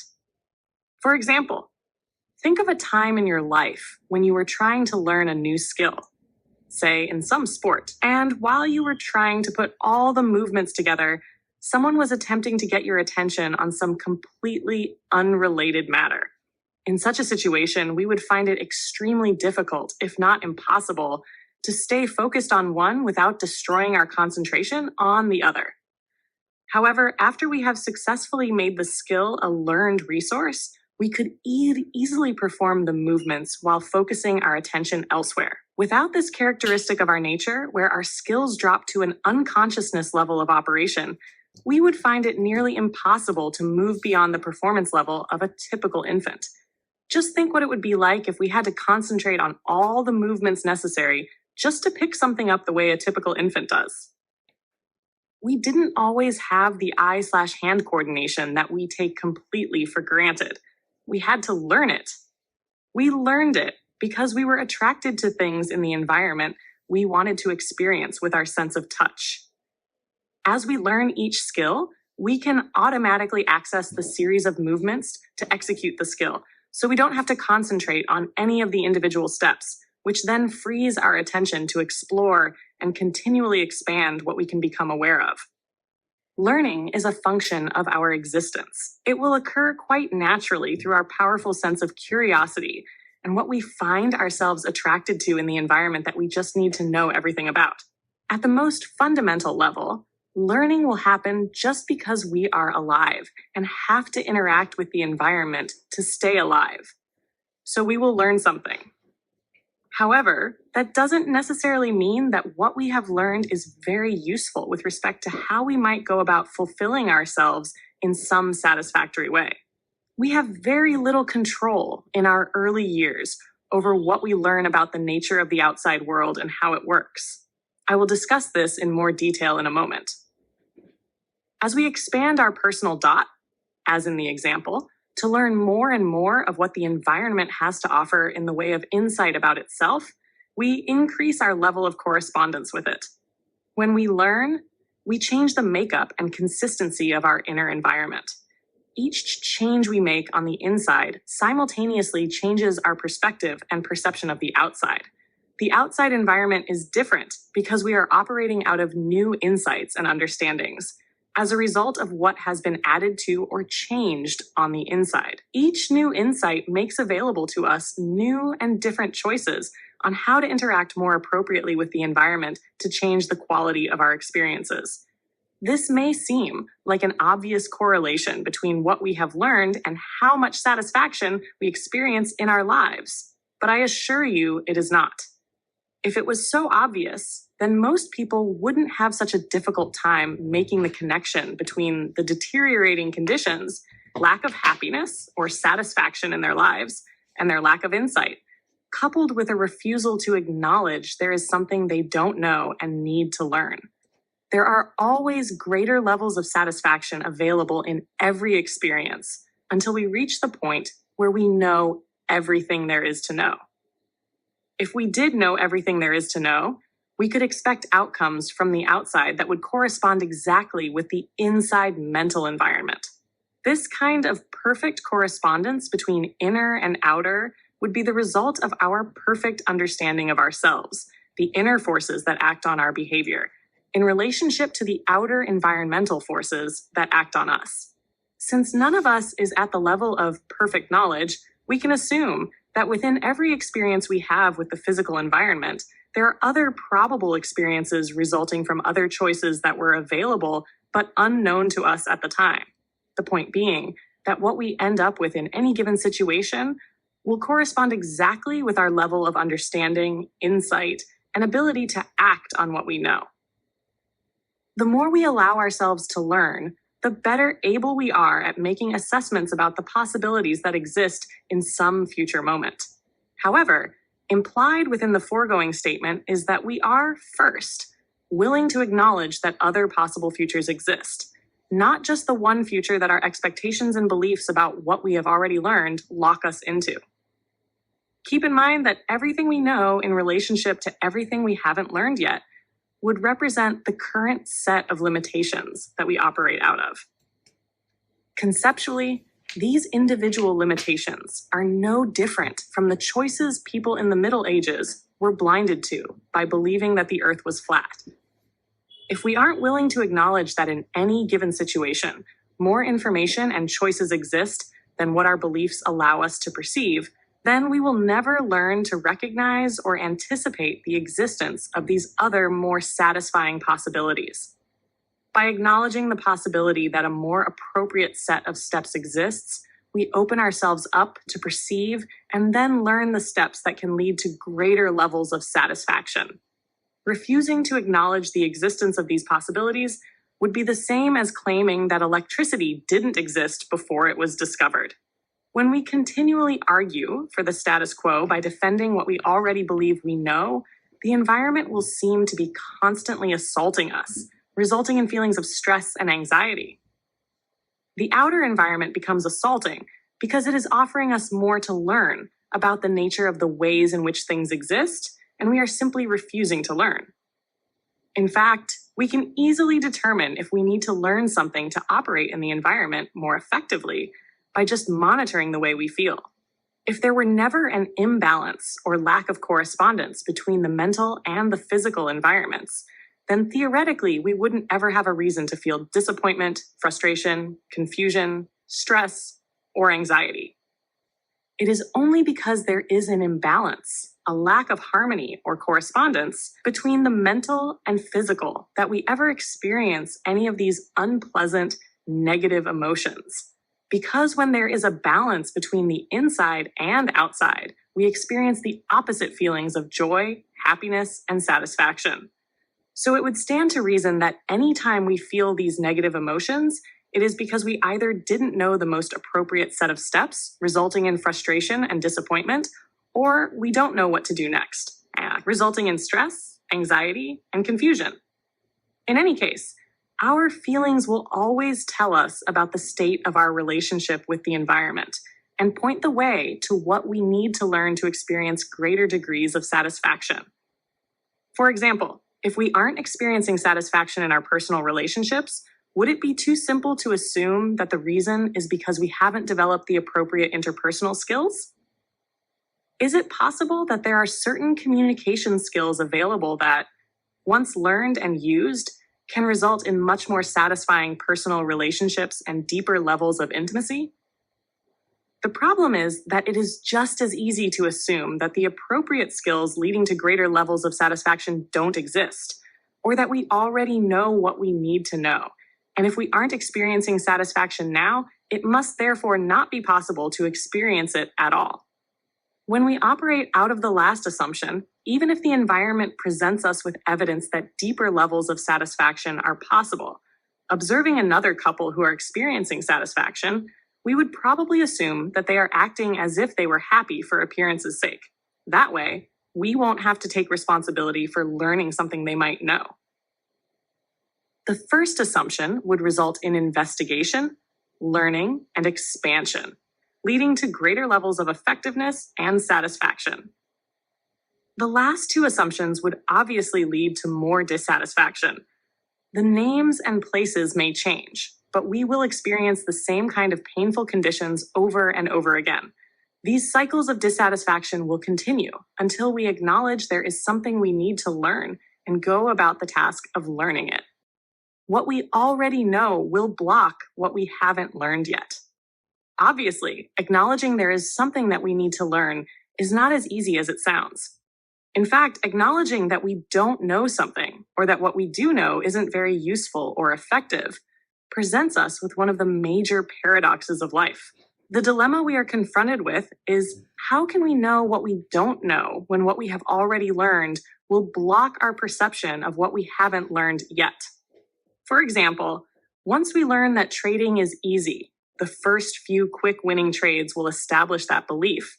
It will block our perception of information to the contrary, that trading is probably one of the hardest endeavors one could choose to undertake.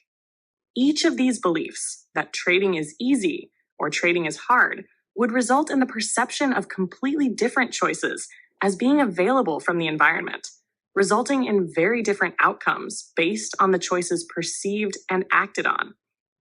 We don't question the usefulness or effectiveness of something we have already learned, simply because what each of us has learned we experienced in some way.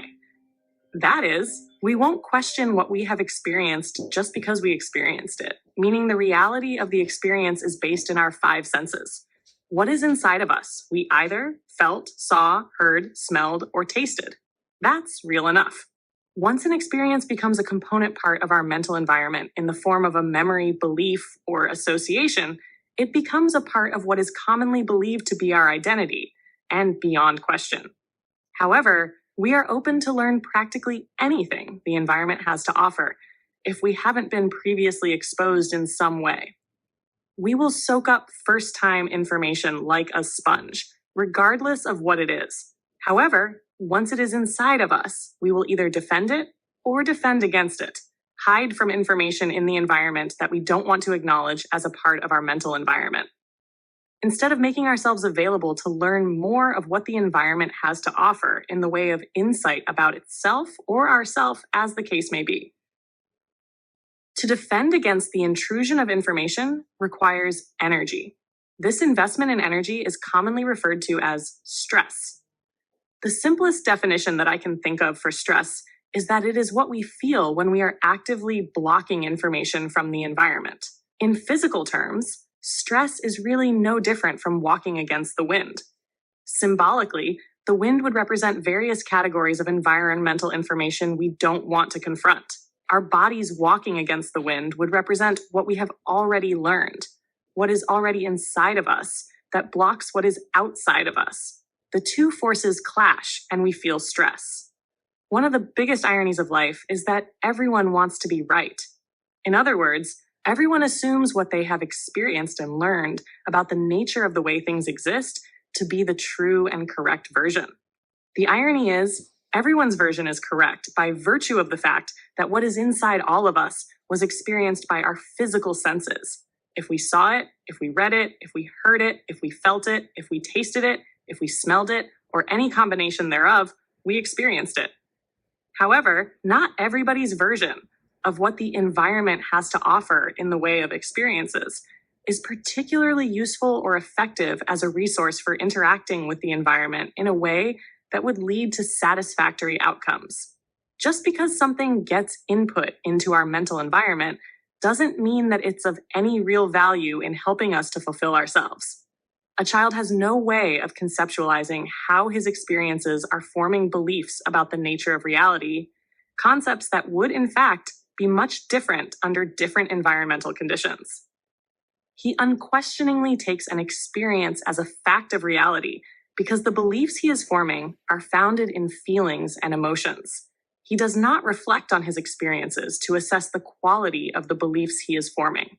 He has no way of determining how these beliefs will either act as resources or obstacles to self-expression in the future. The child doesn't understand that any belief that he forms will define reality in a way that excludes other possibilities, or that he will make associations with experiences, lumping components of the environment together in ways that are very limiting and not practical. Many of these beliefs will just naturally be decharged as his attractions cause him to interact with the environment in new ways. All of us will just naturally grow into a new set of limitations as we expand our awarenesses by learning, which in turn releases us from things we used to believe.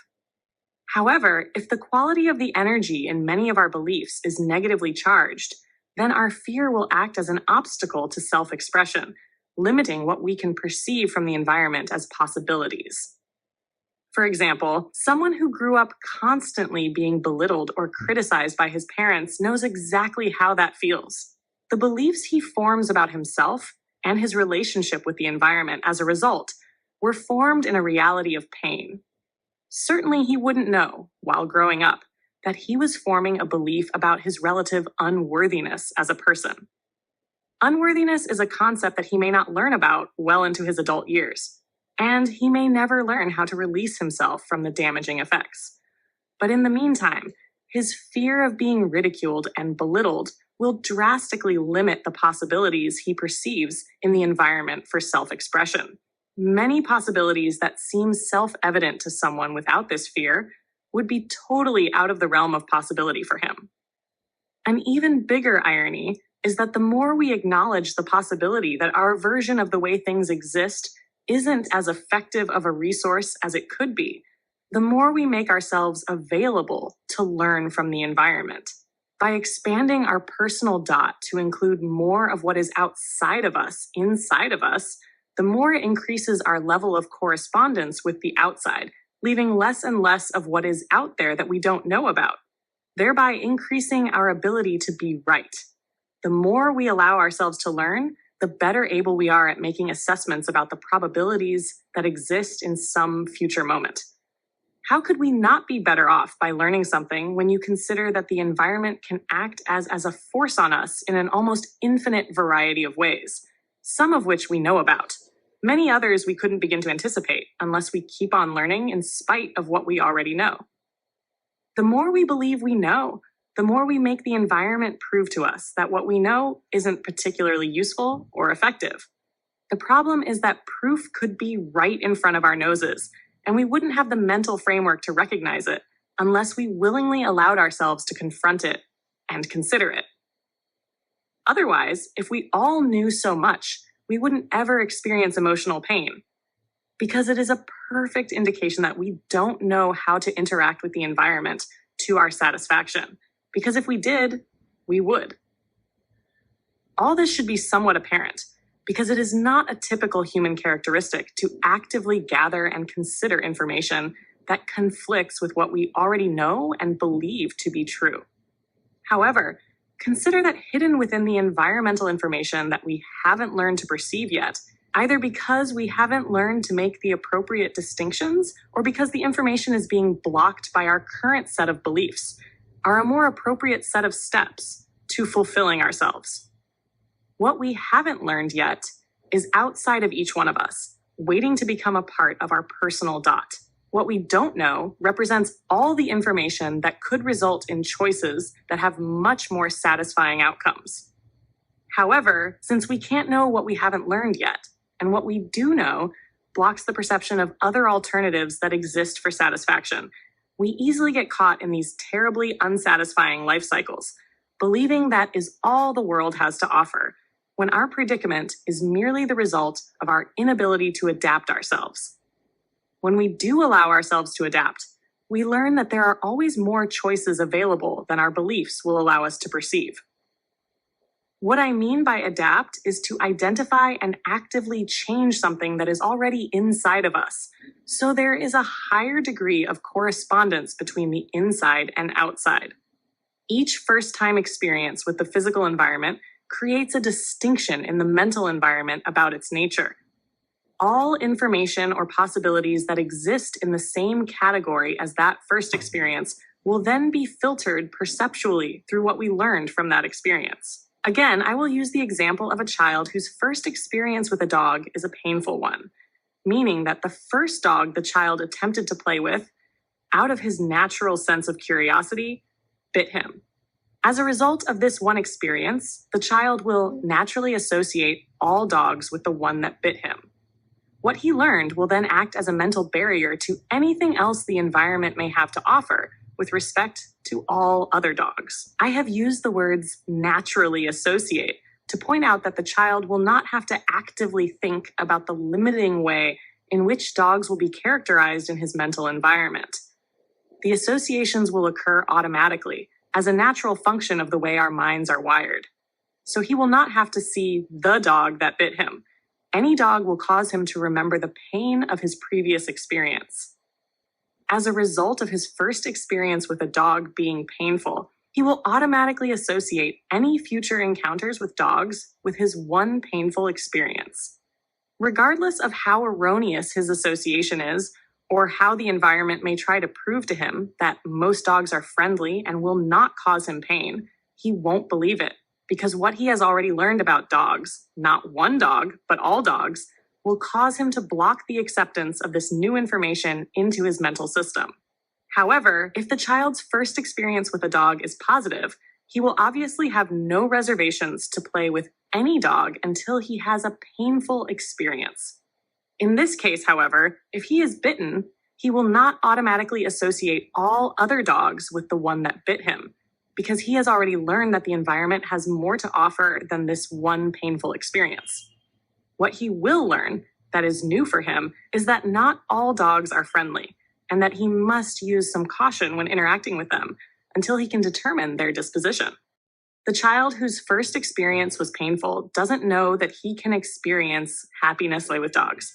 He doesn't know it because he hasn't experienced it. It isn't something he has learned yet, regardless of the evidence the environment may be presenting him. Nor will he likely learn it until he is willing to step through his fear.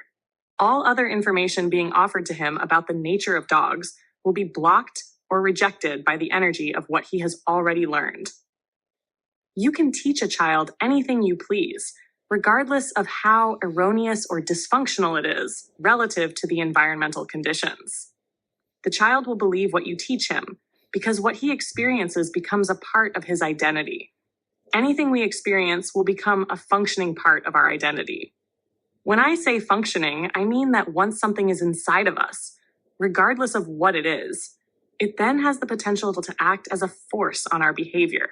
All these functioning parts that we call memories of experiences, beliefs, and associations, in turn, then act as an internal force to shape our perception of the environment we experience out of what is available to experience.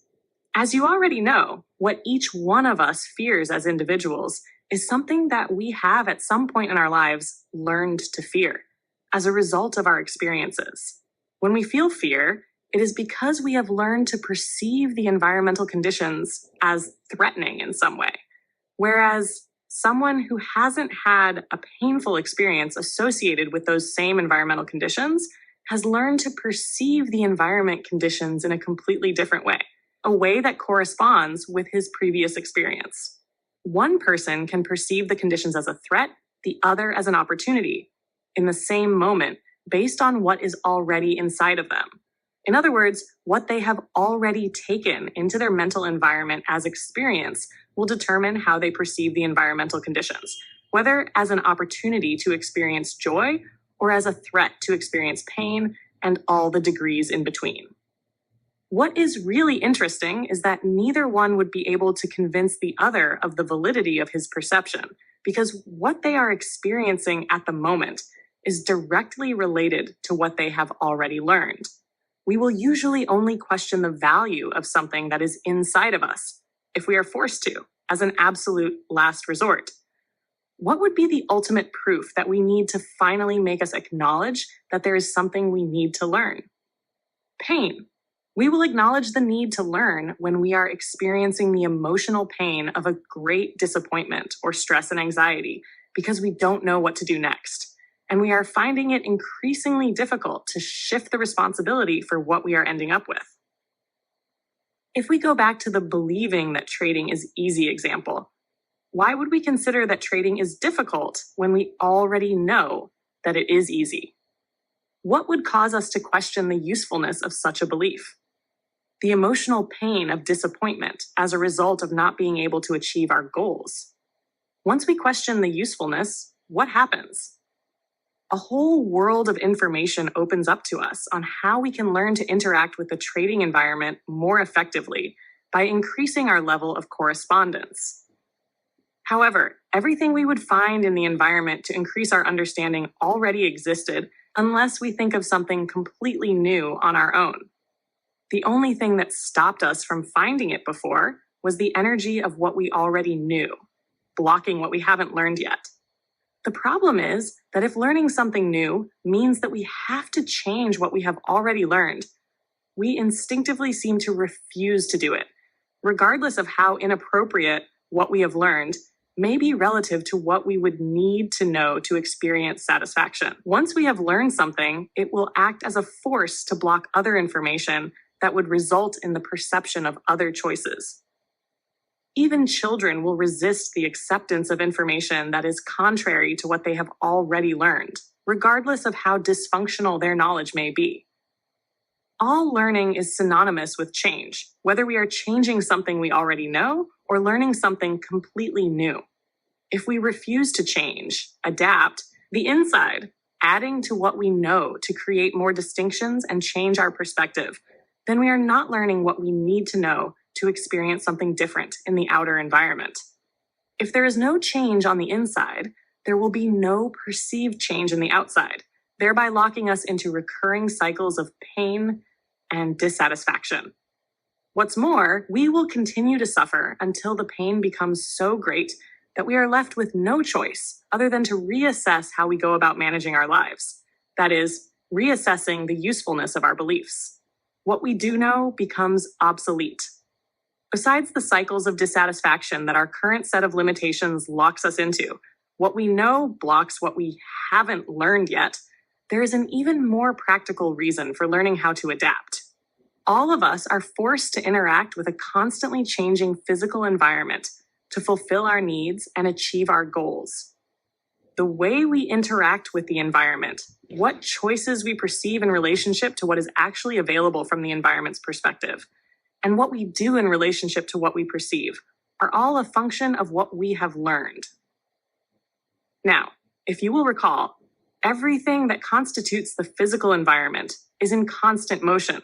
Anything that is in motion, which includes everything made of atoms and molecules, is also changing over time. So change is an automatic function of the physical environment. However, the mental environment is composed of positively or negatively charged energy that carries information about our experiences, what we have learned that forms into organizational patterns that we call beliefs and concepts about the nature of the physical environment. Energy is not made of atoms and molecules, and therefore does not change over time. In fact, energy exists in a non-physical dimension outside of time as we perceive it with our senses. Electrical energy, or chemically produced electrical energy, can be stored just the same as in a battery, and the information it carries is stored with it. That is, time has no effect on the quality of this energy, the degree of the positive or negative charge, and the ways in which it affects our perception of environmental information and how it acts as a force on our behavior. Changing our mental environment to correspond with the constant external changes going on in the physical environment is not automatic. The information stored in our mental environment about the nature of the physical environment can remain unchanged for years or a lifetime for that matter, regardless of how outdated, useless, or even harmful it may be. And furthermore, this outdated knowledge will continue to act as a force on our behavior, causing us to interact with the environment in completely inappropriate ways relative to the conditions. So even if we are experiencing satisfaction in certain areas of our lives, we cannot take it for granted that the conditions that we have learned to interact with will stay as we know them to exist. The outside conditions are in constant motion, presenting us with different forces to learn about and adapt to. In the market environment, for example, the changes in conditions are highly visible and usually moment to moment. Whereas in other types of environments that we typically operate in, the forces of change work a little slower and are less visible, but they are changing nevertheless. The problem is that the conditions will change, and we won't necessarily recognize these changes even if we start to experience some degree of dissatisfaction, unless we are constantly vigilant that even though we have learned something that works, it can still become obsolete. Chapter 12, the dynamics of goal achievement. The extent to which we fulfill our needs and achieve our goals with any degree of satisfaction is, first, a function of our being able to recognize our needs and formulate our goals. This is not as simple as it sounds. Our natural sense of curiosity and our attractions are very powerful inner forces that create a state of need or put us in a state of imbalance with the physical environment until the needs are satisfied.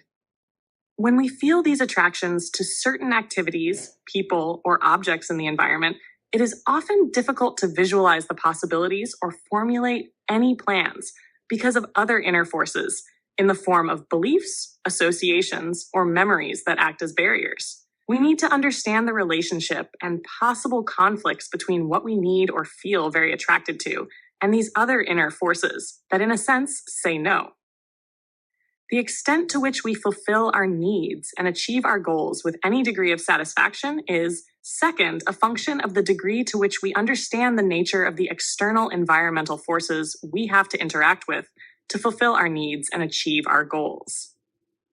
The depth of our understanding will correlate directly with the way in which we express ourselves in the environment to create the effect that we want. Third, it is a function of the repertoire of skills that we have developed to interact with the environment. And fourth, a function of our ability to execute those skills.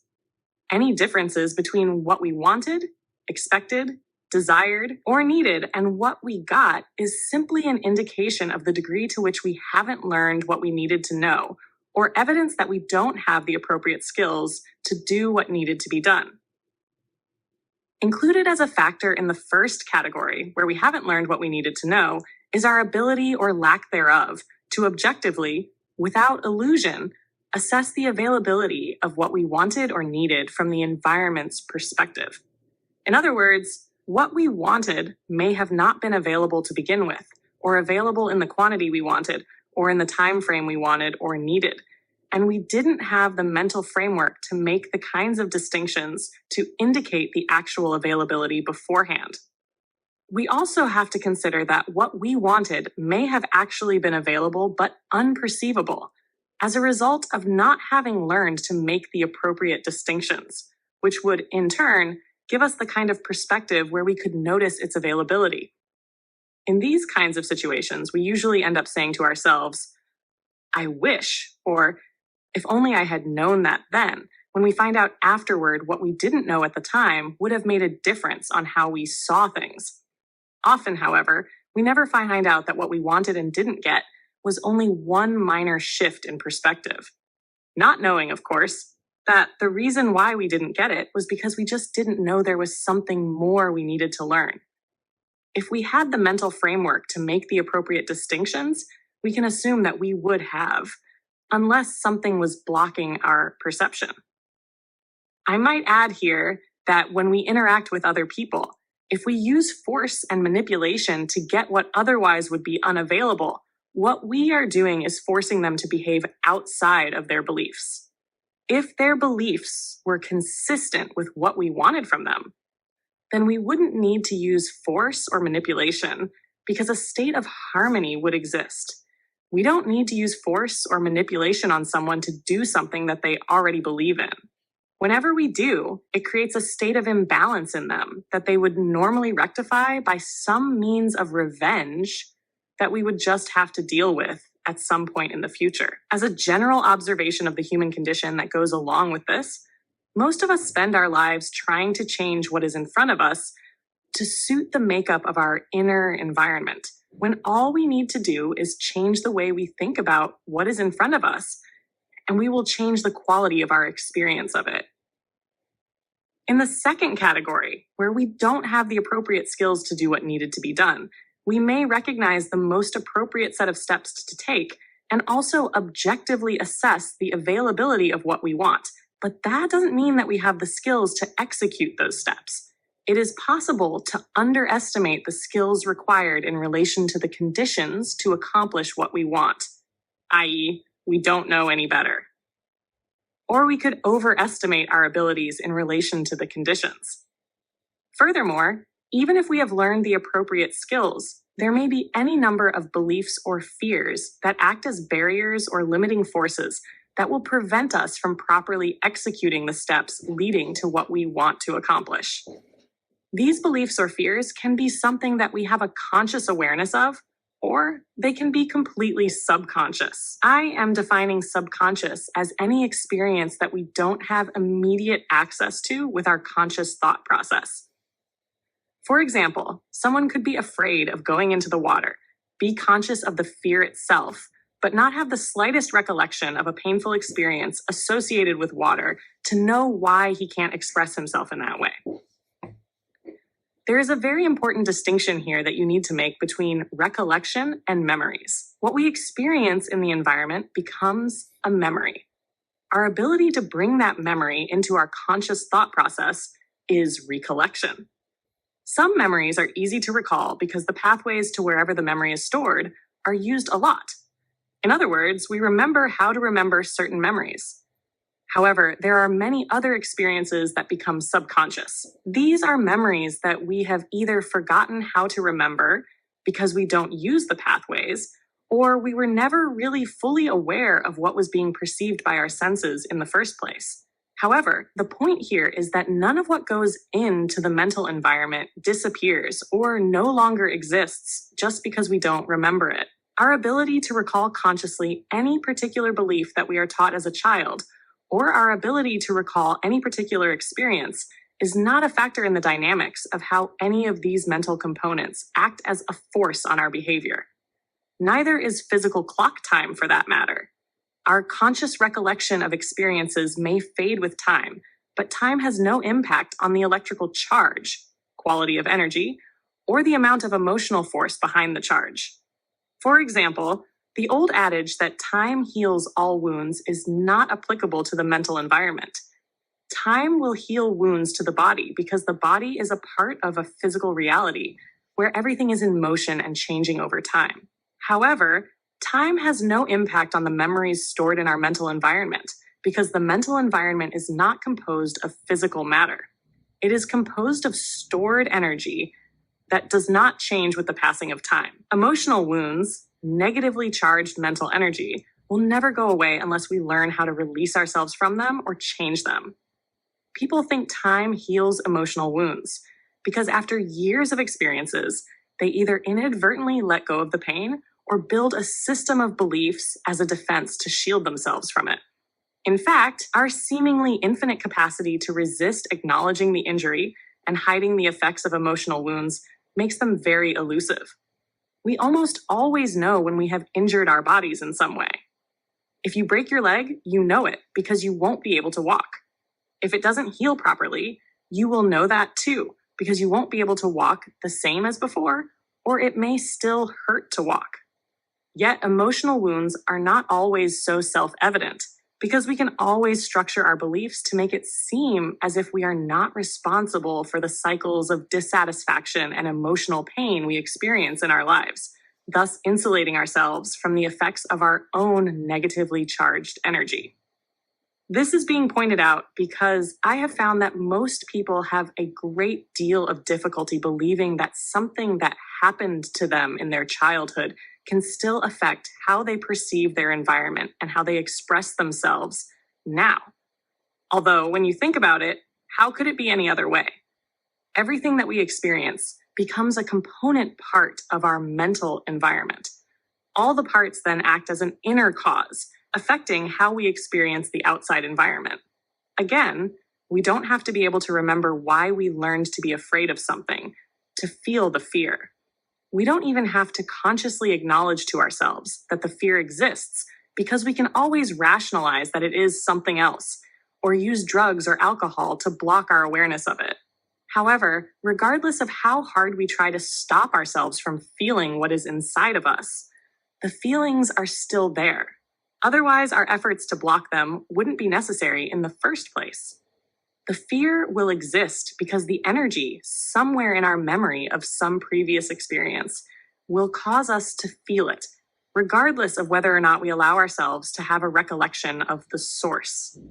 Memories, beliefs, and associations do not go away with time, substance abuse, or trying to put them somewhere in the subconscious that makes it more difficult to gain a conscious awareness. They will continue to act as a source of energy for the way in which we pick and choose information from the environment and how we express ourselves for as long as we live, unless we learn how to manage them. Did you ever wonder why it was so difficult to break an unwanted habit? Or why it can be so difficult to execute some well-thought-out plan you were really committed to? It is difficult because of what is already inside of us that acts as resistance to our intent. An intent to do something is not necessarily a belief. In other words, out of everything we intend to do, some of those intentions will be supported by our beliefs, memories, and associations, and some will not. When there is support, our efforts will seem effortless because there is no conflict between any beliefs, memories, and associations and what we intend to do. However, if our intents are not in harmony with our beliefs, memories, or associations, doing becomes a struggle where we can't stay focused, become easily distracted, or make what most people would characterize as stupid mistakes. Take, for example, someone who smokes decides it's a bad habit and as a result commits himself to quitting. Thus, his intent is to express himself as a non-smoker. However, after he has smoked his last cigarette, his beliefs in being a smoker will immediately start drawing his attention to cigarettes until it builds to the point where he craves a cigarette and then has one. What we have here is a classic conflict between an intent that is not only in conflict with other beliefs, but the intent itself has no real structural support. That is, there isn't a corollary belief that says, I am a non-smoker. The energy for his behavior not to smoke will have to come from his conscious willingness to be a different person in this area of his life. However, his willingness doesn't instantly negate all the energy in the beliefs he has built up over the years in being a smoker. These beliefs will have a great deal of energy to act on his conscious attention, noticing cigarettes in the environment and thinking about cigarettes, and his behavior to pick one up and smoke it. We could even have inner support, beliefs, memories, and associations for what we intend to do and still have difficulties following through with our plans because of other conflicting beliefs. Behavior that would fall into the stupid mistake category is most often the result of subconscious or forgotten beliefs that are in direct conflict with our intents.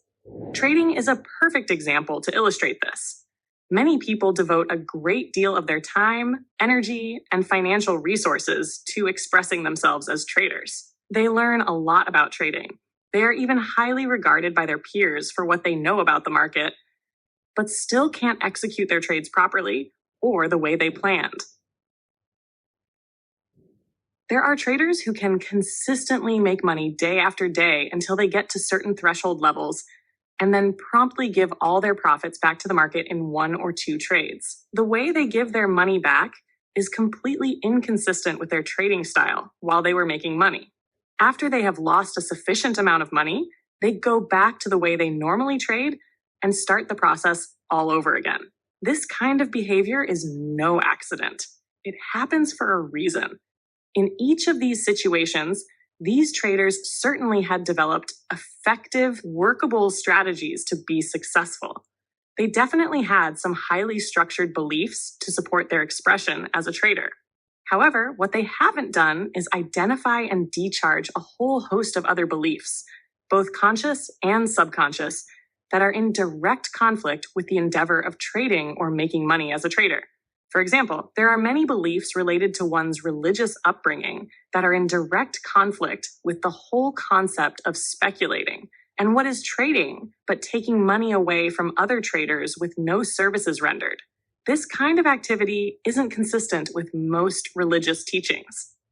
Another typical example is most people grow up with very powerful beliefs related to the work ethic.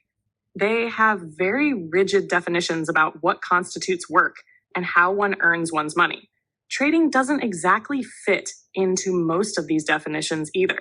So regardless of how highly developed one's trading strategies become, the act of trading will still violate the integrity of any belief that is in conflict with the act of trading or making money from trading. Eventually, the unexpressed energy accumulating in these conflicting beliefs will build to the point where the trader will find himself behaving in a manner completely inconsistent with his trading rules or intent to make money. Often, he will even be aware that he is about to make a trading error, watch himself do it, and at the same time either feel powerless to stop himself or won't stop himself until he has lost enough money to compensate for the imbalance in his mental environment. Now, when these kinds of things happen, if we don't understand what is going on, it could cause us to feel inadequate in some way, if we judge ourselves harshly. Or we could be overcome by a sense of powerlessness and fear because we seemingly have no control over these unidentified internal forces that can exert so much control over our behavior. Without any awareness of the problem or effective tools for dealing with it, most people will attempt to build mental barriers to try and block these forces from manifesting in their behavior. Obviously, they don't work, which makes the whole situation even scarier. This is where the substance abuse comes into play. For example, a person who is an alcoholic knows he is a heavy drinker. At the most fundamental level, a person drinks obsessively to separate his intellect from these inner forces he believes he has no control over. The more he blocks, the more the forces build and the more he has to drink to block. The more he drinks, the more everything deteriorates in his outer environment as a reflection of his inner environment. Eventually, the physical environment, his body, or both, deteriorates so badly that he can no longer block the true state of his condition. He then acknowledges that, yes, I am an alcoholic, and I need to change, meaning that, yes, I need to address the issues in my life that caused me to start drinking in the first place. The point of all this is learning how to forget our painful memories or ignoring the existence of beliefs that don't support our intents does not in any way reduce their potential to cause us to behave in certain ways. If we want to change unwanted behavior, we have to change the internal source of that behavior. Releasing ourselves from the limitations of our fears by healing our emotional wounds, changing the polarity of a belief, or decharging it altogether is something that we have to learn how to do by learning how to manage mental energy. If people knew of some way of managing their beliefs, memories, and associations, then the kind of painful cycles of forced awareness described earlier would never get started in the first place. Thus far, I have identified 3 forces in constant operation in our lives.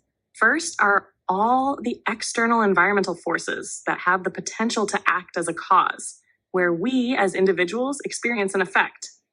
Some of these outside environmental forces we will have some degree of understanding of, and others we will not. Our degree of understanding and insight, along with the extent to which we can act on what we know, is directly proportional to the degree of satisfaction we will experience as we interact with the environment to fulfill our needs and achieve our goals. Implied within all the external forces, whether we understand them or not, are all the forces of change that automatically alter everything made of atoms and molecules, consequently making what we do know, in terms of usefulness, obsolete at some point in time. For example, the chair you are sitting in to read this book is deteriorating over time. At some point, it will no longer be able to support any weight, making your belief in its stability obsolete. Second are the deep inner forces of curiosity and attraction that compel us to explore, learn about, and interact with the environment in seemingly predetermined ways. For example, there are things that we are naturally interested in learning about or learning how to do in relationship to all the other things that are available to learn about in the environment. But we have no natural interest, like someone who always wanted to be a musician, firefighter, actor, or doctor and pursues these vocations, resulting in feelings of deep satisfaction about their lives. However, if the environment forces us into areas where there is no natural interest, we will experience an emptiness that can be very difficult to identify, only that it feels like something is missing in our lives.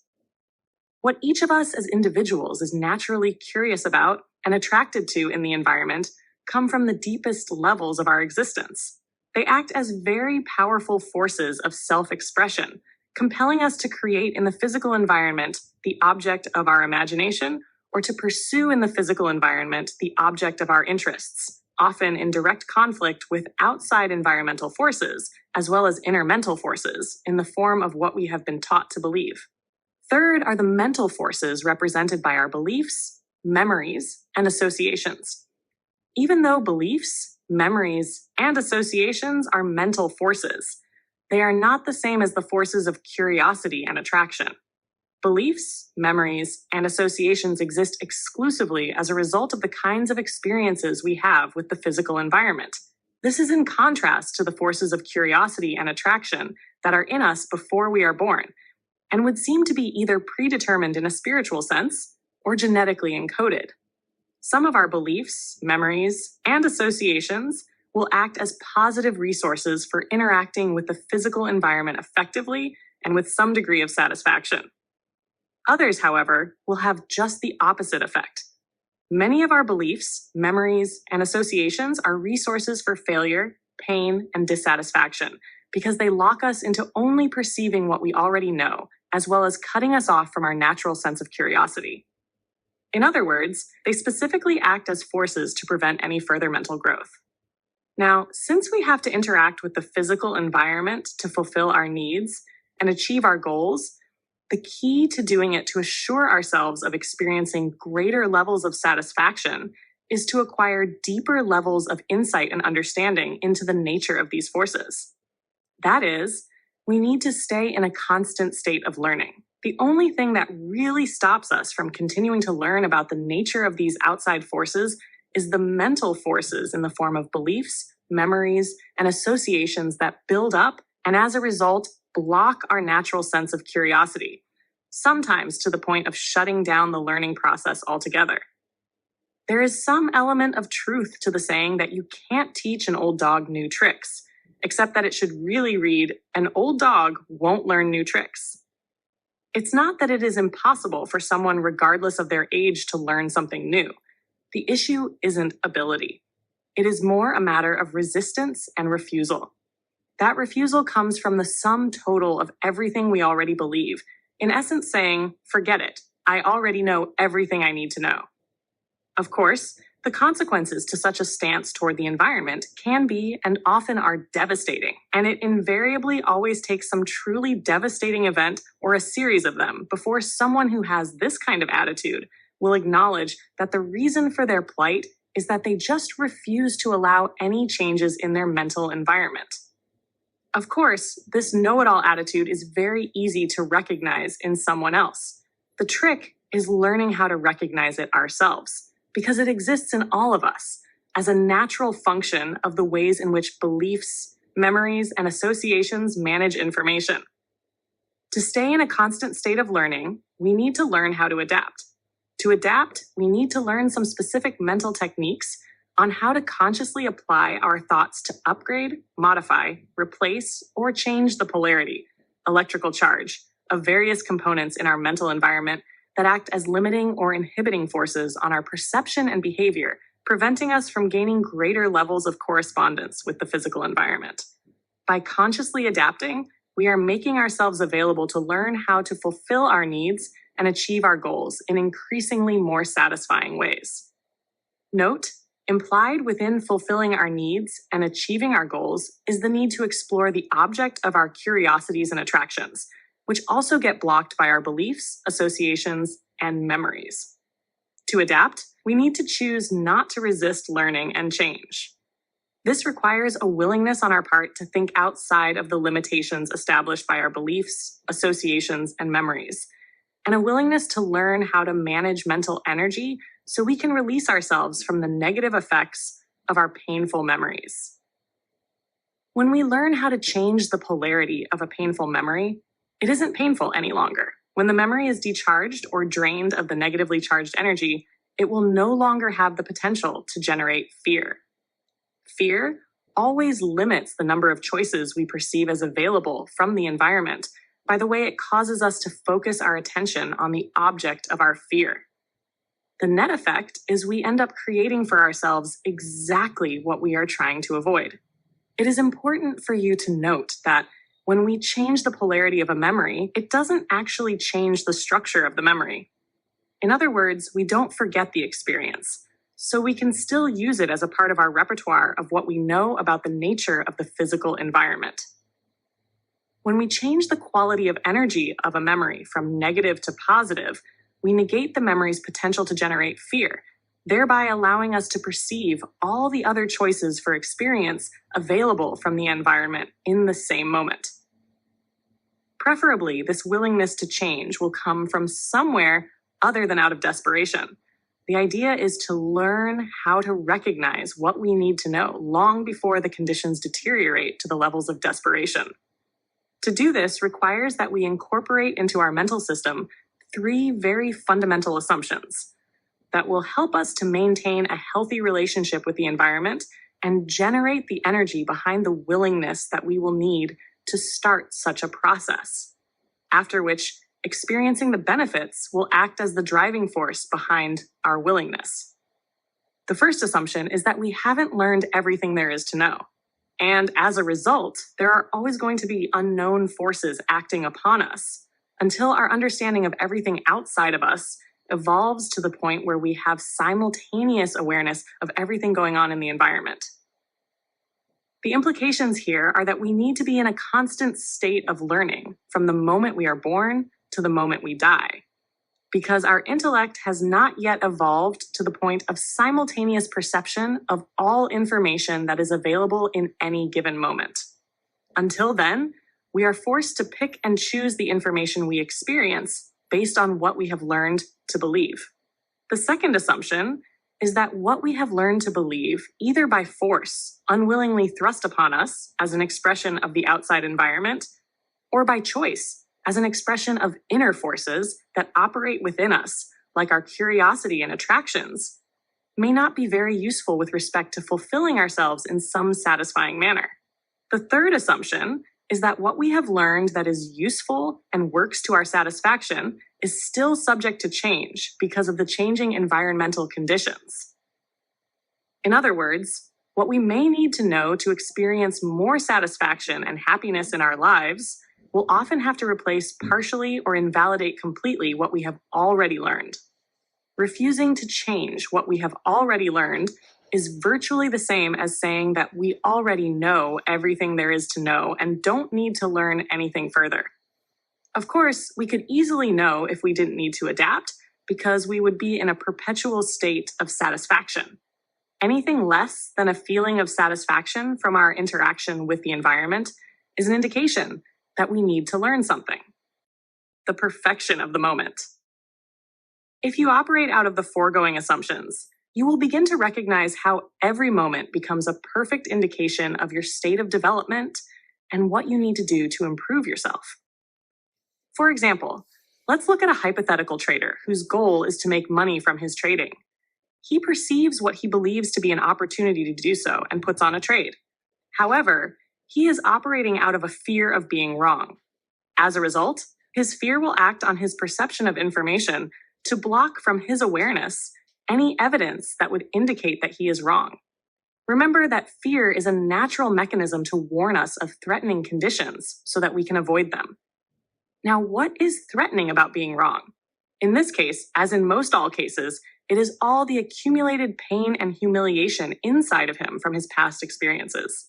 If the market, or anyone else for that matter, presents him with any information that conflicts with what he wants, his fear will cause him to distort it perceptually, or he will angrily scream at the person who offered such information, "Don't tell me that," so that he can avoid feeling the pain already inside of him from his past. In effect, his fears will create for him the very experience that he is trying to avoid, because he is avoiding information that would indicate what the markets have to offer in relationship to what he wants or expects. If the market does move against him, he probably won't confront the evidence until the pain of doing so is less than the pain of not confronting it, meaning that his losses accumulate to the point where it is easier to admit he is wrong than to suffer any more losses. The results of our efforts will be reflected in the environment as the sum total of who we are in any given moment, as it was for our trader in the foregoing example. A goal is an intent that we have projected out into the environment. It is a need to be fulfilled in some future moment. The need arises out of a recognition of some lack. Recognizing the need automatically focuses our attention to scan the environment for ways, paths to fulfill that need. The environmental information we perceive, quality and depth of insight, will be a function of the number of distinctions we can make minus any information that gets blocked by any fears we are operating out of. How we express ourselves to fulfill the need will be function of 1, our perceptions, 2, the steps that we choose as a result of those perceptions, and 3, the skills we have developed minus any conflicting beliefs, memories, and associations, making each moment that we interact with the environment a perfect indication of what we know and how well we can act on what we know. When we refuse to acknowledge or accept the perfection of each moment in our lives, we deny ourselves access to the information that we need to expand ourselves. Any skill that we need to learn to express ourselves more effectively has a true starting point. To find that true starting point requires our acceptance of each outcome as a reflection of the sum total of who we are, so that we can first identify what skill needs to be learned and how we might go about the task of learning it. Without this true starting point, we will operate from a base of illusion. Illusions result from beliefs that we know more than we do and can do more than we can. We erroneously assume the environment shares our perception of it or of ourselves, and then we actively block any information to the contrary. Illusions are the difference between accepting each moment as a perfect indication of who we are so that we can identify what we need to learn to move forward, and believing we are already perfect the way we are, in which case we need learn nothing. Certainly, if any of us were in a perfect state of knowledge and abilities, then we would never need to complain about anything or make excuses, rationalizations, or justifications for why things didn't turn out as we planned. Every should have, could have, would have, or if only is an indication of the degree of illusion in which we are indulging ourselves. If we could have, we would have, meaning that at each moment we are doing the best we can when taking into account all the components, both conscious and subconscious, that affect what we perceive and do. Acknowledging and accepting this perfection will always give us our true starting point to indicate what we need to learn so that we can perceive the conditions differently, or what resources we need to develop to respond differently. If our hypothetical trader wants to develop into an effective and consistently successful trader, he will need to engage in some self-improvement. He will need to understand that the market is always right and that he can profit from that tightness if he doesn't impose a rigid mental structure on its behavior. He needs to release himself from his fear of being wrong so that he can observe the market's behavior from an objective perspective. Otherwise, his fear of being wrong will have the effect of making him wrong. He will also need to establish some definite trading rules to guide his own behavior and learn how to adhere to those rules. If he had been operating out of a definite set of trading rules, he would have never let the loss accumulate sufficiently that his pain would take him out of the trade. If, however, he refuses to acknowledge and accept his current state of development by blaming the market for his losses, or trying to convince himself that somehow he wasn't responsible for what he ended up with, then he would be indulging himself in illusion. He would be denying who he is, and in effect, cutting himself off from the information he needs to become who he wants to be. We have to be willing to confront the truth about ourselves so that we can confront the truth outside of ourselves. The less illusion we indulge ourselves in, the more our perceptions of the outside environment will reflect the actual conditions, because we won't be blocking so much available information. By available information, I mean information we are capable of perceiving. The less we block, the more we learn. The more we learn, the easier it is to anticipate how the outside environment will react or respond under any given set of conditions. Otherwise, we will not allow ourselves to perceive in the environment what we refuse to know about ourselves. None of us likes to acknowledge what we perceive to be our weaknesses, yet it is exactly what we need to do to grow beyond them. Otherwise, we keep building our lives on this base of illusion that requires so much energy, alcohol, or drugs to maintain that it eventually has to crumble, leading to these very painful forced awarenesses. Confronting the truth in the environment or the truth about ourselves is no more painful than are the forced awarenesses that result from these illusions. It's just more immediate. However, when we do confront what is inside of us, it is the first step in the process of breaking a cycle of dissatisfaction to turn it into an expansive cycle of success. What better form of goal achievement could there be than to confront conditions as they exist, identify what we need to learn to operate most effectively, and then go about the task of learning it, making our adjustments along the way? All traders give themselves exactly what they deserve. Traders put on trades and then take them off when they choose. That decision-making process is the result of the sum total of all the mental components interacting with one another. If we were to inventory all these components, measure the energy they hold, and then balance the components that contribute to a positive sense of self-valuation against the components that contribute to a negative sense of self-valuation, what would be left is a net amount that we value ourselves. This net amount will correspond directly with how much money we give ourselves out of what is available in any given trade, in any day, month, or year. Or by the same token, how much of our money we give away. I know that this can be a very difficult concept to accept. However, other than taking into account what we haven't learned yet in terms of insights and skills, how could it be any other way? We make up all our own rules when we trade. No one forces us in or out of the markets, unless a position is liquidated by a brokerage firm for lack of margin. In any given trade, there are a number of possibilities to take profits or cut losses. What we decide to do in each instance with respect to each possibility will be the result of our perceptions and all the internal components affecting those perceptions. What we actually end up doing will be the result of what we decide and our ability to execute our decisions, which again will be determined by a number of mental factors, all of which contribute to our sense of self-valuation. Trading is an exercise in accumulating money. Once we have learned how to trade, perceive opportunity, and execute our trades, who else or what else could be responsible for what we end up with? In fact, if traders were to chart their equity, it would reflect their internal conflicts and what they think of themselves on a day-to-day, month-to-month, or year-to-year basis. These charts would look very much like the typical bar or point and figure charts of the markets themselves, with support and resistance levels, consolidation zones, rallies, sell-offs, and retracements. All these patterns would reflect the trader's state of mind, just as the markets themselves reflect the collective state of mind of all its participants. Charts like these also can have the same predictive value as in the markets if one learns what to look for. Some of the more sophisticated brokerage firms that manage large funds keep these kinds of charts on the CTAs that they employ to trade their money under management.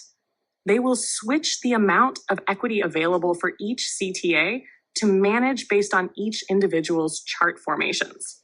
In other words, once you build up some history, it isn't too difficult to determine when someone is about to take a big hit because of the psychological forces building inside of him, just as the collective forces of the market build before a big move.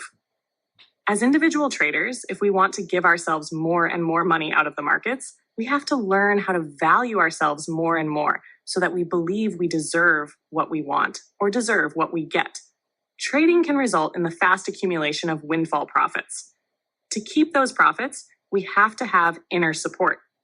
Most of the time, that support doesn't exist, and that accounts for all the rags to rags stories that can be told in the trading world.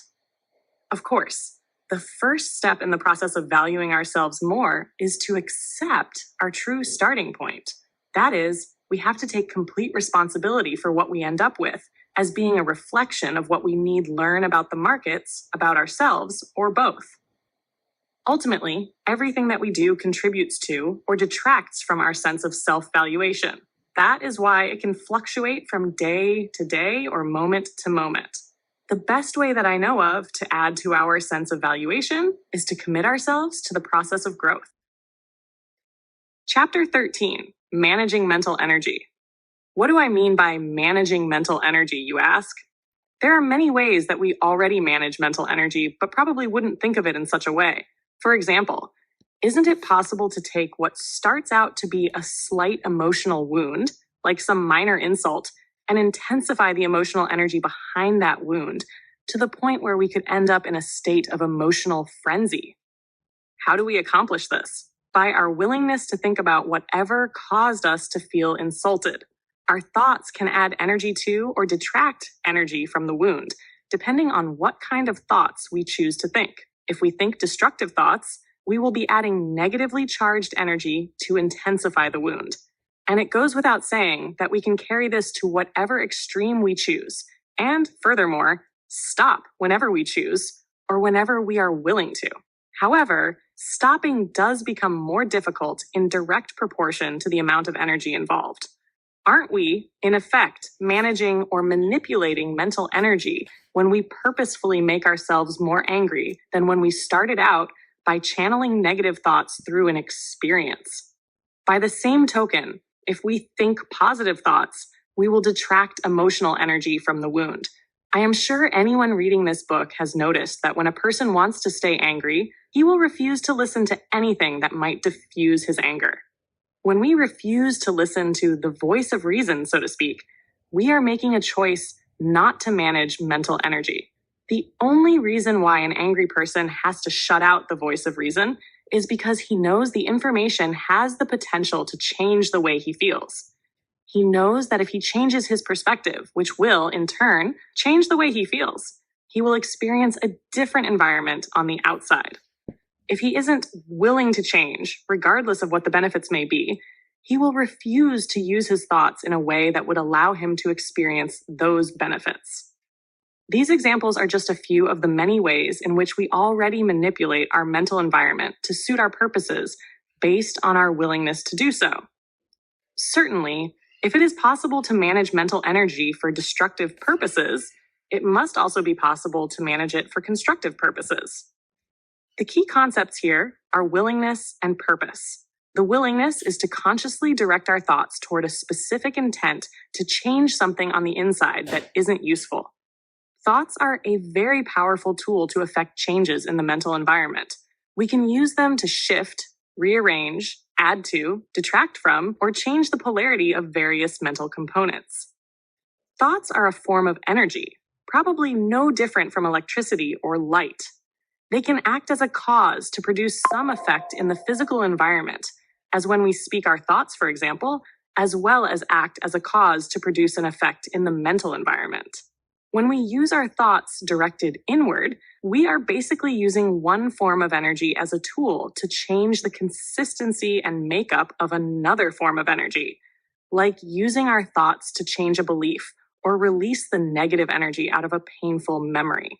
It is precisely because of the inherent power within thoughts that people are so protective of themselves with the kinds of information others people's thoughts expressed physically they will expose themselves to. Everyone instinctively knows that if we allow ourselves to think about something, the thoughts have the power to change the way things exist inside of us.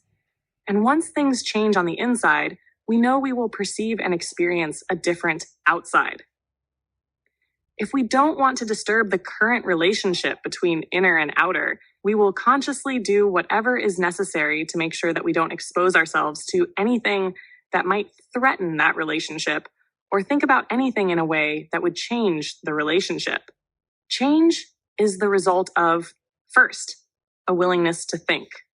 Personally, I believe that if we weren't meant to keep on growing mentally, adding to who we are by transcending what we have already learned, and furthermore, if we weren't meant to direct that growth at a conscious level, then we would not have been given the ability to think, reason, and create. Implied within our ability to think, reason, and create is the inherent capability to learn our way out of the painful situations and dissatisfying life cycles in which we find ourselves. Painful life cycles begin with and are perpetuated by painful memories.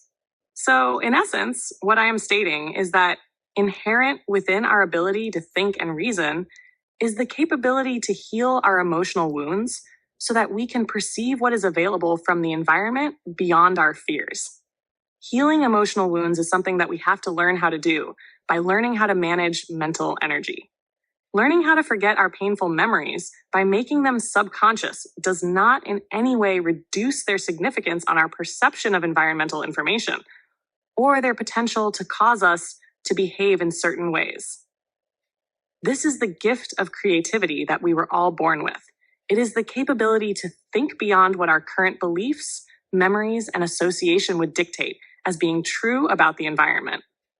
The capability to reason beyond our current set of limitations, beliefs, painful memories, and erroneous associations, or use our imaginations creatively, is the one compensating force that allows us to grow, improve, and evolve beyond the painful and destructive life cycles that we get caught in, both as individuals and as a culture. However, there is something here that you may need to be mindful of. A capability to do something is not necessarily an ability to do something. Before a capability becomes an ability, it has to be cultivated into a skill. For example, we can use our imaginations to visualize and then project into the environment the fulfillment of some need or goal in some future moment. But that doesn't mean we are using our imaginations creatively. We may just be using our imaginations to project what is already in our memories or what we already believe. The same is true for our thoughts. Most of the time, they will originate out of our current set of beliefs and memories, so that what we will be thinking will correspond with the status quo. To create a more satisfying future for ourselves, we need to be able to imagine this future and project it out into the environment as some future moment. There is a direct correlation between what we project and what is already inside of us. Unless, of course, we are imagining something beyond what we already know. The only real limitations that exist with respect to thought are those rules that were either taught to us or the ones we made up for ourselves. We are not in any way restricted to just thinking about what we already believe is true or what we have already experienced. We are free to roam anywhere in our thoughts, to explore any number of possibilities, and choose to act on one of them, regardless of whether it is inside or outside of the current set of rules from which we operate, even to the point of using our thoughts to change any rules that we may have that says we can't. If we weren't meant to direct our own changes by thinking about how we might learn how to lead happier and more satisfying lives, then thinking, reasoning, and creativity wouldn't exist.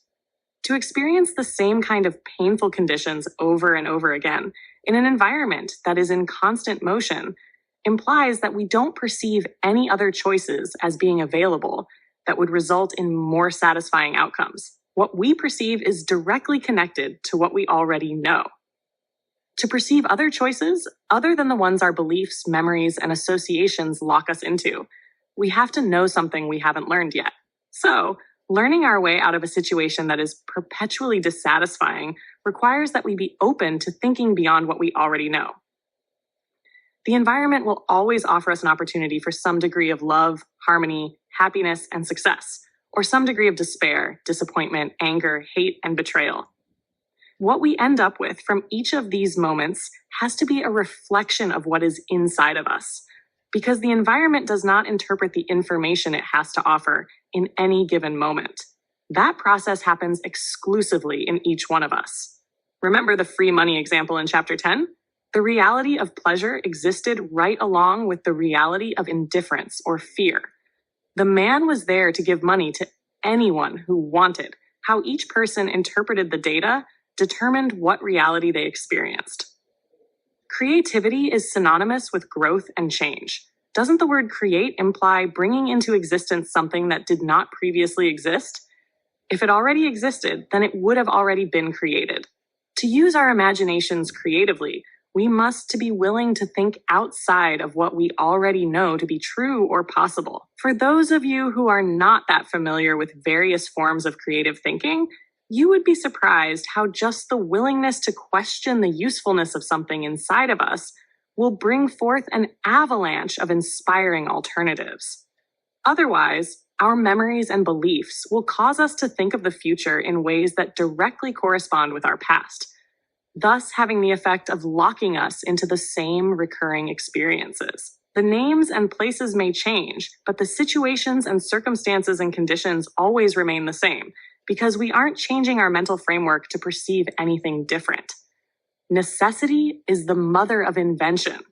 In other words, the need to create some new machine, device, or process to save time, save money, or make money isn't any different from the need to create a new you to experience success and a more satisfying life. The need will act as a force behind our thoughts to think beyond our current barriers so that we can expand. The barriers that act as a resisting force preventing us from expanding consist of many of our beliefs and all our painful memories. So we need a force to counteract and penetrate those barriers.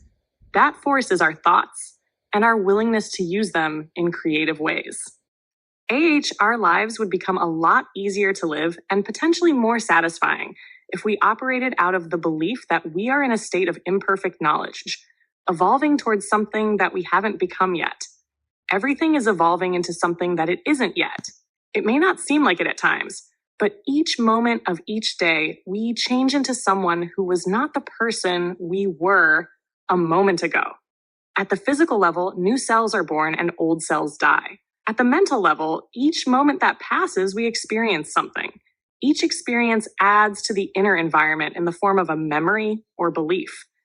Each memory and belief builds a self-concept that acts as a force on how we interact with the environment. Then, as we interact with the environment, we change it in some way, creating a new environment for us to discover and experience. Everything that exists is evolving because everything that exists is in motion, and motion creates change. Even the grandest mountain will eventually wear away into small rocks, which will themselves turn into sand and then dust. However, the main point here is that implied within this concept of evolution, where we are in a state of imperfect knowledge, is the view that mistakes don't exist. Mistakes just point the way to something that we haven't learned yet and obviously need to know. What exactly is a mistake anyway? We certainly weren't born with a concept or definition of what a mistake is. If left alone, all children will naturally keep on interacting with the environment to satisfy their own inner needs to learn and grow until they start to learn that what they are doing isn't quite up to the standards set by the people who are watching them. And all children just loved to be watched. The criteria that we use for how we define a mistake is something that we had to learn from someone. In other words, Our parents and teachers passed their definitions on to us. These definitions would represent the mental framework for their unresolved, painful experiences and what they themselves haven't learned about as being available from the environment beyond their pain. In other words, we pass on our ignorance as well as our wisdom without knowing at the time the difference between the two. And what was passed on that was dysfunctional will be regarded as the truth, just the same as the wisdom. When we as adults instill in our children our rigid definitions of what constitutes a mistake, thinking that what we are going to do is save them, all we are really doing is perpetuating our pain in the next generation. A mistake isn't resolved until we evolve in our understanding to the point where we can garner the insight that is available from the experience. When that point is reached, what we experienced is no longer a mistake or painful because of what we have learned. However, until that point is reached, if ever, we will feel compelled to save others from the painful lessons of our mistakes, even to the point of beating it into them. For their own good, of course. By using pain, either emotional or physical, as a means to save others from our mistakes. In effect, what we are really doing is creating a cycle of fear. We ensure that our limited level of understanding and insight will be maintained in them because fear is a contracting force that stifles the learning process. In a very real way, we inflict the pain of our unresolved mistakes on our children, just as our parents inflicted the pain of their unresolved mistakes on us. And it goes on generation after generation until someone decides to use their creative powers to break the cycle. To operate out of this belief in evolution so that we can naturally learn from the choices that we make, we have to first change our definitions of what constitutes a mistake. It is precisely these kinds of beliefs that act as mental blocks to perceive a more satisfying way of living. Mistakes are virtually synonymous with pain. We can find any number of ways to avoid acknowledging a mistake so we don't have to confront the pain. And in the process, we cut ourselves off from what we need to know to grow, expand, and improve our lives. Even when we make a mistake where we supposedly knew better, if we really knew better, then we wouldn't have made the choices that we did that resulted in an outcome we define as a mistake. So we can assume that there is something inside of us that conflicts with our better judgment that has more power to influence our behavior. It isn't any less possible to change our definition of what constitutes a mistake than it is to intensify the emotional energy behind an insult, as in the example. To change these definitions requires learning some techniques in mental energy management to de-energize or draw the negatively charged energy out of them. By doing so, we will allow ourselves to learn from all our experiences instead of hiding from them, feeling pain, or punishing ourselves in some way. Without the effects of these self-defeating definitions of mistakes, it is much easier to objectively monitor our progress toward the fulfillment of some goal. If we find our behavior inconsistent with the steps to achieving our goals, it would tell us that our beliefs are not in harmony with those steps or the goal itself, or that we don't have the appropriate resources. In any case, it is much easier to identify what we need to learn to accomplish our objective. The benefits of learning how to manage mental energy. Increased sense of security and confidence. You will develop a sense of security and confidence knowing that you can confront conditions as they exist, identify what you need to learn to operate most effectively, and learn it. What better way to develop a sense of security than by learning how to develop the ability to adapt to the prevailing conditions to fulfill your needs satisfactorily? In the mental environment, the memories of our experiences don't change over time, but the physical environment where our goals are fulfilled does. It is constantly moving forward, offering us new conditions, which in turn offer us different possibilities and opportunities if we are open to being able to perceive them.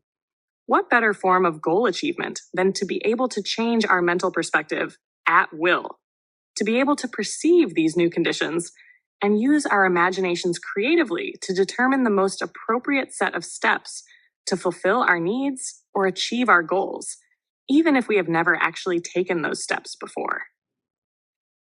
For a truly successful trader, this form of thinking is essential The possibilities of the type of movement the markets can display are almost endless because of the diverse number of forces affecting it. All of us have this tendency to mentally lock ourselves into only a very limited number of those ways. And when the market doesn't conform to our preconceived mental image, we make up the difference with distortions and illusions and suffer the consequences later. Trading doesn't have to be painful and devoid of fun. We make it that way for ourselves because of our mental inflexibility and inability to adapt. Increased levels of satisfaction. As long as we are alive, we will have needs. And as long as we have needs, we are not whole the way we are. Our needs compel us to interact with the environment to achieve this state of wholeness. Growing into this state of wholeness requires that we keep on learning. To keep on learning, we need to adapt. Learning is a primary function of our existence. When we fulfill this function, we are rewarded with feelings of happiness, well-being, and satisfaction, all of which are byproducts of the quality of our experiences with the outer environment and a function of how much we have learned. The antithesis of learning is resistance. When we resist what is being offered by the environment in the way of lessons, learning, and change, we experience stress. Stress is the opposite of the sense of well-being, happiness, and excitement that we feel when we are learning. If we refuse to adapt, we shut down the learning process. The quality of our experiences deteriorates because our relationship with the outer environment deteriorates. The outer environment keeps on changing while we remain unchanged, resulting in less of a correspondence between what is out there and what we know. Ultimately, we end up punishing ourselves for our resistance to adapt because what we experience is pain, disappointment, stress, anxiety, and dissatisfaction, which are all byproducts of our lack of insight, understanding, and what we won't allow ourselves to do because of fear. Increased intuition. As you gain in your confidence to change the inside to experience a different outside, you will also increase your ability to confront difficult issues that all of us would have a tendency to avoid. Instead of confronting, we learn a number of avoidance techniques like alcohol, drugs, distortions, rationalizations, or even wishing and hoping, all of which can result in painful forced awarenesses. We eventually have to confront these issues anyway, because they rarely, if ever, just go away. The longer we wait, the worse the conditions usually get, making it increasingly more difficult to resolve. However, there is another less obvious problem with avoidance, especially with respect to wishing and hoping. A true intuitive impulse, a deeper level of knowledge and wisdom that will indicate the next most appropriate step to take, that will always be in our best interests, feels very much like wishing and hoping. In other words, it is very difficult to distinguish between the two, making it very easy to mix them up, which is one of the reasons why we find it so difficult to trust our intuition. The way you can know for sure that you are getting a true intuitive impulse is to clear out of your mental environment anything that would cause you to wish and hope that something will happen, instead of confronting the issue head on to find out what needs to be done. You can wish and hope that the market will come back, or you can cut your loss and make yourself ready to take the next opportunity. To be able to cut your loss and be ready to take the next opportunity requires that you change anything in your mental environment that would cause you to avoid confrontation and consequently wish and hope. The less cause you have for wishing and hoping that something will happen, the more you will know that when you get that certain feeling, it is a true intuitive impulse, and the more confidence you will have to follow it. Intuition will always guide you in the most appropriate way to fulfill your needs. Just so there is no misunderstanding here, I am not stating that there is anything inherently wrong with wishing and hoping. There are some ways in which wishing and hoping can be very useful. As traders, however, we cannot afford the luxury of wishing and hoping because it puts us in a passive relationship with the markets. When we wish and hope, we are shifting responsibility onto the markets for making something happen instead of confronting the conditions and doing something about it ourselves. If we find ourselves wishing and hoping, it is an excellent indication that we don't know what is going on, and as a result, need to get out of the markets until we do. Wisdom. When we step through our fears to break some cycle of frustration and dissatisfaction, or change the polarity of a painful memory to break a cycle of pain, we gain in wisdom because we learn all sides of an issue. Wisdom is not afraid, angry, intolerant, or prejudiced because there is a deep level of understanding, confidence, and trust, all coming from having experienced the full range of possibilities, from extreme negative to increasingly greater degrees of positive. If we have experienced only the negative side of a certain type of experience, we feel fear. If we have experienced only the positive, never having had a painful experience in a certain area, we won't have that particular fear. But we do develop an intolerance or even a disdain for anyone who has had a negative experience. This intolerance stems from our own underlying fear of vulnerability. For instance, it is clear that the negative exists in the environment as a possibility. But since it has never happened to us, we either don't understand their fear or don't want to confront any information that would indicate the same possibilities for a painful experience also exist for us. Anyone who has truly transcended a fear doesn't look down upon those who haven't, because they don't have anything to fear. When we step through some fear to experience other possibilities, not only do we give ourselves more choices, we also gain in wisdom. Wisdom is the byproduct that results when we retain a distinction about the nature of the environment without the negative energy or fear associated with that distinction. Wisdom is ultimately the silver lining in every dark cloud. However, to gain this wisdom, we have to actively change our negatives into positives. Because if we are offered a positive experience in an area where we have only experienced the negative, we wouldn't believe it. Actually, we couldn't believe it because we wouldn't have the mental framework to accept it for what it is. The environment will be as we perceive it, and the way we perceive information and events is controlled by the energy already inside of us, unless it is a first-time experience. When we don't actively work at turning our negatives into positives, we just stay angry and afraid. It's our choice. We were all given the gift of creativity and the free will to think any way in which we choose, and we can use our thoughts to change the quality of our lives if we want to. Chapter 14, Techniques for Affecting Change. This chapter offers various techniques for affecting change. Also included are various exercises to implement these changes. Directing a conscious shift in belief systems. The conscious mind, that part of us that is aware of our surroundings and what we are thinking at any given moment, can generate thoughts outside of the framework of our beliefs or belief systems. In other words, we can ask questions about the validity or usefulness of any belief and purposefully direct our attention to any area where we might discover something more useful or better suited to the conditions. Any new knowledge comes from those who question the status quo and have a willingness to go beyond and a willingness to accept the next answer. I know this is probably going to sound overly simplistic to most readers, and it is also something everybody already knows, but not everybody knows it within the context of changing beliefs. The wanting to is the how. To identify or change anything in the mental environment requires that you want to, because to want something, you have to think about it. And when we think about something, we are generating thought energy.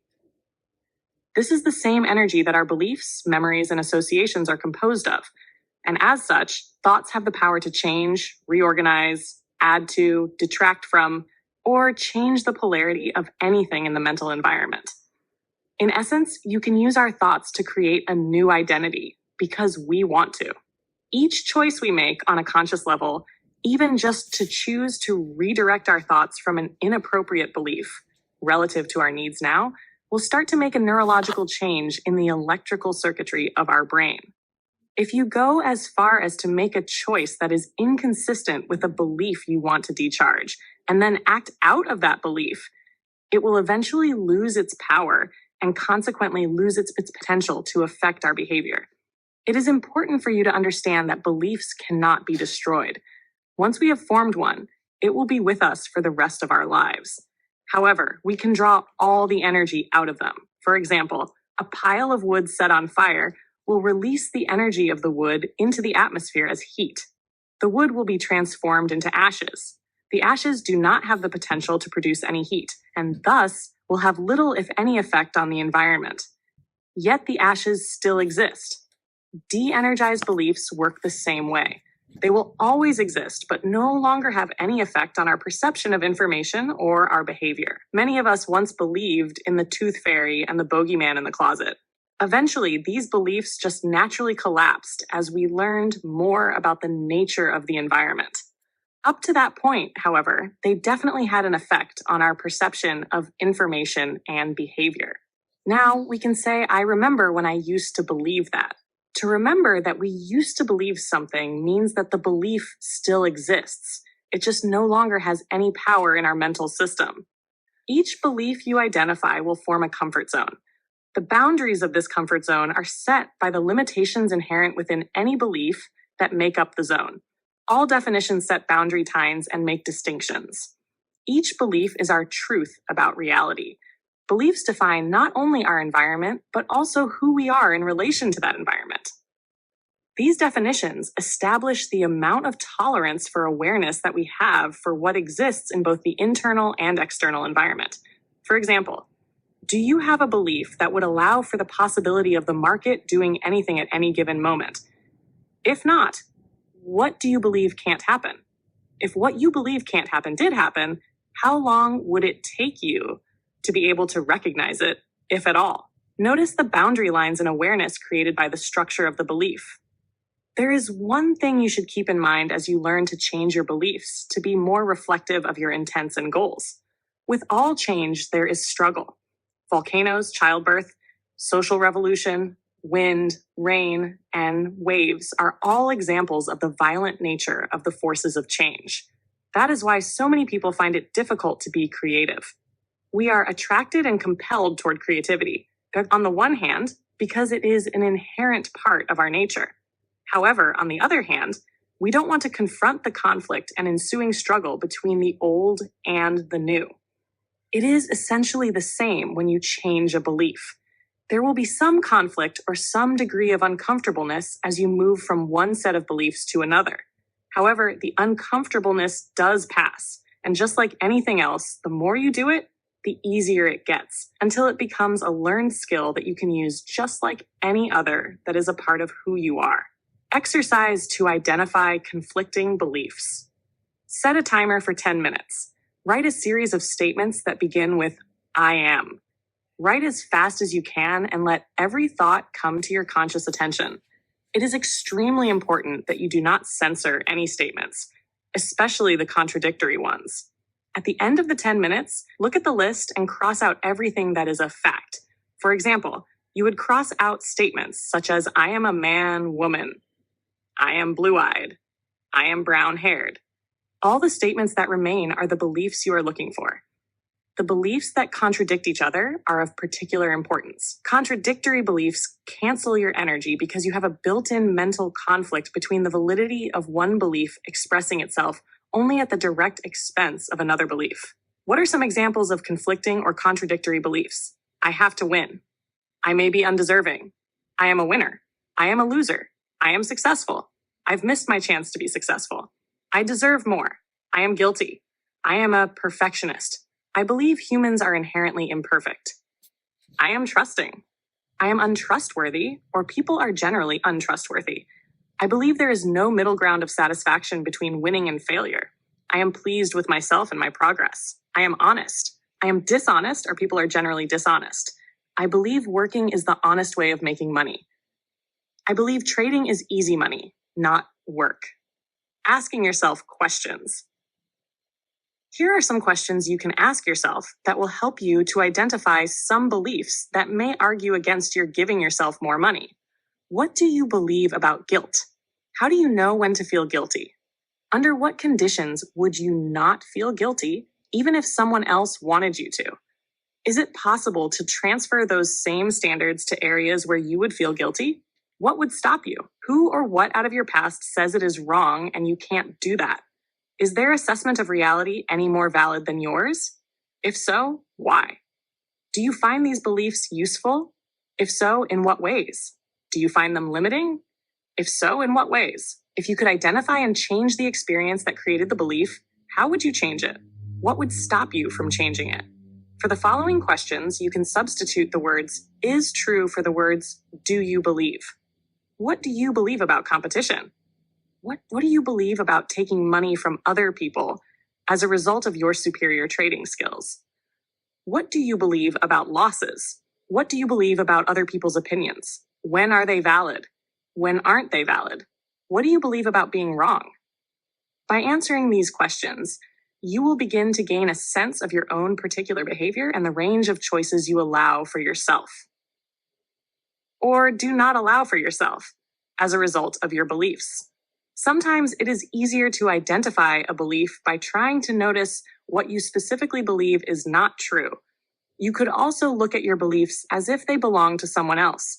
If they did belong to someone else, think of an experience in which this other person responded to certain life situations in very typical ways because of your beliefs. Then think of ways he or she could respond if he or she had different beliefs. When you discover some beliefs that aren't particularly useful or are inconsistent with your goals, then use an affirmation or collapsing technique to decharge the energy out of it. Writing as a technique to effect change. Every movement we make alters the physical landscape in some way. The more dramatic or expressive our movements, the greater the alterations. By the same token, every thought alters the mental landscape in some way. The more expressive our thoughts, in other words, the more energy we generate in our willingness to think, the greater the potential to effect some change. The change comes from what we are willing to think.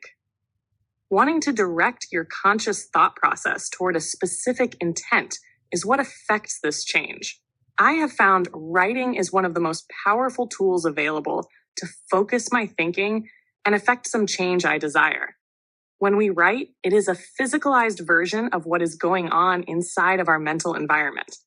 Your willingness to write about certain issues directs your attention and gives the rest of the parts of your mental environment instructions. What flows up or out of your consciousness is what is there. Once you find out what is there, you can then direct any changes by writing back instructions into the mental environment. This can be a very powerful technique, depending on how much power you put into it. If I were to do a schematic of the process, it would look something like this.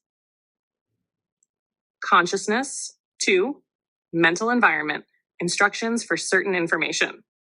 The information flows to consciousness, maybe not right away. Consciousness physicalizes the information by writing it. This makes it real and tangible. Consciousness becomes aware of the information. Self-discovery. Consciousness makes the connections between the nature of the information and the life conditions one has been experiencing. Consciousness assesses the current structure of the mental environment for its usefulness. Consciousness wants to create new conditions.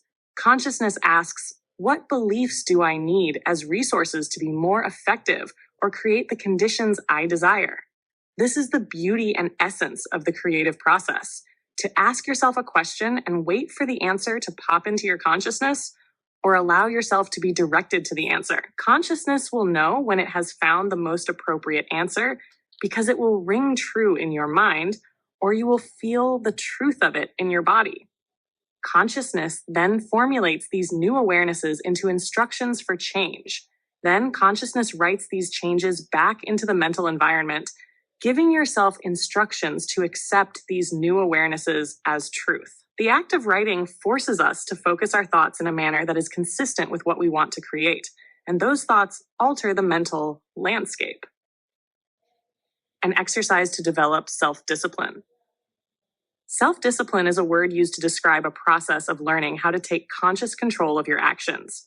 It is not a personality trait or something you are born with. It is a specific thought methodology, a mental resource that allows you to change a belief or belief system when it is in conflict with some goal or objective. Self-discipline is a more direct method of effecting some change because you would be purposefully acting in a manner that is in direct conflict with whatever you want to change. So I would define self-discipline as willfully behaving outside of the boundaries of some belief, dealing with the emotional discomfort your actions will produce, to accomplish a certain goal or task that is inconsistent with that belief. If you work outside of that belief long enough, it will eventually de-energize. The rate at which the underlying belief will de-energize is really not a function of time, but rather intensity. In other words, the greater the intensity of our willingness and resolve, the faster the conflicting belief will lose its power. For example, let's say you want to quit smoking or lose weight. These are conscious goals. Your beliefs, at least some of them, will be in conflict with these goals. The belief system supporting the smoker definition will probably have a great deal of power in your mental system. You can gauge the power of these beliefs or any beliefs by paying attention to how much discomfort and resistance you feel when you attempt to act a conscious decision in a way that is inconsistent with them. It is a very difficult thing to do. It's as if beliefs take on a life of their own and demand expression both in our thoughts and behavior. You can change these or any other definitions of yourself. However, you must first identify them and then determine how useful they are in helping you get what you want. You could ask yourself, is this belief a resource or obstacle to the successful fulfillment of my goal? One way you can change these definitions is to build a mental resource for the sole purpose of changing beliefs that are not useful. I am going to call this mental resource self-discipline. Here is an exercise that will help you learn specifically how to develop and use self-discipline in your life. The purpose of this exercise is to help you learn how to use your mind in different ways. You'll be training your mind to stay positively focused on what you consciously want. You will also learn how to gauge internal resistance from belief systems and how to build mental resources for taking conscious control of your life. Make a list of several things you dislike doing, feel you can't do, or would like to stop doing, or some things you have never done before and think you might enjoy with. You could start a jogging or exercise program or take out the garbage on a regular basis, for example. Once you have your list, look it over and pick a task that has a very low priority in your life or one of the least important items. Next, tell yourself in the most positive way that doing this new task you have consciously decided upon is something you now want in your life. Don't say you are going to try and do it. A commitment to try to fulfill a goal is not strong enough. Set up a rigid schedule for yourself to accomplish this new goal. With each attempt to adhere to your schedule, keep track of your thought process or stream of thoughts by writing them down. At this point, you might be saying to yourself, how do I keep track of my thought process? In the physical environment, we are constantly being bombarded with all sorts of information, competing for our attention. We are aware of many things going on around us simultaneously.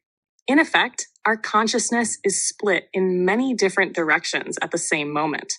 Use a part of your consciousness to pay attention to what is going on inside of your head. You will be using a part of yourself to monitor your stream of thoughts as if they didn't belong to you. If you can temporarily act as if you were monitoring someone else's stream of thoughts, it may be much easier to gather the information you need to make this exercise meaningful. As you attempt to adhere to your schedule, do you find yourself experiencing resistance, excuses, or rationalizations? If so, notice how these thoughts divert your conscious attention away from your goal. This is a classic example of a conflict between the conscious goal you have set for yourself and your belief system that doesn't have a belief or definition that corresponds with what you consciously want to do. At this point, you need to redirect your attention to the task you have chosen for yourself. What is most important is that you understand the necessity of directing as much energy toward the fulfillment of your goal as possible. You will have to generate more power toward keeping your attention focused on your goal than the amount of energy being directed through the beliefs that distract your attention away from your goal. However, there is one aspect to this exercise I must caution you about. Redirecting your attention away from what distracts you to what you consciously want does not mean that you suppress or deny what may be distracting you. Acceptance and acknowledgement of what exists within you will allow you to work with it. Suppression and denial require a lot of energy. This has the effect of supporting the beliefs you are trying to suppress. Be gentle with yourself. Each time you set out to accomplish your task and do so, you create a resource that helps you do it again. Each success will draw some energy away from the beliefs that acted as obstacles. With each success, you will also be allocating energy to the new definition of yourself. This new definition allows you to start the task each time with greater and greater ease until the definition becomes a fundamental part of your mental system. When that happens, your actions concerning this task will seem automatic. The most important aspect of this exercise is the experience you gain in understanding the process of changing beliefs. Each time you set out to change a belief or set of beliefs, you'll gain a resource that enables you to do it again. Each success you experience will help develop another set of beliefs that allow you to change more beliefs if and when it suits your purposes. You will establish a new definition of yourself that says, I believe I can identify and change any belief about myself that may be in conflict with my conscious goals. For this exercise to be effective, you must keep a few rules in mind. First, start the exercise with a task or goal that is truly insignificant and has little meaning in your life. The objective of the exercise is learning how to manipulate your inner environment consciously and direct your conscious focus of attention. The goal you decide upon as the object of the exercise should not have a lot of value attached to the outcome. If it does, that would be an indication you may be taking on some very powerful and entrenched belief systems. This is something you definitely want to avoid until you have developed the necessary skills and resources. Then, recognize that from the moment we are born, we are taught how to manipulate the outer physical environment. However, you may not have the resources to be even minimally effective at manipulating the mental environment. As a result, it is extremely important that you do not judge your ability to execute the schedule you set up according to the standards of performance you expect of yourself in the physical environment. If you expect too much and judge your ability harshly, it will only negate your efforts and set up a fear and inadequacy cycle. The less you expect of yourself, the faster you will progress. An expectation can easily become a demand that it be fulfilled. Demands usually generate a certain amount of fear that the demands will not be met. When you are working in the inner environment, fear will always negate your positive efforts unless your intent is to identify the source of your fear. Finally, not having any expectations from your efforts to carry out your plan will also have the secondary benefit of helping you to learn to accept whatever you accomplish as being all right. Any step, no matter how small, is a step. Just deciding you want to do this exercise is significant, even if you don't follow through with it right away. You may come back to it someday when you have more of a sense of the power you will acquire from the ability to manipulate your inner environment consciously to be consistent with your goals. So to keep yourself from having any expectation about how well you should do at this or any other exercise I offer you, I suggest you consider yourself an infant in a brand new environment. You will have to learn how to stand up before you can begin to walk or run. Self-hypnosis. Self-hypnosis is a relaxation technique that allows one to bypass the reasoning process of the conscious mind to make it easier to accept some message. So it is an excellent technique for establishing new beliefs or collapsing old beliefs. For those of you who are interested, I have a self-hypnosis tape specifically designed to make it easier to learn how to cut your losses, reverse yourself, trust your intuition, and value yourself more. For more information, you can contact me at Trading Behavior Dynamics Inc. in Chicago or through the publisher. Positive affirmations. When you are in a trade and start to experience anxiety about what is happening in the market, you will likely take those anxious thoughts and start running them through a negative loop, like thinking about money instead of the structure of the market or what the market is doing to you. Eventually, you will run enough thought energy through your consciousness that it will cause you to act in a way that is not in your best interests. A positive affirmation will work the same way. Formulate a positive affirmation of some trait or characteristic of the way in which you want to be. For example, you may want to become a more patient person and wait for the market to give the signals to act. With an affirmation like, I am becoming a more patient person every day, you will eventually become that person. In other words, we will behave in a manner that is consistent with the affirmation. If we run enough thought energy through that affirmation, eventually, the affirmation becomes a belief with enough energy to affect our behavior. The following are affirmations that, once turned into beliefs, will be very effective resources in helping you to work in your inner environment, than the fact that they exist. 1. All beliefs are about reality and are not necessarily predominant characteristics of reality. I will examine and question my beliefs in relationship to their usefulness in achieving my goals. 2. I believe in the power of my conscious mind to make available to me all the information I need to know. 3. I have the power to change any belief in a way that would make it more useful in achieving my goals of happiness, harmony, financial wealth, and being more productive. 4. I believe I am free to change the way I feel about any past experience. 5. I believe I have the ability to examine the contents of my mind. 6. I trust that all my beliefs about the way I trade will become known to me. 7. I place no particular importance on these beliefs about trading other money. 8. I have chosen these beliefs at certain points in my life and accepted them as true at the time. As I examine them, I realize that they may not be particularly useful or true for me now. I accept this, and I feel free to change all those beliefs that are inconsistent with my current goals. 9. My first and immediate goal is to identify all my beliefs that may be in conflict with my long-term objectives of 10. I trust myself to become consciously aware of these beliefs in many different ways. Once I become aware of these beliefs, I can just as easily let them go to make space for new beliefs that are more consistent with my current goals. 11. I believe that changing and expanding my awareness and comfort zones are a necessary aspect of my growth and survival, and I welcome these opportunities to identify old beliefs and consequently grow and expand. 12. I feel an intense desire to succeed and achieve my goal of.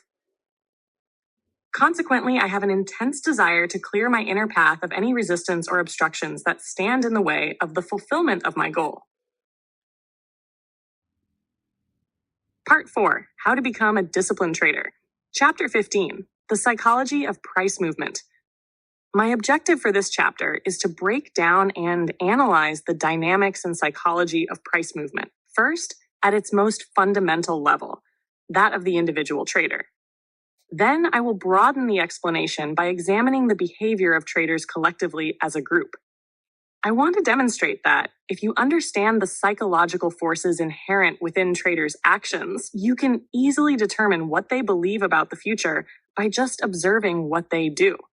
Once you know what traders believe about the future, it's not that difficult to anticipate what they are likely to do next under certain circumstances and conditions. What is really important about this insight is that it will help you to understand the distinctions between wishful thinking and the actual potential that exists for the market to move in any given direction. You will be learning to let the market tell you what to do by understanding the forces behind its behavior, and then learning to differentiate between pure, uncontaminated market information and how that information is distorted once it starts doing something to you. The most fundamental component of the markets is traders.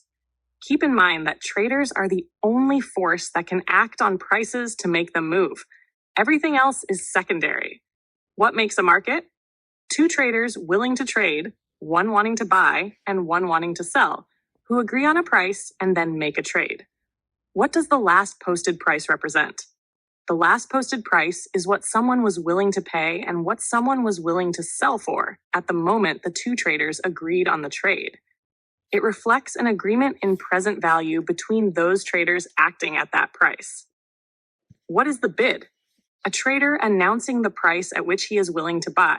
What is the offer? A trader announcing the price at which he is willing to sell. How do traders make money? There are only two ways to play this game to make money. To buy at a price you believe is low relative to where you can sell it back at some future point in time, or to sell at a price you believe is high relative to where you can buy it back at some future point in time. Now, let's take a look inside the pit to see what has to happen for prices to move off equilibrium and how this will tell us what traders believe. 98.18, the offer, sellers attempting to sell high. 98.17, equilibrium, the last price. 98.16, the bid, buyers attempting to buy low.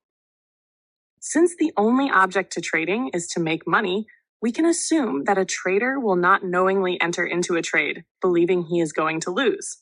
And for a trade to exist requires two traders who agree on a price. However, from the moment two traders agree to the trade, they are both subjecting themselves to market risk. In other words, the next tick is going to make one of them a winner and the other a loser. Since we know that both traders want to win and neither trader wants to lose, we can assume that both traders have completely opposite beliefs about the future value of the contract. So for two traders to agree on a price and make a trade, they have to have diametrically opposing beliefs about the future. The buyer believes he is buying low relative to where he can sell back at some point in the future, and the seller believes he is selling high relative to where he can buy back at some point in the future. If the next tick is going to make one of them a winner and one a loser, we can assume that neither one of them believes he is going to be that loser. If the seller believed the next tick was going to be up, why wouldn't he have waited to sell it higher? The same is true for the buyer. That is the object of the game and the only way to make money. Basically, what we have is a situation where two opposing forces are clashing. Both believe they are right about the future, and only one side can profit at the direct expense of the other. If the last price of a bond future was 99.14, what has to happen for the price to move to 99 to 15? Very simply, some trader has to be willing to bid and pay higher than the last price. This means that relative to the last posted price, he has to be willing to do the opposite of buying low. Any trader or group of traders willing to buy high or sell low relative to the last posted price is very significant for several reasons. First, a trader willing to buy high or sell low instead of buy low or sell high has to have a stronger conviction in his belief in the future value, even if his conviction is out of panic. Second, he is making the last price a bottom. Third, he is aggressively taking the initiative and is making losers out of everyone who sold at the last price and deepened the losses of those who sold lower. Fourth, he is creating price movement that can possibly gather momentum if other traders perceive the new price as low relative to the future. This will also be true for the trader who is paying up to liquidate a position. On the other hand, the seller on the other side of his trade is being lured into the market by the attractiveness of the high price at which he can sell. He believes he is getting the edge. He is in fact selling high, but he is not creating movement or much of a possibility for momentum in his direction. He is picking a top and waiting for something to happen, hoping it won't go any higher. Now, what do the actions of the two traders represent about the market in its collective form? First, this trade tells us that nobody had a strong enough belief in the future value to risk selling it to him at the last price or lower. Second, nobody was aggressive enough to want to enter the market short or liquidate an existing long position by offering to sell it at the last price or lower. A consummated trade at the next higher level creates a new equilibrium. This new equilibrium makes winners out of all the buyers at the last level and losers of all the sellers at the last level. All of the losers at the last price level or lower would have to maintain a belief in the future value to stay in their position or demonstrate a conviction in this future value by adding on to their positions. This is because each new level the price is bid up makes it that much more attractive to them. If they believed it was high at lower levels, at each higher level, it's even a better trade. However, at the same time, each move the market makes against their position invalidates the seller's expectation of future value.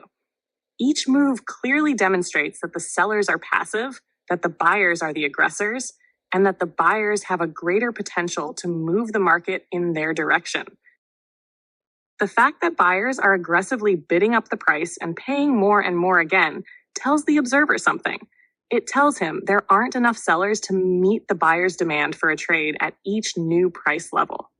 If there is a limited supply of sellers, those traders wanting to buy will have to compete among one another for the limited number of sellers available, willing to take the other side of the trade. Just observing this price action tells you that at the present moment, the momentum is in favor of the buyers. Prices would not be bid up unless there were fewer sellers in relation to the buyers. If traders continue to pay more and more, the price gets further away from old sellers. Eventually, their belief in future value will erode, and one by one, the sellers will join the existing pool of buyers competing against one another for the fewer and fewer traders willing to sell. As long as the ratio between buyers and sellers remains as I have just described, there is very little potential for downward price momentum to be established. Now, what will start to tip the balance to cause the market to fall back? For one thing, old buyers will eventually take profits. When they do, they will be joining the existing pool of sellers, thereby increasing the number of traders available to sell. If a move gathers enough steam, it can become similar to a frenzied shark feeding. Eventually, prices will be driven way out of line with some economic factors other traders perceive as relevant, compelling them to enter the market in the opposite direction. If these new traders enter with enough force, it will likely cause old buyers to panic, adding to the downward momentum. Maybe you can visualize this back and forth action. When there are more sellers than there are buyers to take the other side of the trade, the balance will be tipped. Sellers will then aggressively offer to sell lower than the last price, responding to what they perceive as a limited number of buyers to take the other side of the trade. All price movement is a function of group behavior. The market prices flow back and forth like a tug of war between those who believe and expect the market to go up and consequently buy, and those that believe the market will go lower and consequently sell. If there is no balance between the two forces, one side will gain dominance over the other. As prices move farther and farther away from the weak group, the emotional pain of admitting they are wrong will be in direct conflict with their need to avoid losses. Eventually, one by one, they will lose faith in their position and liquidate their trade, adding to the momentum of the dominant force. The prevailing force will continue to dominate until there is a general perception that prices have gone too far and are out of line with other related factors. The members of the dominant force will have to switch sides to liquidate their positions, creating momentum in the opposite direction. As individuals, if we do not have the strength actually to move prices in the direction we would most benefit from, then the next best thing is to learn to identify and align ourselves with the side that has established dominance until the balance shifts, and again align ourselves with the side establishing the strength. As prices move back and forth in this tug of war, it creates an ebb and flow that is easily identifiable in price charts or point and figure charts. These charts will show us in graphic terms how the forces interact and counteract. They are a visual representation of traders' beliefs in the future and the intensity in which they have been willing to act on those beliefs.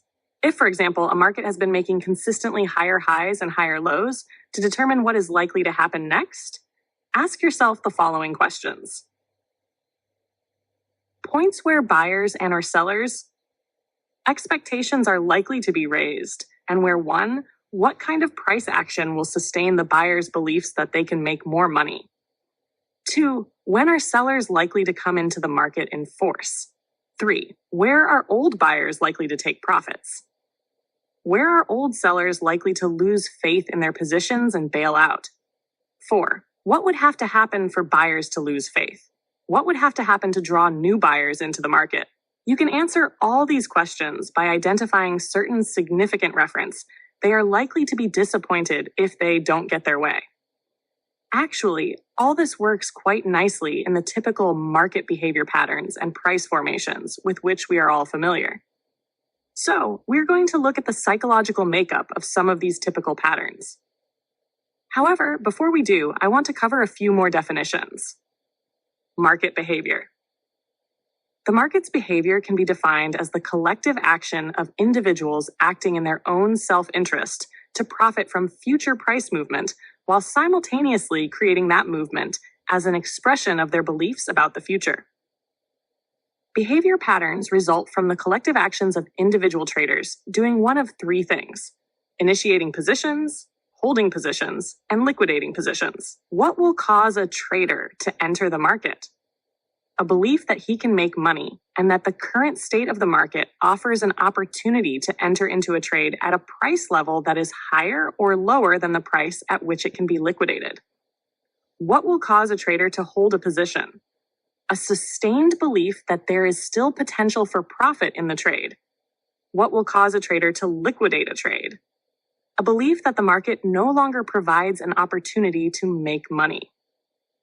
This would mean in a winning trade that the market no longer has the potential to move in a direction that will allow the trader to accumulate additional profits, or that the risk of staying in the trade is too great in relation to the potential for additional profit. In a losing trade, the trader believes that the market no longer has the potential to move in a direction that will allow him to recover his losses, or the trade was a calculated risk in which a predetermined loss level was set in advance. If you look at any price chart, you notice that over a period of time, prices will form patterns in a very symmetrical fashion. These kinds of symmetrical looking price patterns are not an accident. They are a visual representation of the struggle between two opposing forces.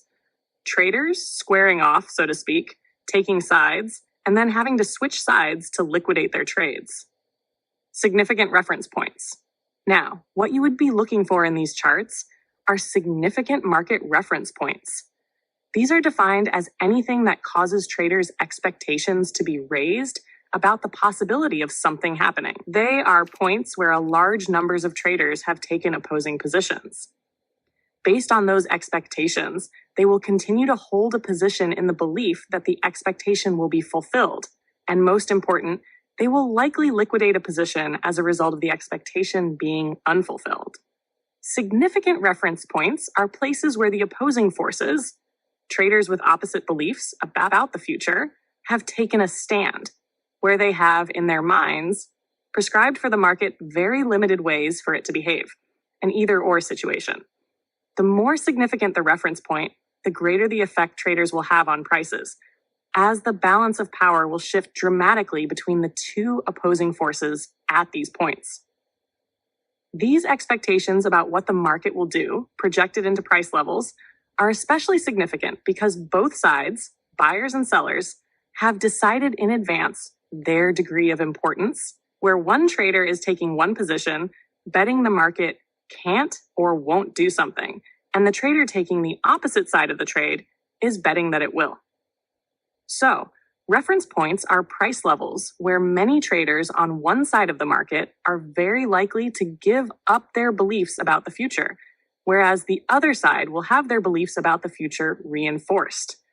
It is where each side expects the market to confirm what they believe to be true. You could say it is a place where the traders' expectations about the future and the future actually meet. This means for one side, in their minds, that the market will make them winners. Their beliefs will be validated. All the traders on the other side, however, will be made losers. They will feel the market took something away from them and will naturally be disappointed. I want to point out here that the objective observer doesn't care one way or the other. She would just be looking for signs and opportunities. The greater the expectation traders have about something happening, the less tolerance they have for disappointment. On a collective basis, if you have a whole group of traders who expect something to happen and it doesn't, they will have to trade from the opposite direction of their original trade to get out of their position. On the other hand, the winners had their beliefs validated, consequently leaving fewer and fewer traders available to let the losers out of their trades. The losers will have to compete among one another for the limited supply of traders willing to take the other side of the trade, the side they originally believed would be successful. For example, if buyers are the losers, they will need other traders to buy from them to get out of their positions. All this activity will result in a great deal of movement in one direction. Balance areas. J. Peter Steidelmayer and Kevin Coy, in their book Markets and Market Logic, Chicago, Porcupine Press, 1987, refer to a value area, where they discovered that the majority of trading activity on any given day takes place in a normal bell curve distribution pattern. This is very easy to see day after day when you organize trading activity, so that you can see how price corresponds with time. I don't want to get into a lengthy discussion of their methods of organizing market data, which I recommend you learn, other than to distinguish between what they call a value area and what I call a balance area. Steidelmayer and Coy say that most of the trading volume takes place within a specific price range, because that range is what the market has established as a fair price representing the value of whatever is being traded. The distinction I want to make is that the majority of traders don't specifically relate to a fair price or value. They relate to comfort. What gives them comfort is doing what everyone else is doing. In a balance area, traders are basically absorbing each other's orders or energy, their beliefs about the future expressed in the form of energy. When I say that traders relate to comfort, I mean some degree less of the fear they normally feel. Most of the trades take place in a value or balance area because it is where most of the traders feel the least fear, somewhere in the middle of the trading range between an established high or low. This is precisely why there are fewer trades outside the value or balance area, and why, as Steidelmayer and Coy say, these trades represent the best opportunities to make money, to buy or sell away from value. And that is why these are the scariest trades to make, because the trader who can make them is all alone. There is no safety in numbers. There are traders who relate to value by making comparisons between various interrelated contracts and the cash markets. There are the professional, commercial, or institutional arbitrage traders who will put on or take off positions based on sophisticated mathematical formulas that determine the present value of something as it relates to something else. Otherwise, the majority of traders don't have the slightest concept of value. The more time the market spends at a certain price or in a price range, the more balance, agreement, or comfort there is in the market. Traders are absorbing each other's orders, and nobody is willing to bid the price higher or offer the price lower. Eventually, someone will enter the market who doesn't agree with everyone else and believes there is a possibility for the prices to move much higher or lower. This person or group of traders will basically upset the balance with their buying or selling activity. If their activity is forceful enough, it will set off a series of chain reactions as it causes other traders who are either holding positions or watching the market for opportunities to confront these new conditions. If the balance is tipped in favor of the buyers, for example, it may attract new buyers into the market, creating more buying force and hence more disequilibrium. This may cause the traders who are holding short positions to liquidate. To do that, they will need to be buyers, leaving fewer and fewer sellers willing to take the other side of the trades the buyers want to get into and the old sellers want to get out of. These traders will compete among one another for the dwindling supply of sellers, bidding the price higher and higher to make it more attractive for someone to sell. While these traders are in their own little bidding war, they usually lose sight of the fact that the rest of the world is watching what is going on. There could be a trader who is looking to put on a massive hedge to protect the value of an investment portfolio or crop. He is observing this price action from a completely different perspective than the traders on the floor. The floor traders are just concerned with getting their share and not missing out on the opportunity these rapidly rising or falling prices represent. The hedger, on the other hand, is looking at the price rise as an unexpected gift. The rally could have provided much higher prices than he anticipated for locking in the value of something he already owns. So the commercial trader decides to put on a hedge. And you can assume if one commercial thinks the price is good, others will too. Anyway, if the hedger has an order he perceives to be big enough to stop the rally, he will give instructions to the floor brokers handling his order to do scale in selling, the purpose being to get as much of the order sold as possible without ruining the rally. However, it won't take long for the other floor traders to figure out what is going on. They are very aware of which floor brokers fill orders for big commercial and institutional customers. Once they find out someone big is in the market selling into the rally, few, if any, of the floor traders will go against them by continuing to buy. No one wants to get caught at the top. So as each group of traders finds out who is selling, they will all try to reverse their positions by selling, and the cycle starts all over again. Watching this happen from the outside of the pit, it would seem that the reversal is instantaneous, but it isn't. It occurs in waves, as the information about who is selling spreads from the source outward, very much like the waves that result from throwing a stone in a pond. This leads me to the observation that few traders have any concept of value. They know that price movement creates an opportunity to make money, and it can just as easily take the money away if they don't know what they are doing. If the price trades within a certain range for a period of time, traders will become comfortable with that balance area, making it easier for the trader to trade. As prices move out of the balance area, fewer traders will participate because of what they perceive as more risk than they are comfortable with. Highs and lows. Probably the most prominent of these significant reference points are previous highs and lows. If prices are moving steadily higher, buyers will begin to anticipate whether or not prices can penetrate the last high, and sellers will be looking for another top. In the mind of the seller, that last top, or other tops in the distant past, was a place where the market met enough resistance to stop the rally. In other words, enough traders thought the price was expensive the last time it was there, and they will begin to anticipate whether the same will happen again. Both buyers and sellers will have raised expectations about the likelihood of the market doing one of two possible things: making new highs or failing to make new highs. As the market approaches this high, if some of them are willing to bid the price past it to some significant level, it could make believers out of other traders who were on the sidelines. If these new traders come into the market as buyers, it will add to the upward momentum, possibly causing old sellers to bail out of their positions.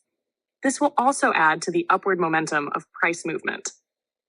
Support and resistance. In a falling market, support is a price level where buyers entered the market or old sellers liquidated their shorts with enough force to keep prices from going any lower.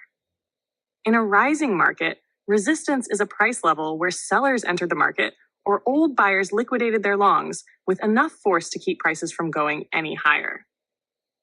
Support and resistance levels are significant reference points because many traders recognize support and resistance on charts and believe in their significance. That statement may seem redundant to some people, but it really illustrates a very important point about the nature of the markets, traders acting on their belief in future value. All beliefs eventually become self-fulfilling prophecies. If enough traders believe in the significance of support and resistance and demonstrate their belief by making trades at those levels, they are in effect fulfilling their own beliefs about the future. As observers, if we know that each side in the perpetual tug of war between buyers and sellers expects one thing to happen, then we will know who will be the winner, who will be the loser, what they will likely do in each case, and how it will affect the balance between the two forces. For example, if buyers are bidding up a market, causing prices to rise, and all of a sudden many traders are willing to sell for less than the last price, or one trader comes into the market with a big order to sell, causing an immediate price reversal, the price level at which the market stopped is resistance. Now, it really doesn't matter why the balance of forces shifted from buyers to sellers. Everybody will have his own reasons for what caused prices to reverse. All of them will usually be way beyond the simplest and most obvious reason that enough traders were displaying a strong enough conviction in their belief in future value to stop the upward price momentum and create downward price momentum. What is really important about this, however, is that many traders will remember the market reversed at that price level. As a result, that price will then have a degree of significance in the minds of those traders who experienced the reversal. This first reversal is a top. What we don't know is whether it will remain a top, how long it will take before it is challenged again, or whether it will ever be challenged again. If the buyers are dominant enough to bid the market back up to the previous high, they will consider this second attempt a test and begin to anticipate whether or not prices can exceed the previous high. The only way that can happen is if these higher prices actually attract additional traders into the market on the buy side, because they believe it is an opportunity to buy low relative to the future. Floor traders are especially aware of whether or not new traders are being attracted into the market from off the floor and act on this information. For the sake of this example, if the market reversed very strongly the last time prices approached this level, there will be many traders who will think it will probably reverse again. As a result, they may act on their belief about the low probability of prices trading beyond the last high and thereby prevent it from happening. If more traders are willing to act on the belief that it won't in relation to those who act on the belief that it will, then prices will stop again. Technically, once the market tests a previous high or low and fails to penetrate, you then have a defined support and resistance area. Support and resistance are most easily identified in point and figure charts because they graphically represent price movement in reversals. Once support and resistance are established and identified, it can be very easy to trade by putting your orders on either side of the support or resistance line. For example, if over the last 2 weeks, every time the bonds rallied to 95-25, then fell back significantly to some support level, like 94-10, what I have just described is a support and resistance zone, commonly referred to as a trading range. The significance of either end of the zone would be determined by how many times prices rallied to 95-25 and failed to penetrate, and how many times prices fell to 94-10 and failed to penetrate. Obviously, the more attempts and failures, the more weight these points will have in the minds of the traders who experience these tests and subsequent failures.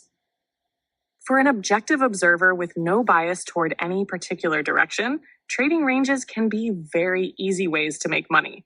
As the market approaches 95-25, put in an order to sell somewhere around 95-21. Since we know the markets are not precise, you don't want to put your order exactly at the upper end of the range, because each time the market makes an attempt to penetrate, there will be many traders who will be anticipating a failure. As a result, they will start selling early, and the price may never get to 95-25 for you to get filled if you had placed your order there. Also, put an order in the market to stop and reverse. Buy two, possibly around 95-31. Each circumstance will be different. In this example, the 6 ticks that I have given the market to define itself may not be enough. The object would be to put your orders in a place where the highest probability is that it will continue in the direction of your trade.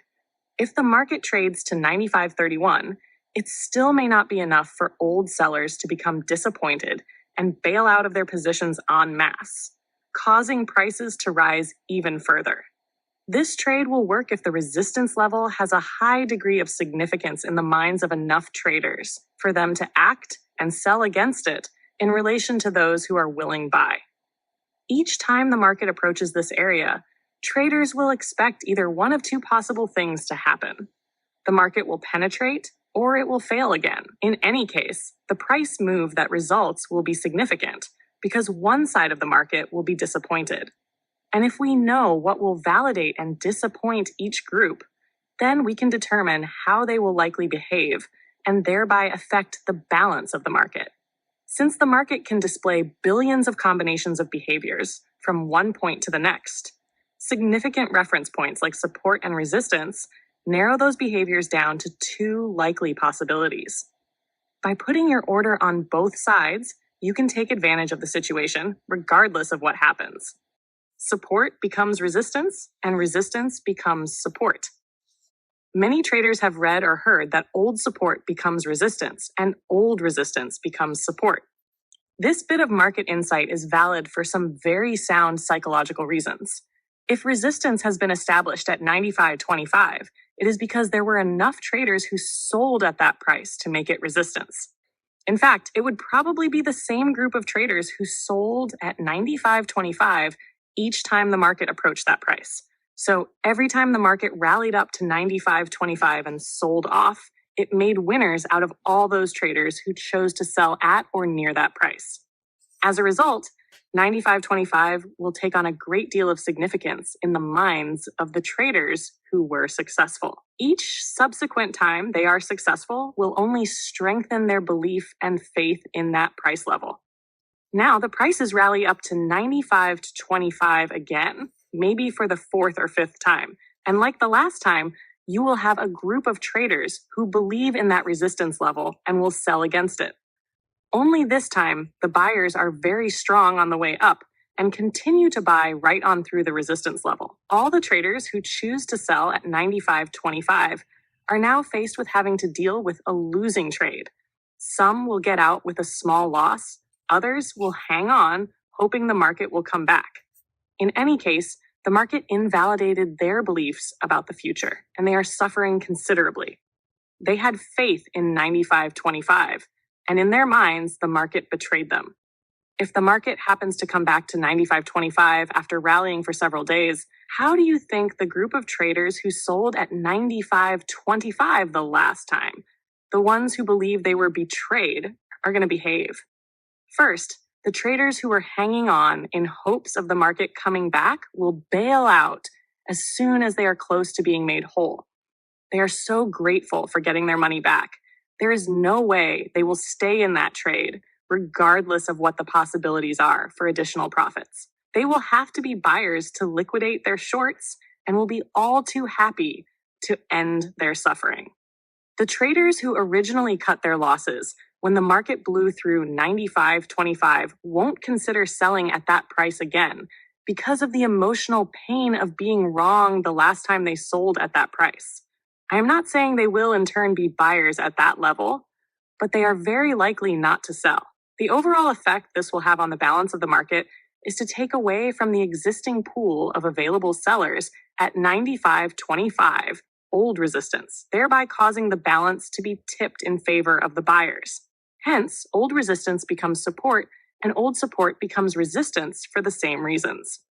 Trends and trend lines. Trends, a series of higher highs and higher lows, or lower highs and lower lows over a period of time, work because there aren't enough sellers to absorb the number of buyers competing with each other to get into the market during that period of time. Adding to this buying force will be old sellers at lower levels who finally lose faith and bail out of their positions. They will do this in significant numbers when the prices penetrate what they believe to be significant reference points. Keep in mind that trends are a function of time. The next tick up could be defined as a one-tick trend. How long will the imbalance between buyers and sellers last? In an upward trending market, prices will retrace because buyers are taking profits.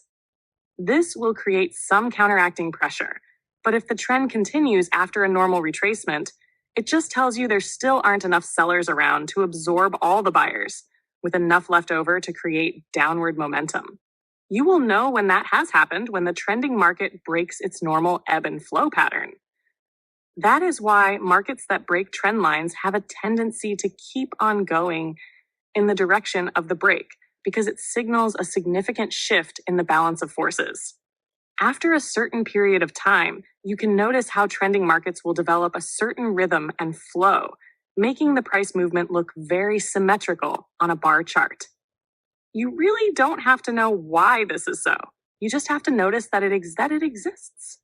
When this flow is broken, the market trading above or below a significant trend line, it is a good indication the balance of the market forces has shifted.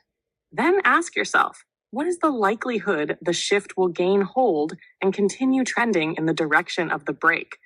You don't even have to know the answer to that question. Put in an order at a spot that would confirm the highest probability of a change in the balance. Then wait for the market to define itself. If your order is filled, put a stop where the market shouldn't be to confirm that your trade is still valid. What is a valid trade, you ask? One where the highest probabilities for price movement are in the direction of the prevailing force. High, retrace, rally to a lower high. I will give you an example. No matter how simple a trade this is, it has very sound psychological reasons for working. In this example, the market made new highs and sold off. The sell-off could be the result of new sellers cornering into the market in force, or old buyers selling to take their profits, or a combination of both. Prices will continue to drop until enough traders believe the price is cheap and are willing to take the initiative and bid the price back up. As the price approaches the last previous high, buyers will begin to anticipate whether or not prices can penetrate, and sellers will be looking for another top. In either case, expectations by both will be raised. If some buyers are willing to bid the price past the previous highs to some significant level, it will make believers out of others who were on the sidelines. If they do come in, it will add to the momentum. Some old sellers will admit to being wrong and will have to buy to get out of their trades, thus adding to the upward momentum. However, what if the market approaches the highs the second time, and sellers come back into the market again with enough force to keep the price from exceeding or equaling the previous high? Buyers will start to become disappointed. Where will they really be disappointed? If enough buyers don't come into the market to support the price at the previous low. If prices penetrate that low, watch for buyers to bail out en masse. For them to get out of their position, who is going to buy it from them? If everybody is trying to sell and no one is available to buy, what are prices going to do? Fall like a rock. The reason why a bull market is ready to turn into a bear market when the general public gets involved is because the general public has the least tolerance for risk and consequently needs the most reassurance and confirmation that what they are doing is a sure thing. As a result, they will be the last to be convinced that the rising market represents an opportunity. If a bull market has lasted for any length of time, the general public will feel compelled to jump on the bandwagon, so to speak, because of their perception that everyone else is doing it and making money.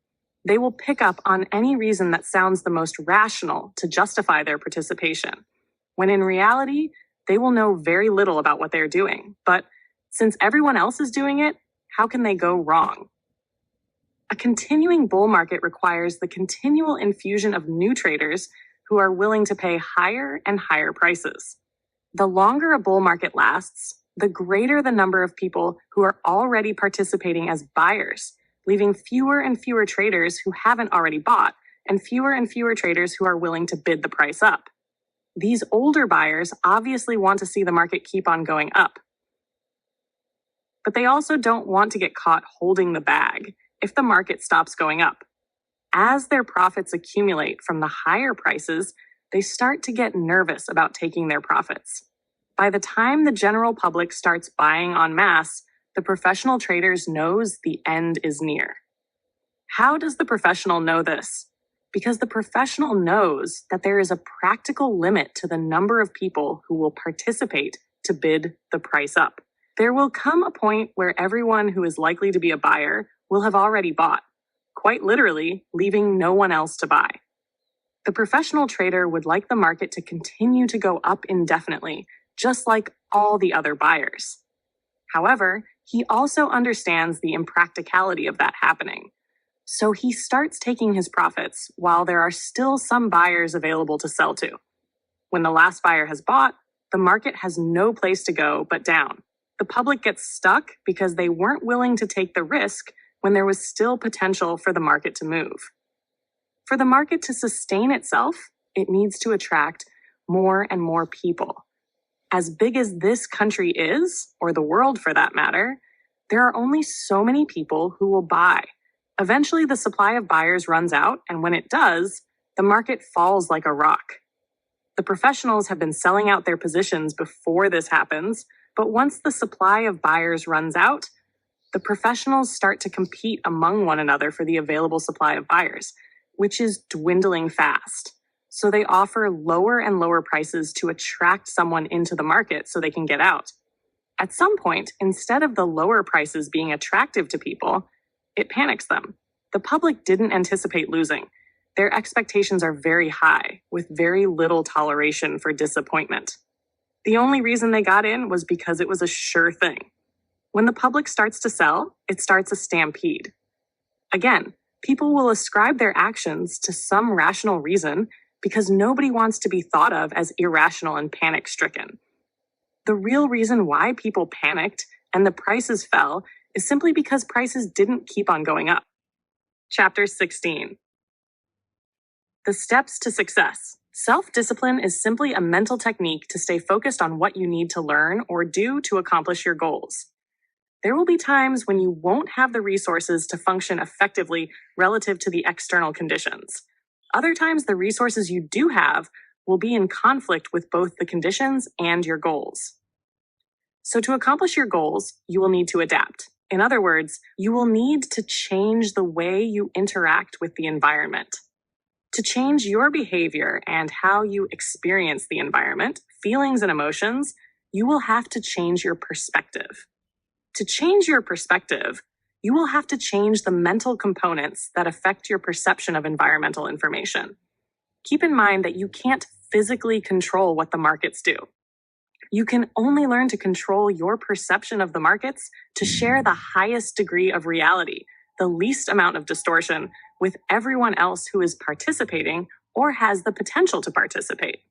The more sophisticated you become as a trader, the more you will realize that trading is completely mental. It isn't you against the markets, it's just you. All the other traders participating to make the market provide you with an opportunity to make money from their divergent beliefs about the future. If people didn't disagree about the future value of any particular commodity or stock, then there would be nothing to compel them to either bid a price higher or offer it lower, and the opportunity to profit from these changes would cease to exist. So the markets just offer the individual trader opportunity. They don't choose the data on which you focus your attention, and they certainly don't interpret the data you perceive. Nor are the markets responsible for what you can't perceive because of the distinctions you haven't learned to make yet. They also don't choose when you put on a trade, how long you stay in, when you get out, or how many contracts you buy or sell. Each individual trader creates his own experience of the markets based on this picking and choosing process and the decisions that result.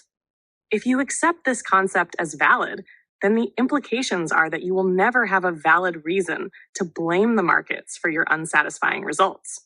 The markets don't owe you anything, regardless of how hard you work to be successful, because every other trader participating is doing so to take your money away. You and you alone are completely responsible for whatever you end up with.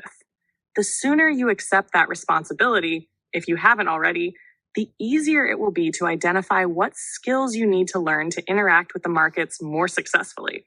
Even if you can't identify the mental components responsible for what you ended up with, at least by assuming that you are responsible, you will be opening yourself up to find out.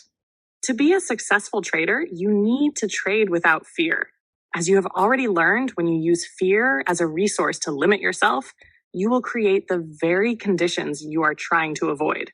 Or to say this another way, you will experience your fears. You also can't learn anything new, because fear will force you to perceive the environmental now from your individual past. You will experience that past regardless of the opportunities the environment may have to offer in that same moment. Your individual history will repeat itself until you change your history, which will then allow you to learn and experience something new. Evolving beyond your fears is also the best way to learn how to predict market behavior. The more fearful traders are, the fewer the choices they perceive as available to themselves, and the easier it is to predict their behavior. You will be able to recognize this clearly in others when you recognize it yourself and work your way out of the condition where you trade with fear. However, you will need some resource to limit yourself so that you don't get reckless. Getting reckless is exactly what people have a tendency to do if they don't feel any fear, especially if there is a potential for thrilling results, as there is in trading. The resource you need to limit yourself is self-trust. You will gain that self-trust when you establish a set of rules and guidelines to trade by, and know that you will always follow those rules without hesitation, regardless of the temptations to do otherwise. Once you trust yourself to always do what needs to be done, there will be nothing to fear because the markets won't be able to do anything to you as a result of your inability to respond appropriately. Consequently, with nothing to fear, you are then free to observe the markets free of distortions. There won't be any need to avoid certain categories of information because of how that information will make you feel. The less reason you have to avoid or distort information, the more you make yourself available to learn about the nature of the markets. The more you learn, the easier it will be to anticipate what the market will do next. If you can accurately anticipate what will happen next, the easier it will be to give yourself more and more money, notwithstanding any mental components that would argue against giving yourself more money. It is very important for you to understand that these new insights about the market's behavior will come in stages as you learn to trust yourself more and more. There is no get-rich-quick scheme being offered here. There are enough rags to rags stories to attest to the fact that get-rich-quick doesn't work anyway. Getting rich quick can only lead to a great deal of anxiety and frustration if you don't have the skills to keep it. There isn't much point to making a lot of money if you are susceptible to making that one trading error that can give it all back plus more. Once you have made a fortune and lost it, the psychological work that you will need to do to get it back is enormous compared to work that is necessary to keep yourself from losing it in the first place. As a trader, it is more important to know that you will always follow your rules than it is to make money. Because whatever money you make, you will inevitably lose back to the market if you can't follow your rules. You also need to understand that your rules will change as your understanding and insights evolve. Many people don't like to establish trading rules because they believe that once made, they can't be changed.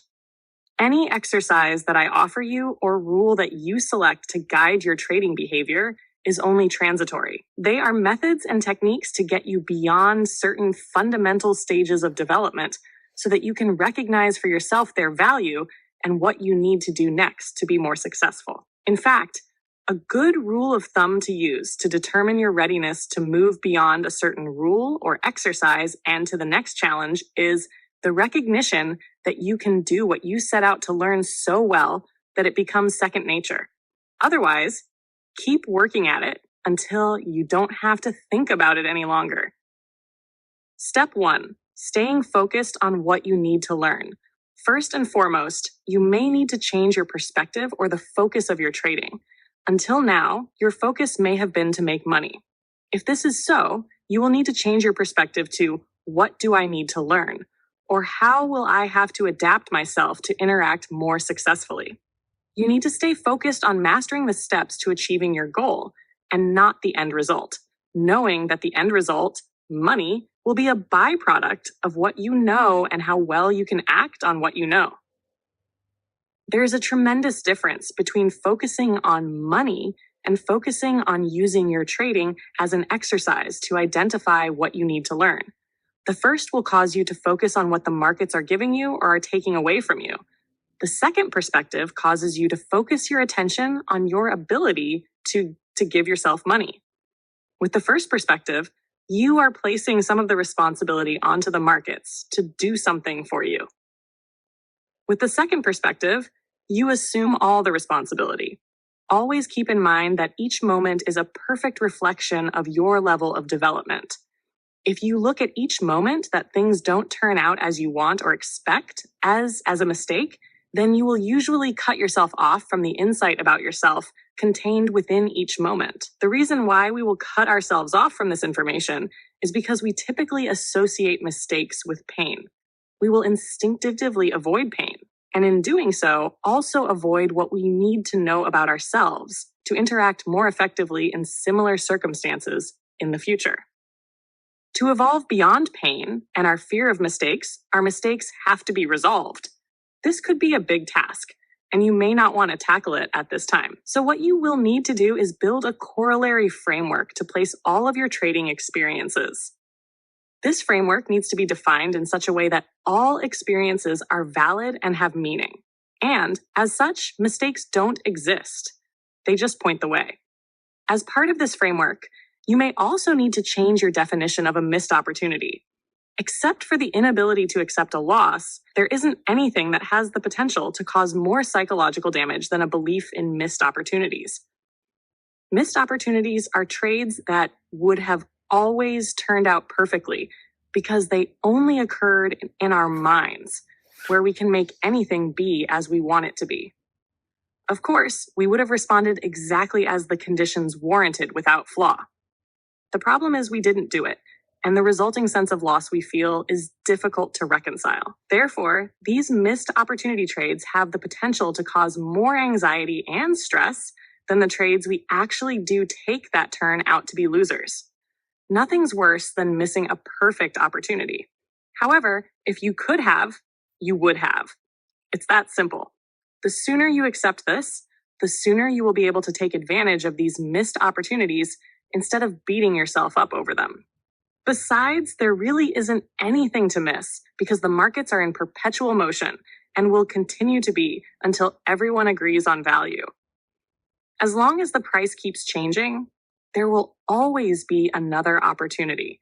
When you start trading from perspective that mistakes don't exist, you will be amazed at the sense of freedom you will feel to grow by accepting your results as a reflection of who you are in that moment, which then allows you to determine what you need to learn to do better. When you release the energy out of the belief that it is possible to miss anything, you will no longer feel compelled to do something, like getting into trades too early or too late. In other words, you will be giving yourself additional choices. Not doing something is often the most appropriate choice where only one choice existed. You need to constantly keep in mind that the professional traders from whom you are trying to extract money already know and are using many of the principles put forth in this book. They understand the concept of objectivity, have learned how to trade without fear, and know how to execute their trades properly. Before you can begin to take money out of the markets consistently instead of the markets taking yours, you will also have to learn these skills. So, I would suggest that you set aside a certain amount of trading capital as tuition for your education. How much you set aside will be a function of how many skills you need to learn. What is most important is that you make a firm commitment to your education as a trader. Even if you have been trading for years and you are successful, but not as successful as you would like to be, setting aside money that you will trade with as an exercise to learn some needed skill is a very powerful symbol of your commitment to learning that skill. The stronger your commitment, the faster you will learn. Step 2, dealing with losses. Trading rule 1, predefine what a loss is in every potential trade. By predefine, I mean determine what the market has to look like or do to tell you that the trade no longer represents an opportunity, at least not an opportunity in the time frame in which you trade. When your beliefs about losses are restructured, the possibility of a losing trade will not create any threat of pain. Most successful traders restructured their beliefs about losses after they lost one or more fortunes. They experienced their worst fears about losing and then came to the realization that they didn't have anything to fear if they just did what needs to be done. What needs to be done? Confront the possibility of being wrong and consequently not avoid the inevitability of taking a loss. So confronting and accepting the inevitability of a loss is a trading skill.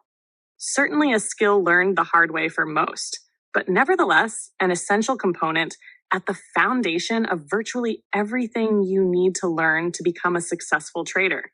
The relatively few successful traders in the market today did it the hard way. You, on the other hand, have the opportunity to do it much more easily. There will be 2 mental components at work to help you acquire this skill. First is your understanding of why it is so essential to confront the possibility of a loss. If you don't, you will generate fear and end up creating the very experience that you are trying to avoid. When you really understand this concept, it will become unacceptable to you to trade from the old perspective of loss avoidance. The second is your willingness to change your definitions of what it means to lose. By using some of the mental exercises in Chapter 14, you can change these definitions by using your thoughts instead of having to lose everything, or practically everything you own to get to the same place. That place is losses do not diminish me as a person. The sooner you believe it, the easier it will be to identify and execute a losing trade. By making the execution of a losing trade an automatic function of your trading strategy, you make yourself psychologically available to take advantage of the next opportunity, even if that opportunity is in the same direction of the losing trade you just got out of. Trading Rule 2.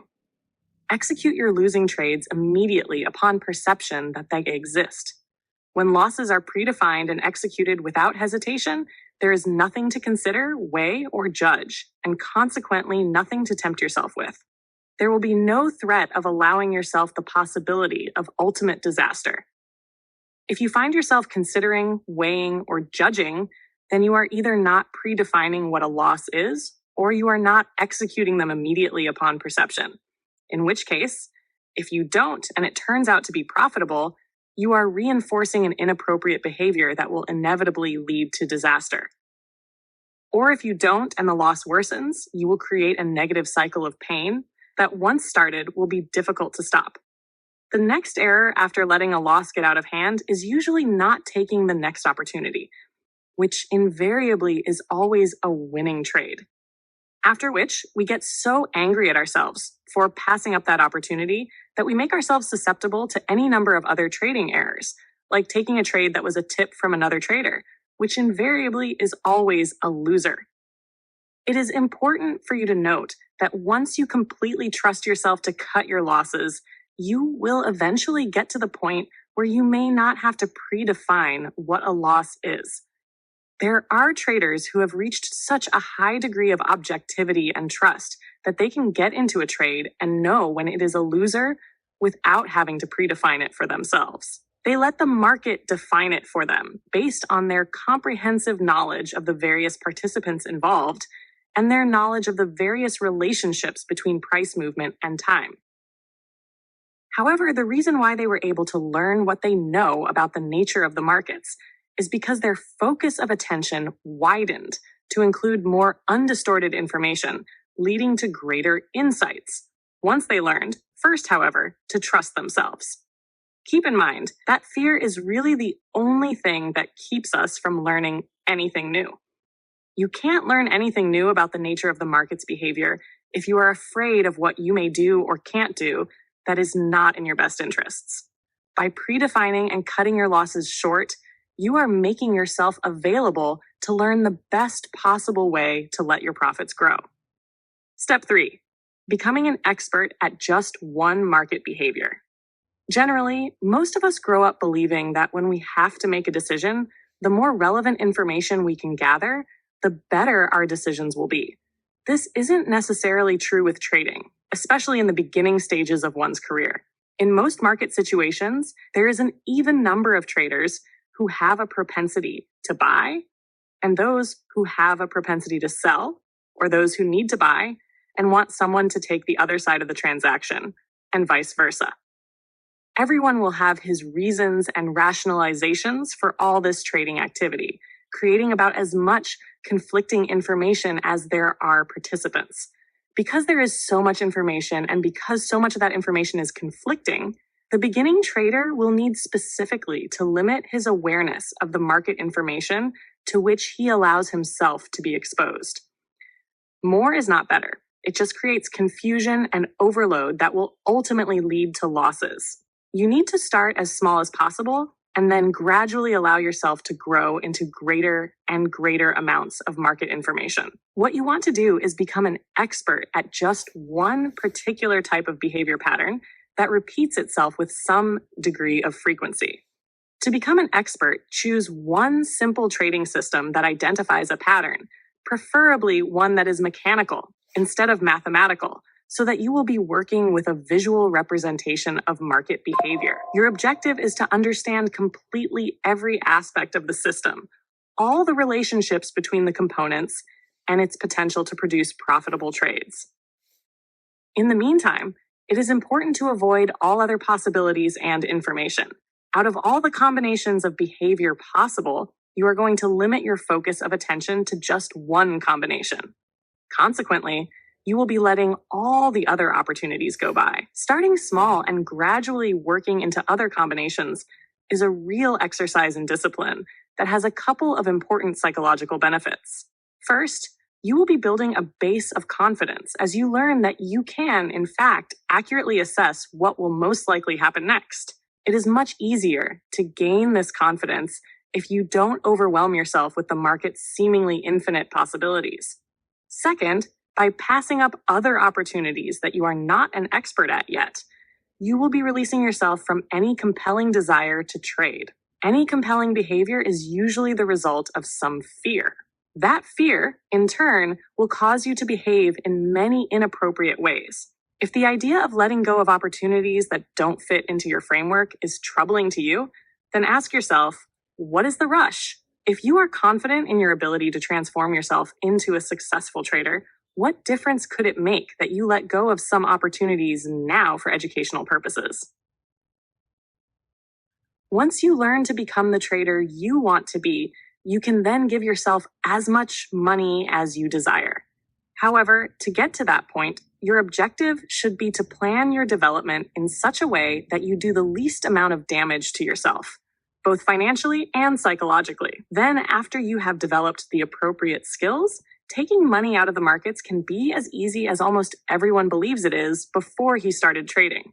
If, on the other hand, you end up doing a lot of damage to yourself, you will have to undo that damage before you can accumulate wealth as a trader. After the damage is done, it won't make any difference how much you learn about the nature of the markets or how well you learn to perceive an opportunity. There are many traders who end up becoming expert market analysts, but can't make a dime as traders because of all the damage they did to themselves in the early part of their trading careers. What happens in these situations is a trader's past will generate so much fear that he won't be able to execute his trades properly or not at all, regardless of how well he learned to predict what the market will do next. Nothing is more frustrating than to know what is going to happen next and not be able to do anything about it. You need to understand that the ability to perceive an opportunity based on the quality of distinctions that you can make and your ability to execute a trade are not automatic functions of one another. Perception and execution are separate skills. They can and do work in tandem if there are no mental components blocking execution. Otherwise, the intent to take advantage of what you perceive as an opportunity may not have any inner support or the kind of inner support that is necessary to execute your intent properly. If there are mental obstacles preventing the proper execution of a trade, then learning how to perceive better opportunities is not going to solve the problem. So the object of this exercise is to help you learn how become an expert and stay healthy while you're doing it. And when you do become one, there will be much less standing in the way of your taking maximum advantage of your perceptive skills. If you are already looking at or trading several markets and you are not successful or not as successful as you desire, then I would suggest that you scale back to just one market or two at the most. Don't expand until you thoroughly understand the market's characteristics. Step 4, learning how to execute a trading system flawlessly. The proper execution of your trades is one of the most fundamental components of becoming a successful trader, and probably the most difficult to learn. It is certainly much easier to identify something in the market that represents an opportunity than it is to act upon it. However, there are some good reasons why it is so difficult to act on a trading signal other than what has already been identified as mental obstacles. To understand these reasons, you need to understand the nature of trading systems, defined as any methodology that consistently identifies an opportunity to buy or sell with a potential profit in some future moment, and how they interact with the markets and ourselves. Most good trading systems, technical or otherwise, will take consistent money out of the markets over the long run. Many of these good systems have been available to the public for years, and yet there is still a huge gap between what is possible and what almost everyone ends up with. The problem with trading systems is they define market behavior in limited ways when the market can behave in an infinite combination of ways. Systems mathematically or mechanically reduce relationships in human behavior characteristics to percentage odds of what could happen next. They can only capture a very limited number of these behavior characteristics compared to the billions that are possible. Any identified pattern may or may not be repeating itself with respect to the way the pattern or relationship progressed when it was observed in the past. Therefore, we never really know if it is valid or not until it has actually completed itself. The big psychological problem here is that people have difficulty acting on opportunities with probable outcomes. Most people like to think of themselves as risk takers, but what they really want is a guaranteed outcome with some momentary suspense to make them feel as if the outcome had been in doubt. The momentary suspense adds the thrill factor necessary to keep our lives from getting too boring. When it comes right down to it, no one trades to lose. No one puts on a trade believing it is going to be a loser. And all systems will definitely have some percentage of losing trades. So it's difficult not to be tempted into trying to guess which ones are going to be the losers and not participate. As most of you reading this book already know, trying to outguess your trading system is an exercise in extreme frustration. Sometimes the system will give you signals to trade in ways that are completely contrary to your logic and reasoning. Sometimes the system will defy your reasoning and be right, and sometimes you will agree with the system and it will be wrong. You need to understand that technical trading systems are not designed to be outguessed. What I mean is, they aren't designed to give you isolated signals of an opportunity to be taken when it seems right. What they do is mathematically define, quantify, and categorize past relationships in collective human behavior to give you a statistically probable outcome of the future.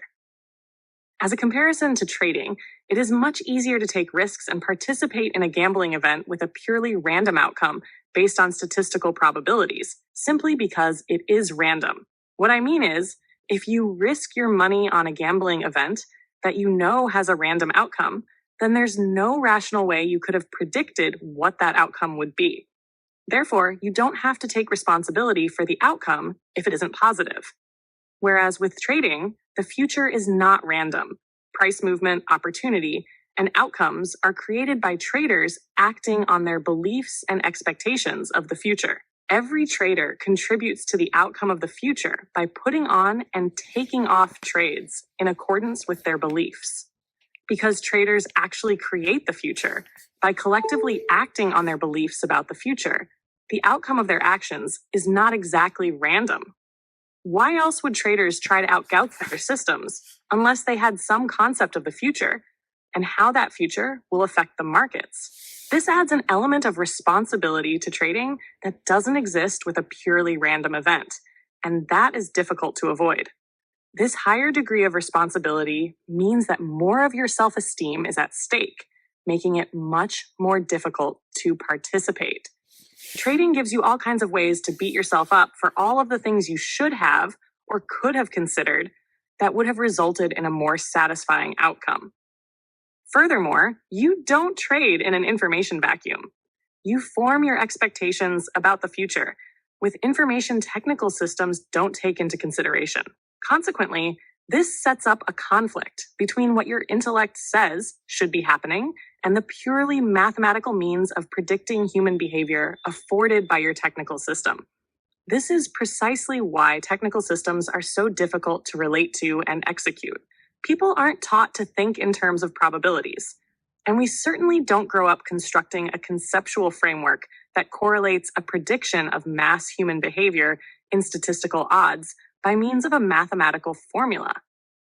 To be able to execute your trading systems properly, you will need to incorporate two concepts into your mental framework, thinking in terms of probabilities and correlating the numbers or the mechanics of your system to the behavior. Unfortunately, the only way you can really learn these things is actually to experience them by executing your system. The problem is that rarely will the typical trader stay with his system beyond 2 or 3 losses in a row. And taking 2 or 3 losses in a row is a very common occurrence for most trading systems. This creates something of a paradox or catch-22. How do you do it if you don't believe it? And you won't learn to believe it unless you do it long enough for it to become a part of your mental framework. This is where you employ mental discipline to make flawless execution a habit. Exercise. Take some of the trading capital that you set aside for your education to buy and trade a simple trading system with well-defined entry and exit points. Make a commitment to trade this system exactly according to the rules. You need to make a very strong commitment here and not play any games with yourself. The object of this exercise is to work through any resistance you may have to following your rules. This system does not have to be expensive. You can get one out of many of the books on technical analysis available today. I think it is important to buy one instead of devising one of your own, because it might be a little easier to stay focused on the objectives of this exercise. With any system you devise, you are naturally going to want to make money. Save it for later, after you have learned how to execute properly. You also need to find a system that suits your unique tolerance for taking a loss. The amount of money you risk per trade should be an amount that you are completely comfortable with, at least at first. If you don't stay within this tolerance level, you will be, at the very least, uncomfortable. In which case, to whatever degree you are uncomfortable, you shut down the learning process. When you are feeling pain, instead of being focused on what the market is teaching you about itself and yourself, you will be focused on information that will ease your pain, which usually results in a painful lesson. Your objectives are to 1. Learn the skill of flawless execution by learning that you can follow the rules you set forth for yourself. I am defining flawless execution as executing a trade immediately upon perception of an opportunity. Inclusive within opportunity is the opportunity to exit a losing trade. And 2, to incorporate a belief into your mental system about the nature of probable outcomes so that you believe that you can make money in the long run with your trading system, if, of course, you can execute it properly. You will likely encounter many beliefs arguing against flawless execution. Here are a few suggestions to help you work through this resistance. First, understand that this exercise, at least for most people, is not going to be easy. So be easy on yourself. The more accepting you are of your mistakes, the easier it will be to make the next attempt. If your child were learning how to ride a bike, I'm sure you wouldn't scold him for falling off and tell him not to try again. You would encourage him, and eventually he'd learn. Give yourself the same kind of understanding and consideration. Second, taking all the signals generated by your system is the only way you can get the first-hand experience you need to establish a belief in probable outcomes and relating the mathematics or the mechanics to the behavior. You have to do it in spite of your resistance, and you have to do it long enough for the system to become a part of your mental framework. When that happens, you will have the force of habit working for you, and the struggle will cease. Just do the best you can and look for ways to improve your performance. Constantly keep in mind that what you are doing is more of an exercise in learning trading discipline and the skill of flawless execution, which in the long run is far more important than your immediate desire to make money. So keep your contract size light. You can always increase it later when you have learned to trust yourself completely to always do what needs to be done without hesitation. Stay with the exercise until it becomes second nature or a part of who you are. As you gain in your confidence, you will learn more and consequently learn how to make money as a trader. As you make money, you will gain in your confidence. This positive cycle will expand your ability to be successful just as easily as a negative cycle will feed on itself to end in despair. Step 5. Learning to think in probabilities. After you have mastered the more fundamental skills, in other words, once you have acquired the discipline necessary to interact with the trading environment effectively, you can start to use your reasoning skills and intuitive powers to determine what the market is likely to do next. This will entail learning to think in probabilities. What I mean by this is, if you can't personally move the market, then you will want to be able to identify the group that is demonstrating the greatest possibility of moving the market, and you will want to trade with that group. Or you will want to determine the prevalent beliefs being expressed in the market and how those beliefs will affect price movement. That identification process requires a detached objective perspective, where you are watching and listening to what the market is telling you, instead of being focused on what the market is doing to you personally. Remember, two traders willing to trade at a price make a market. Whatever the extreme ends of human expression are is what the market is capable of doing. For example, have you ever said, "The market can't break contract lows. It's never been there before"? If you bought those lows based on your belief of its impossibility, then consider that all it takes is one trader who is willing to sell lower to make you wrong. The fact that the market did it, it makes it right. You could have been a seller at the all-time lows and been a one-tick winner when the next trader broke those lows, if you could have perceived selling as an opportunity. If prices were to penetrate those lows with any kind of follow-through, it would indicate that there are plenty of traders who believe it wasn't going higher. These sellers obviously acted on their beliefs with enough force to outnumber the buyers available to take the other side of the trade. Regardless of the criteria the sellers used to justify their actions, how rational or irrational by anyone else's standards, nothing will alter the fact the market traded lower. The fact that you believed it couldn't do it is of no consequence, unless you can trade big enough numbers to reverse it. Otherwise, you can either be with it or against it. To help you learn how to be with the flow of the market, I pose a series of questions that are designed to keep you focused in the now moment to determine what is true about the market. Push the price lower than the previous low. What will likely occur? Is this 1, what is the market telling me at this moment? 2, who is paying up to get in or get out? 3, how much strength is there? 4, is momentum building? 5, can it be measured relative to something? 6, what would have to happen to indicate the momentum is changing? 7, is the trend weakening or is this a normal retracement? 8, what would show that? If the market has displayed a fairly symmetrical type of pattern, and that pattern has been disturbed, then it is a good indication the balance of forces has shifted. 9, are there any places where one side will definitely gain dominance over the other? If that point is reached, it still may take some time for the other side to be convinced they are losers. How long are you willing to give them to stampede out of their positions? 10, if they don't stampede out of their positions, what will that tell you? 11, what did traders have to believe to form the current pattern relative to the past? Remember that people's beliefs don't change easily unless they are extremely disappointed. People are disappointed when their expectations aren't fulfilled. 12, what will disappoint the predominant force? 13, what is the likelihood of that happening? 14, what is the risk of finding out in a trade? 15, is there enough potential for movement to make the trade worth the risk?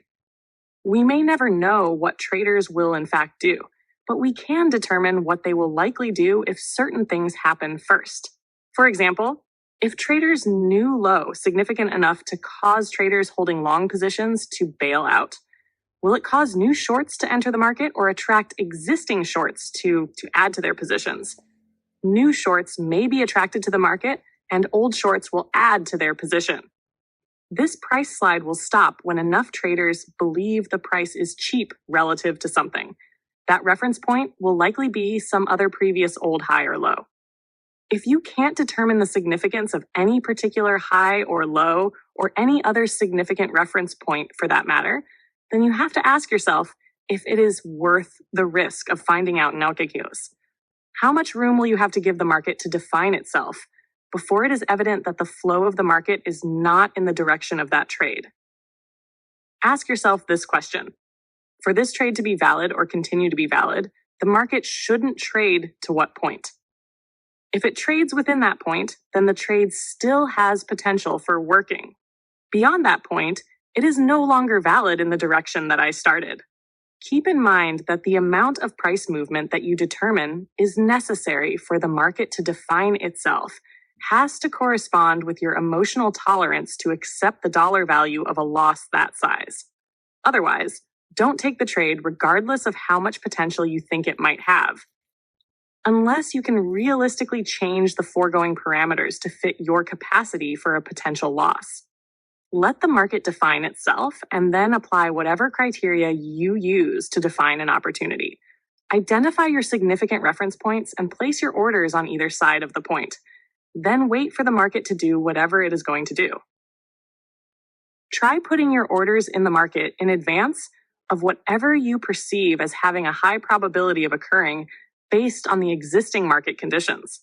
By putting your orders in advance of some anticipated move, you will be learning how to let the market work for you. Placing your orders in advance will also help to keep you from having an opinion, and you won't be subjecting yourself to the moment-to-moment conflict inherent within all price movement. Keep in mind that since the market is in perpetual motion, it puts you in a position of having to make never-ending assessments of the current risk in relationship to the current possibilities for reward. To do this effectively, you will have to learn to observe the market as if you were not in a position. This perspective will take whatever action is appropriate for the situation, instead of hesitating, hoping, and wishing that the market will make you right. The market doesn't make you right, you make yourself right. Your inability to execute, or the degree to which you hesitate after you perceive an opportunity to get in or out of a trade or reverse your position, will be an excellent gauge as to how locked in you are mentally. Making note of these occurrences of hesitation or immobility will give you an indication of the exact state of your mental resources to execute. You need this information to use as a reference point to build from. When you are about to enter into a position, ask yourself, by imagining, what the next 5 minutes or tomorrow, depending on your time frame, would have to look like to validate your trade, to confirm that the trend is still intact. What would the next 5 minutes or tomorrow have to look like to indicate the opposite? Then, again, place your orders at the appropriate price in advance of the markets getting there. All these questions will keep reminding you that anything can happen, and you will be preparing yourself in advance for those possibilities. Also, if anything can happen, then of course, you will have to consider that there will always be something you haven't taken into consideration, had absolutely no awareness of, or could have no prior knowledge of. For example, such as how many traders may enter the market for the first time with enough force to reverse its direction. Keep in mind that prices move in the direction of the greatest force, traders fulfilling their beliefs about the future. Or, said in its converse form, prices will move in the direction of the least resistance to the prevailing force. Significant reference points give you the opportunity to make high probability assessments of the degree of balance or imbalance between the two forces, the point at which it is likely to shift, and in whose favor. By learning to identify significant reference points, you can determine what each group will do based on what they already believe about future value. If you can determine on a collective basis what will validate or invalidate those beliefs, then you will know how each group is likely to behave. I want to remind you that this approach is to help you stay detached and understand that price movement is a function of traders acting individually and collectively as a force expressing their beliefs in future value. The greatest number with the strongest belief will always be right. The easiest way to make money is to go with the flow. To identify the flow, you need to stand apart from the crowd and suspend what you believe about relative value so that you can determine who is likely to do what and with how much force. How is everyone else likely to react? And if it doesn't happen, what will traders do then? By asking yourself these questions, you are automatically keeping your focus of attention on the market and what the possibilities are. Any limitations you place on the market's behavior will cause you to focus on the impossibility instead of the possibility of something happening. Your belief that the market has to behave in certain ways prescribed by your mental structure will cause you to focus your attention on what the market is doing to you. And if what it is doing is causing pain, then the potential exists for you to avoid or distort information, usually resulting in a painful, forced awareness. Step 6. Learning to be objective. To achieve a state of objectivity, You need to operate out of beliefs that allow for anything to happen, as opposed to beliefs that allow only for the market to express itself in a limited fashion. If you operate out of a belief that anything can happen, then whatever does happen won't be threatening to you in any way, thereby causing you to avoid or distort certain categories of market information. Any limits you place on the market's behavior will be a compensating factor for your lack of trust and confidence to act appropriately in any given situation. This will be evidenced by the fear, stress, and anxiety that you will feel when the market expresses itself beyond your mental limits, and you can't do anything to control the situation. However, you do have to have some belief or expectation about the future, or you wouldn't ever put on a trade in the first place. To be objective, you will need to release yourself from demand-backed expectations and make what I call uncommitted assessments of the probabilities. Unlike the markets, in our everyday social lives, we can and do exert control over the environment to assure ourselves of the outcomes that we desire. The rules we learn to abide by in order to interact with one another are our expectations about the future. Once we learn these rules, especially if we have learned them in a painful way, we can demand certain outcomes from the environment. Hence, our expectations of the future are actually demands that the environment conform to our expectations of it. Without really thinking about it, we will carry these same kinds of demands with us into the trading environment because of our natural resistance to letting go of our expectations. That is, staying committed to any limited belief about the possibilities that exist in the markets is virtually the same as making a demand. If you have any doubts about this, consider that if we weren't demanding that the market conform to our expectations, then we wouldn't ever have a reason to get angry when it doesn't. Have you ever gotten angry at the market? Anger is a natural defense mechanism.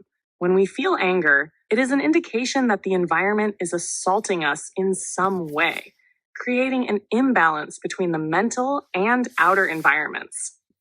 The outer environment is either showing us something about itself or ourselves that we don't want to accept. We protect ourselves with our anger to ward off this assault. In our everyday lives, our anger can be an effective tool to get what we want, change what the outer environment is showing us about itself that we can't accept, or to ward off what the environment is showing us about ourselves that we can't accept. However, if we interact with the market with demand-backed or committed expectations of its behavior, we will cut ourselves off from the information that we need to make accurate assessments of its potential to move in any given direction. If we don't have the power to control the markets in such a way as to make them do what we expect them to do, and at the same time we aren't willing to give up our expectations and accept the way things are, then it would create what would otherwise be an irreconcilable dilemma if it weren't for our ability to distort, alter, or exclude information from our awareness. Perceptual distortion is the one compensating factor that will, at least temporarily, correct the imbalance between what we expect and what the market is offering, when there is a difference between the two. Our committed expectations about the future will act as a force on our perception of market information to control its flow into our mental system in such a way as to avoid a confrontation with anything that doesn't conform with what we already believe is possible, which, of course, is always going to be less than what is possible from the market's perspective. If we are perceiving much less than what is available, then we are out of touch with what is possible from the market's perspective and setting ourselves up for a painful forced awareness. To be objective, you have to make uncommitted assessments of the probabilities, which simply means that you have no commitment to any particular outcome. You just observe what is happening in each moment as an indication of what will probably happen next. Here is what objectivity feels like so that you can recognize when you have achieved it. You feel no pressure to do anything. You have no feeling of fear. You feel no sense of rejection.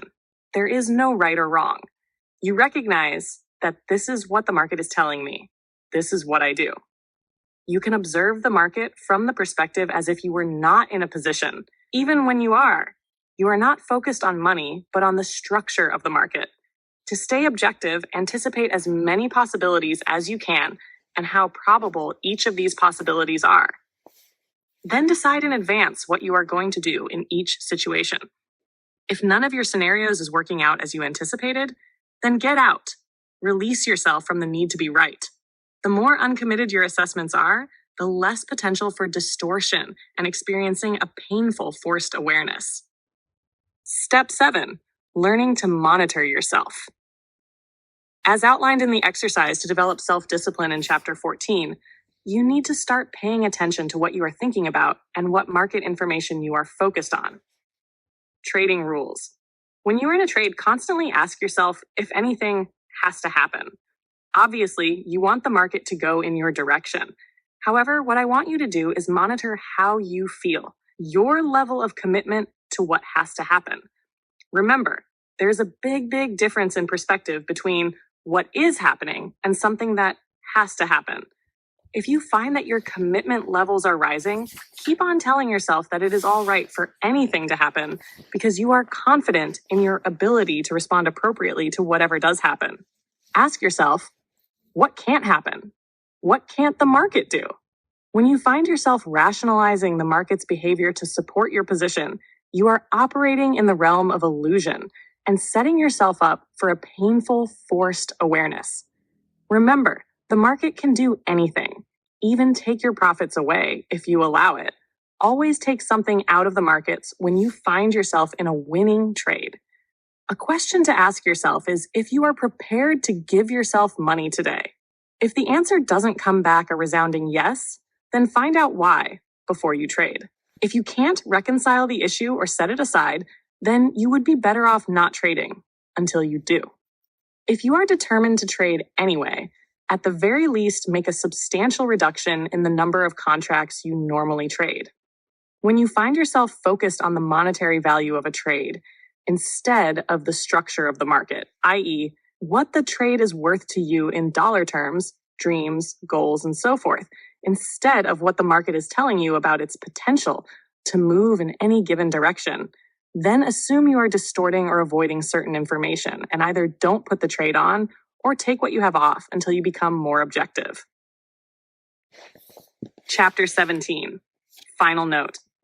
Even after you have learned all of the skills set forth in this book, at some point in time, it will probably occur to you that your trading is simply a feedback mechanism to tell you how much you like yourself in any given moment. After you have learned to trust yourself to always act in your best interests, the only thing that will hold you back is your degree of self-valuation. That is, you will give yourself an amount of money that directly corresponds with what you believe you deserve based on some value system you acquired at some point in your life. The more positive you feel about yourself, the more abundance that will naturally flow your way as a byproduct of these positive feelings. So, in essence, to give yourself more money as a trader, you need to identify, change, or decharge anything in your mental environment that doesn't contribute to the highest degree of self-valuation that is possible. What's possible? Stay focused on what you need to learn, do the work that is necessary, and your belief in what is possible will naturally expand as a function of your willingness to adapt.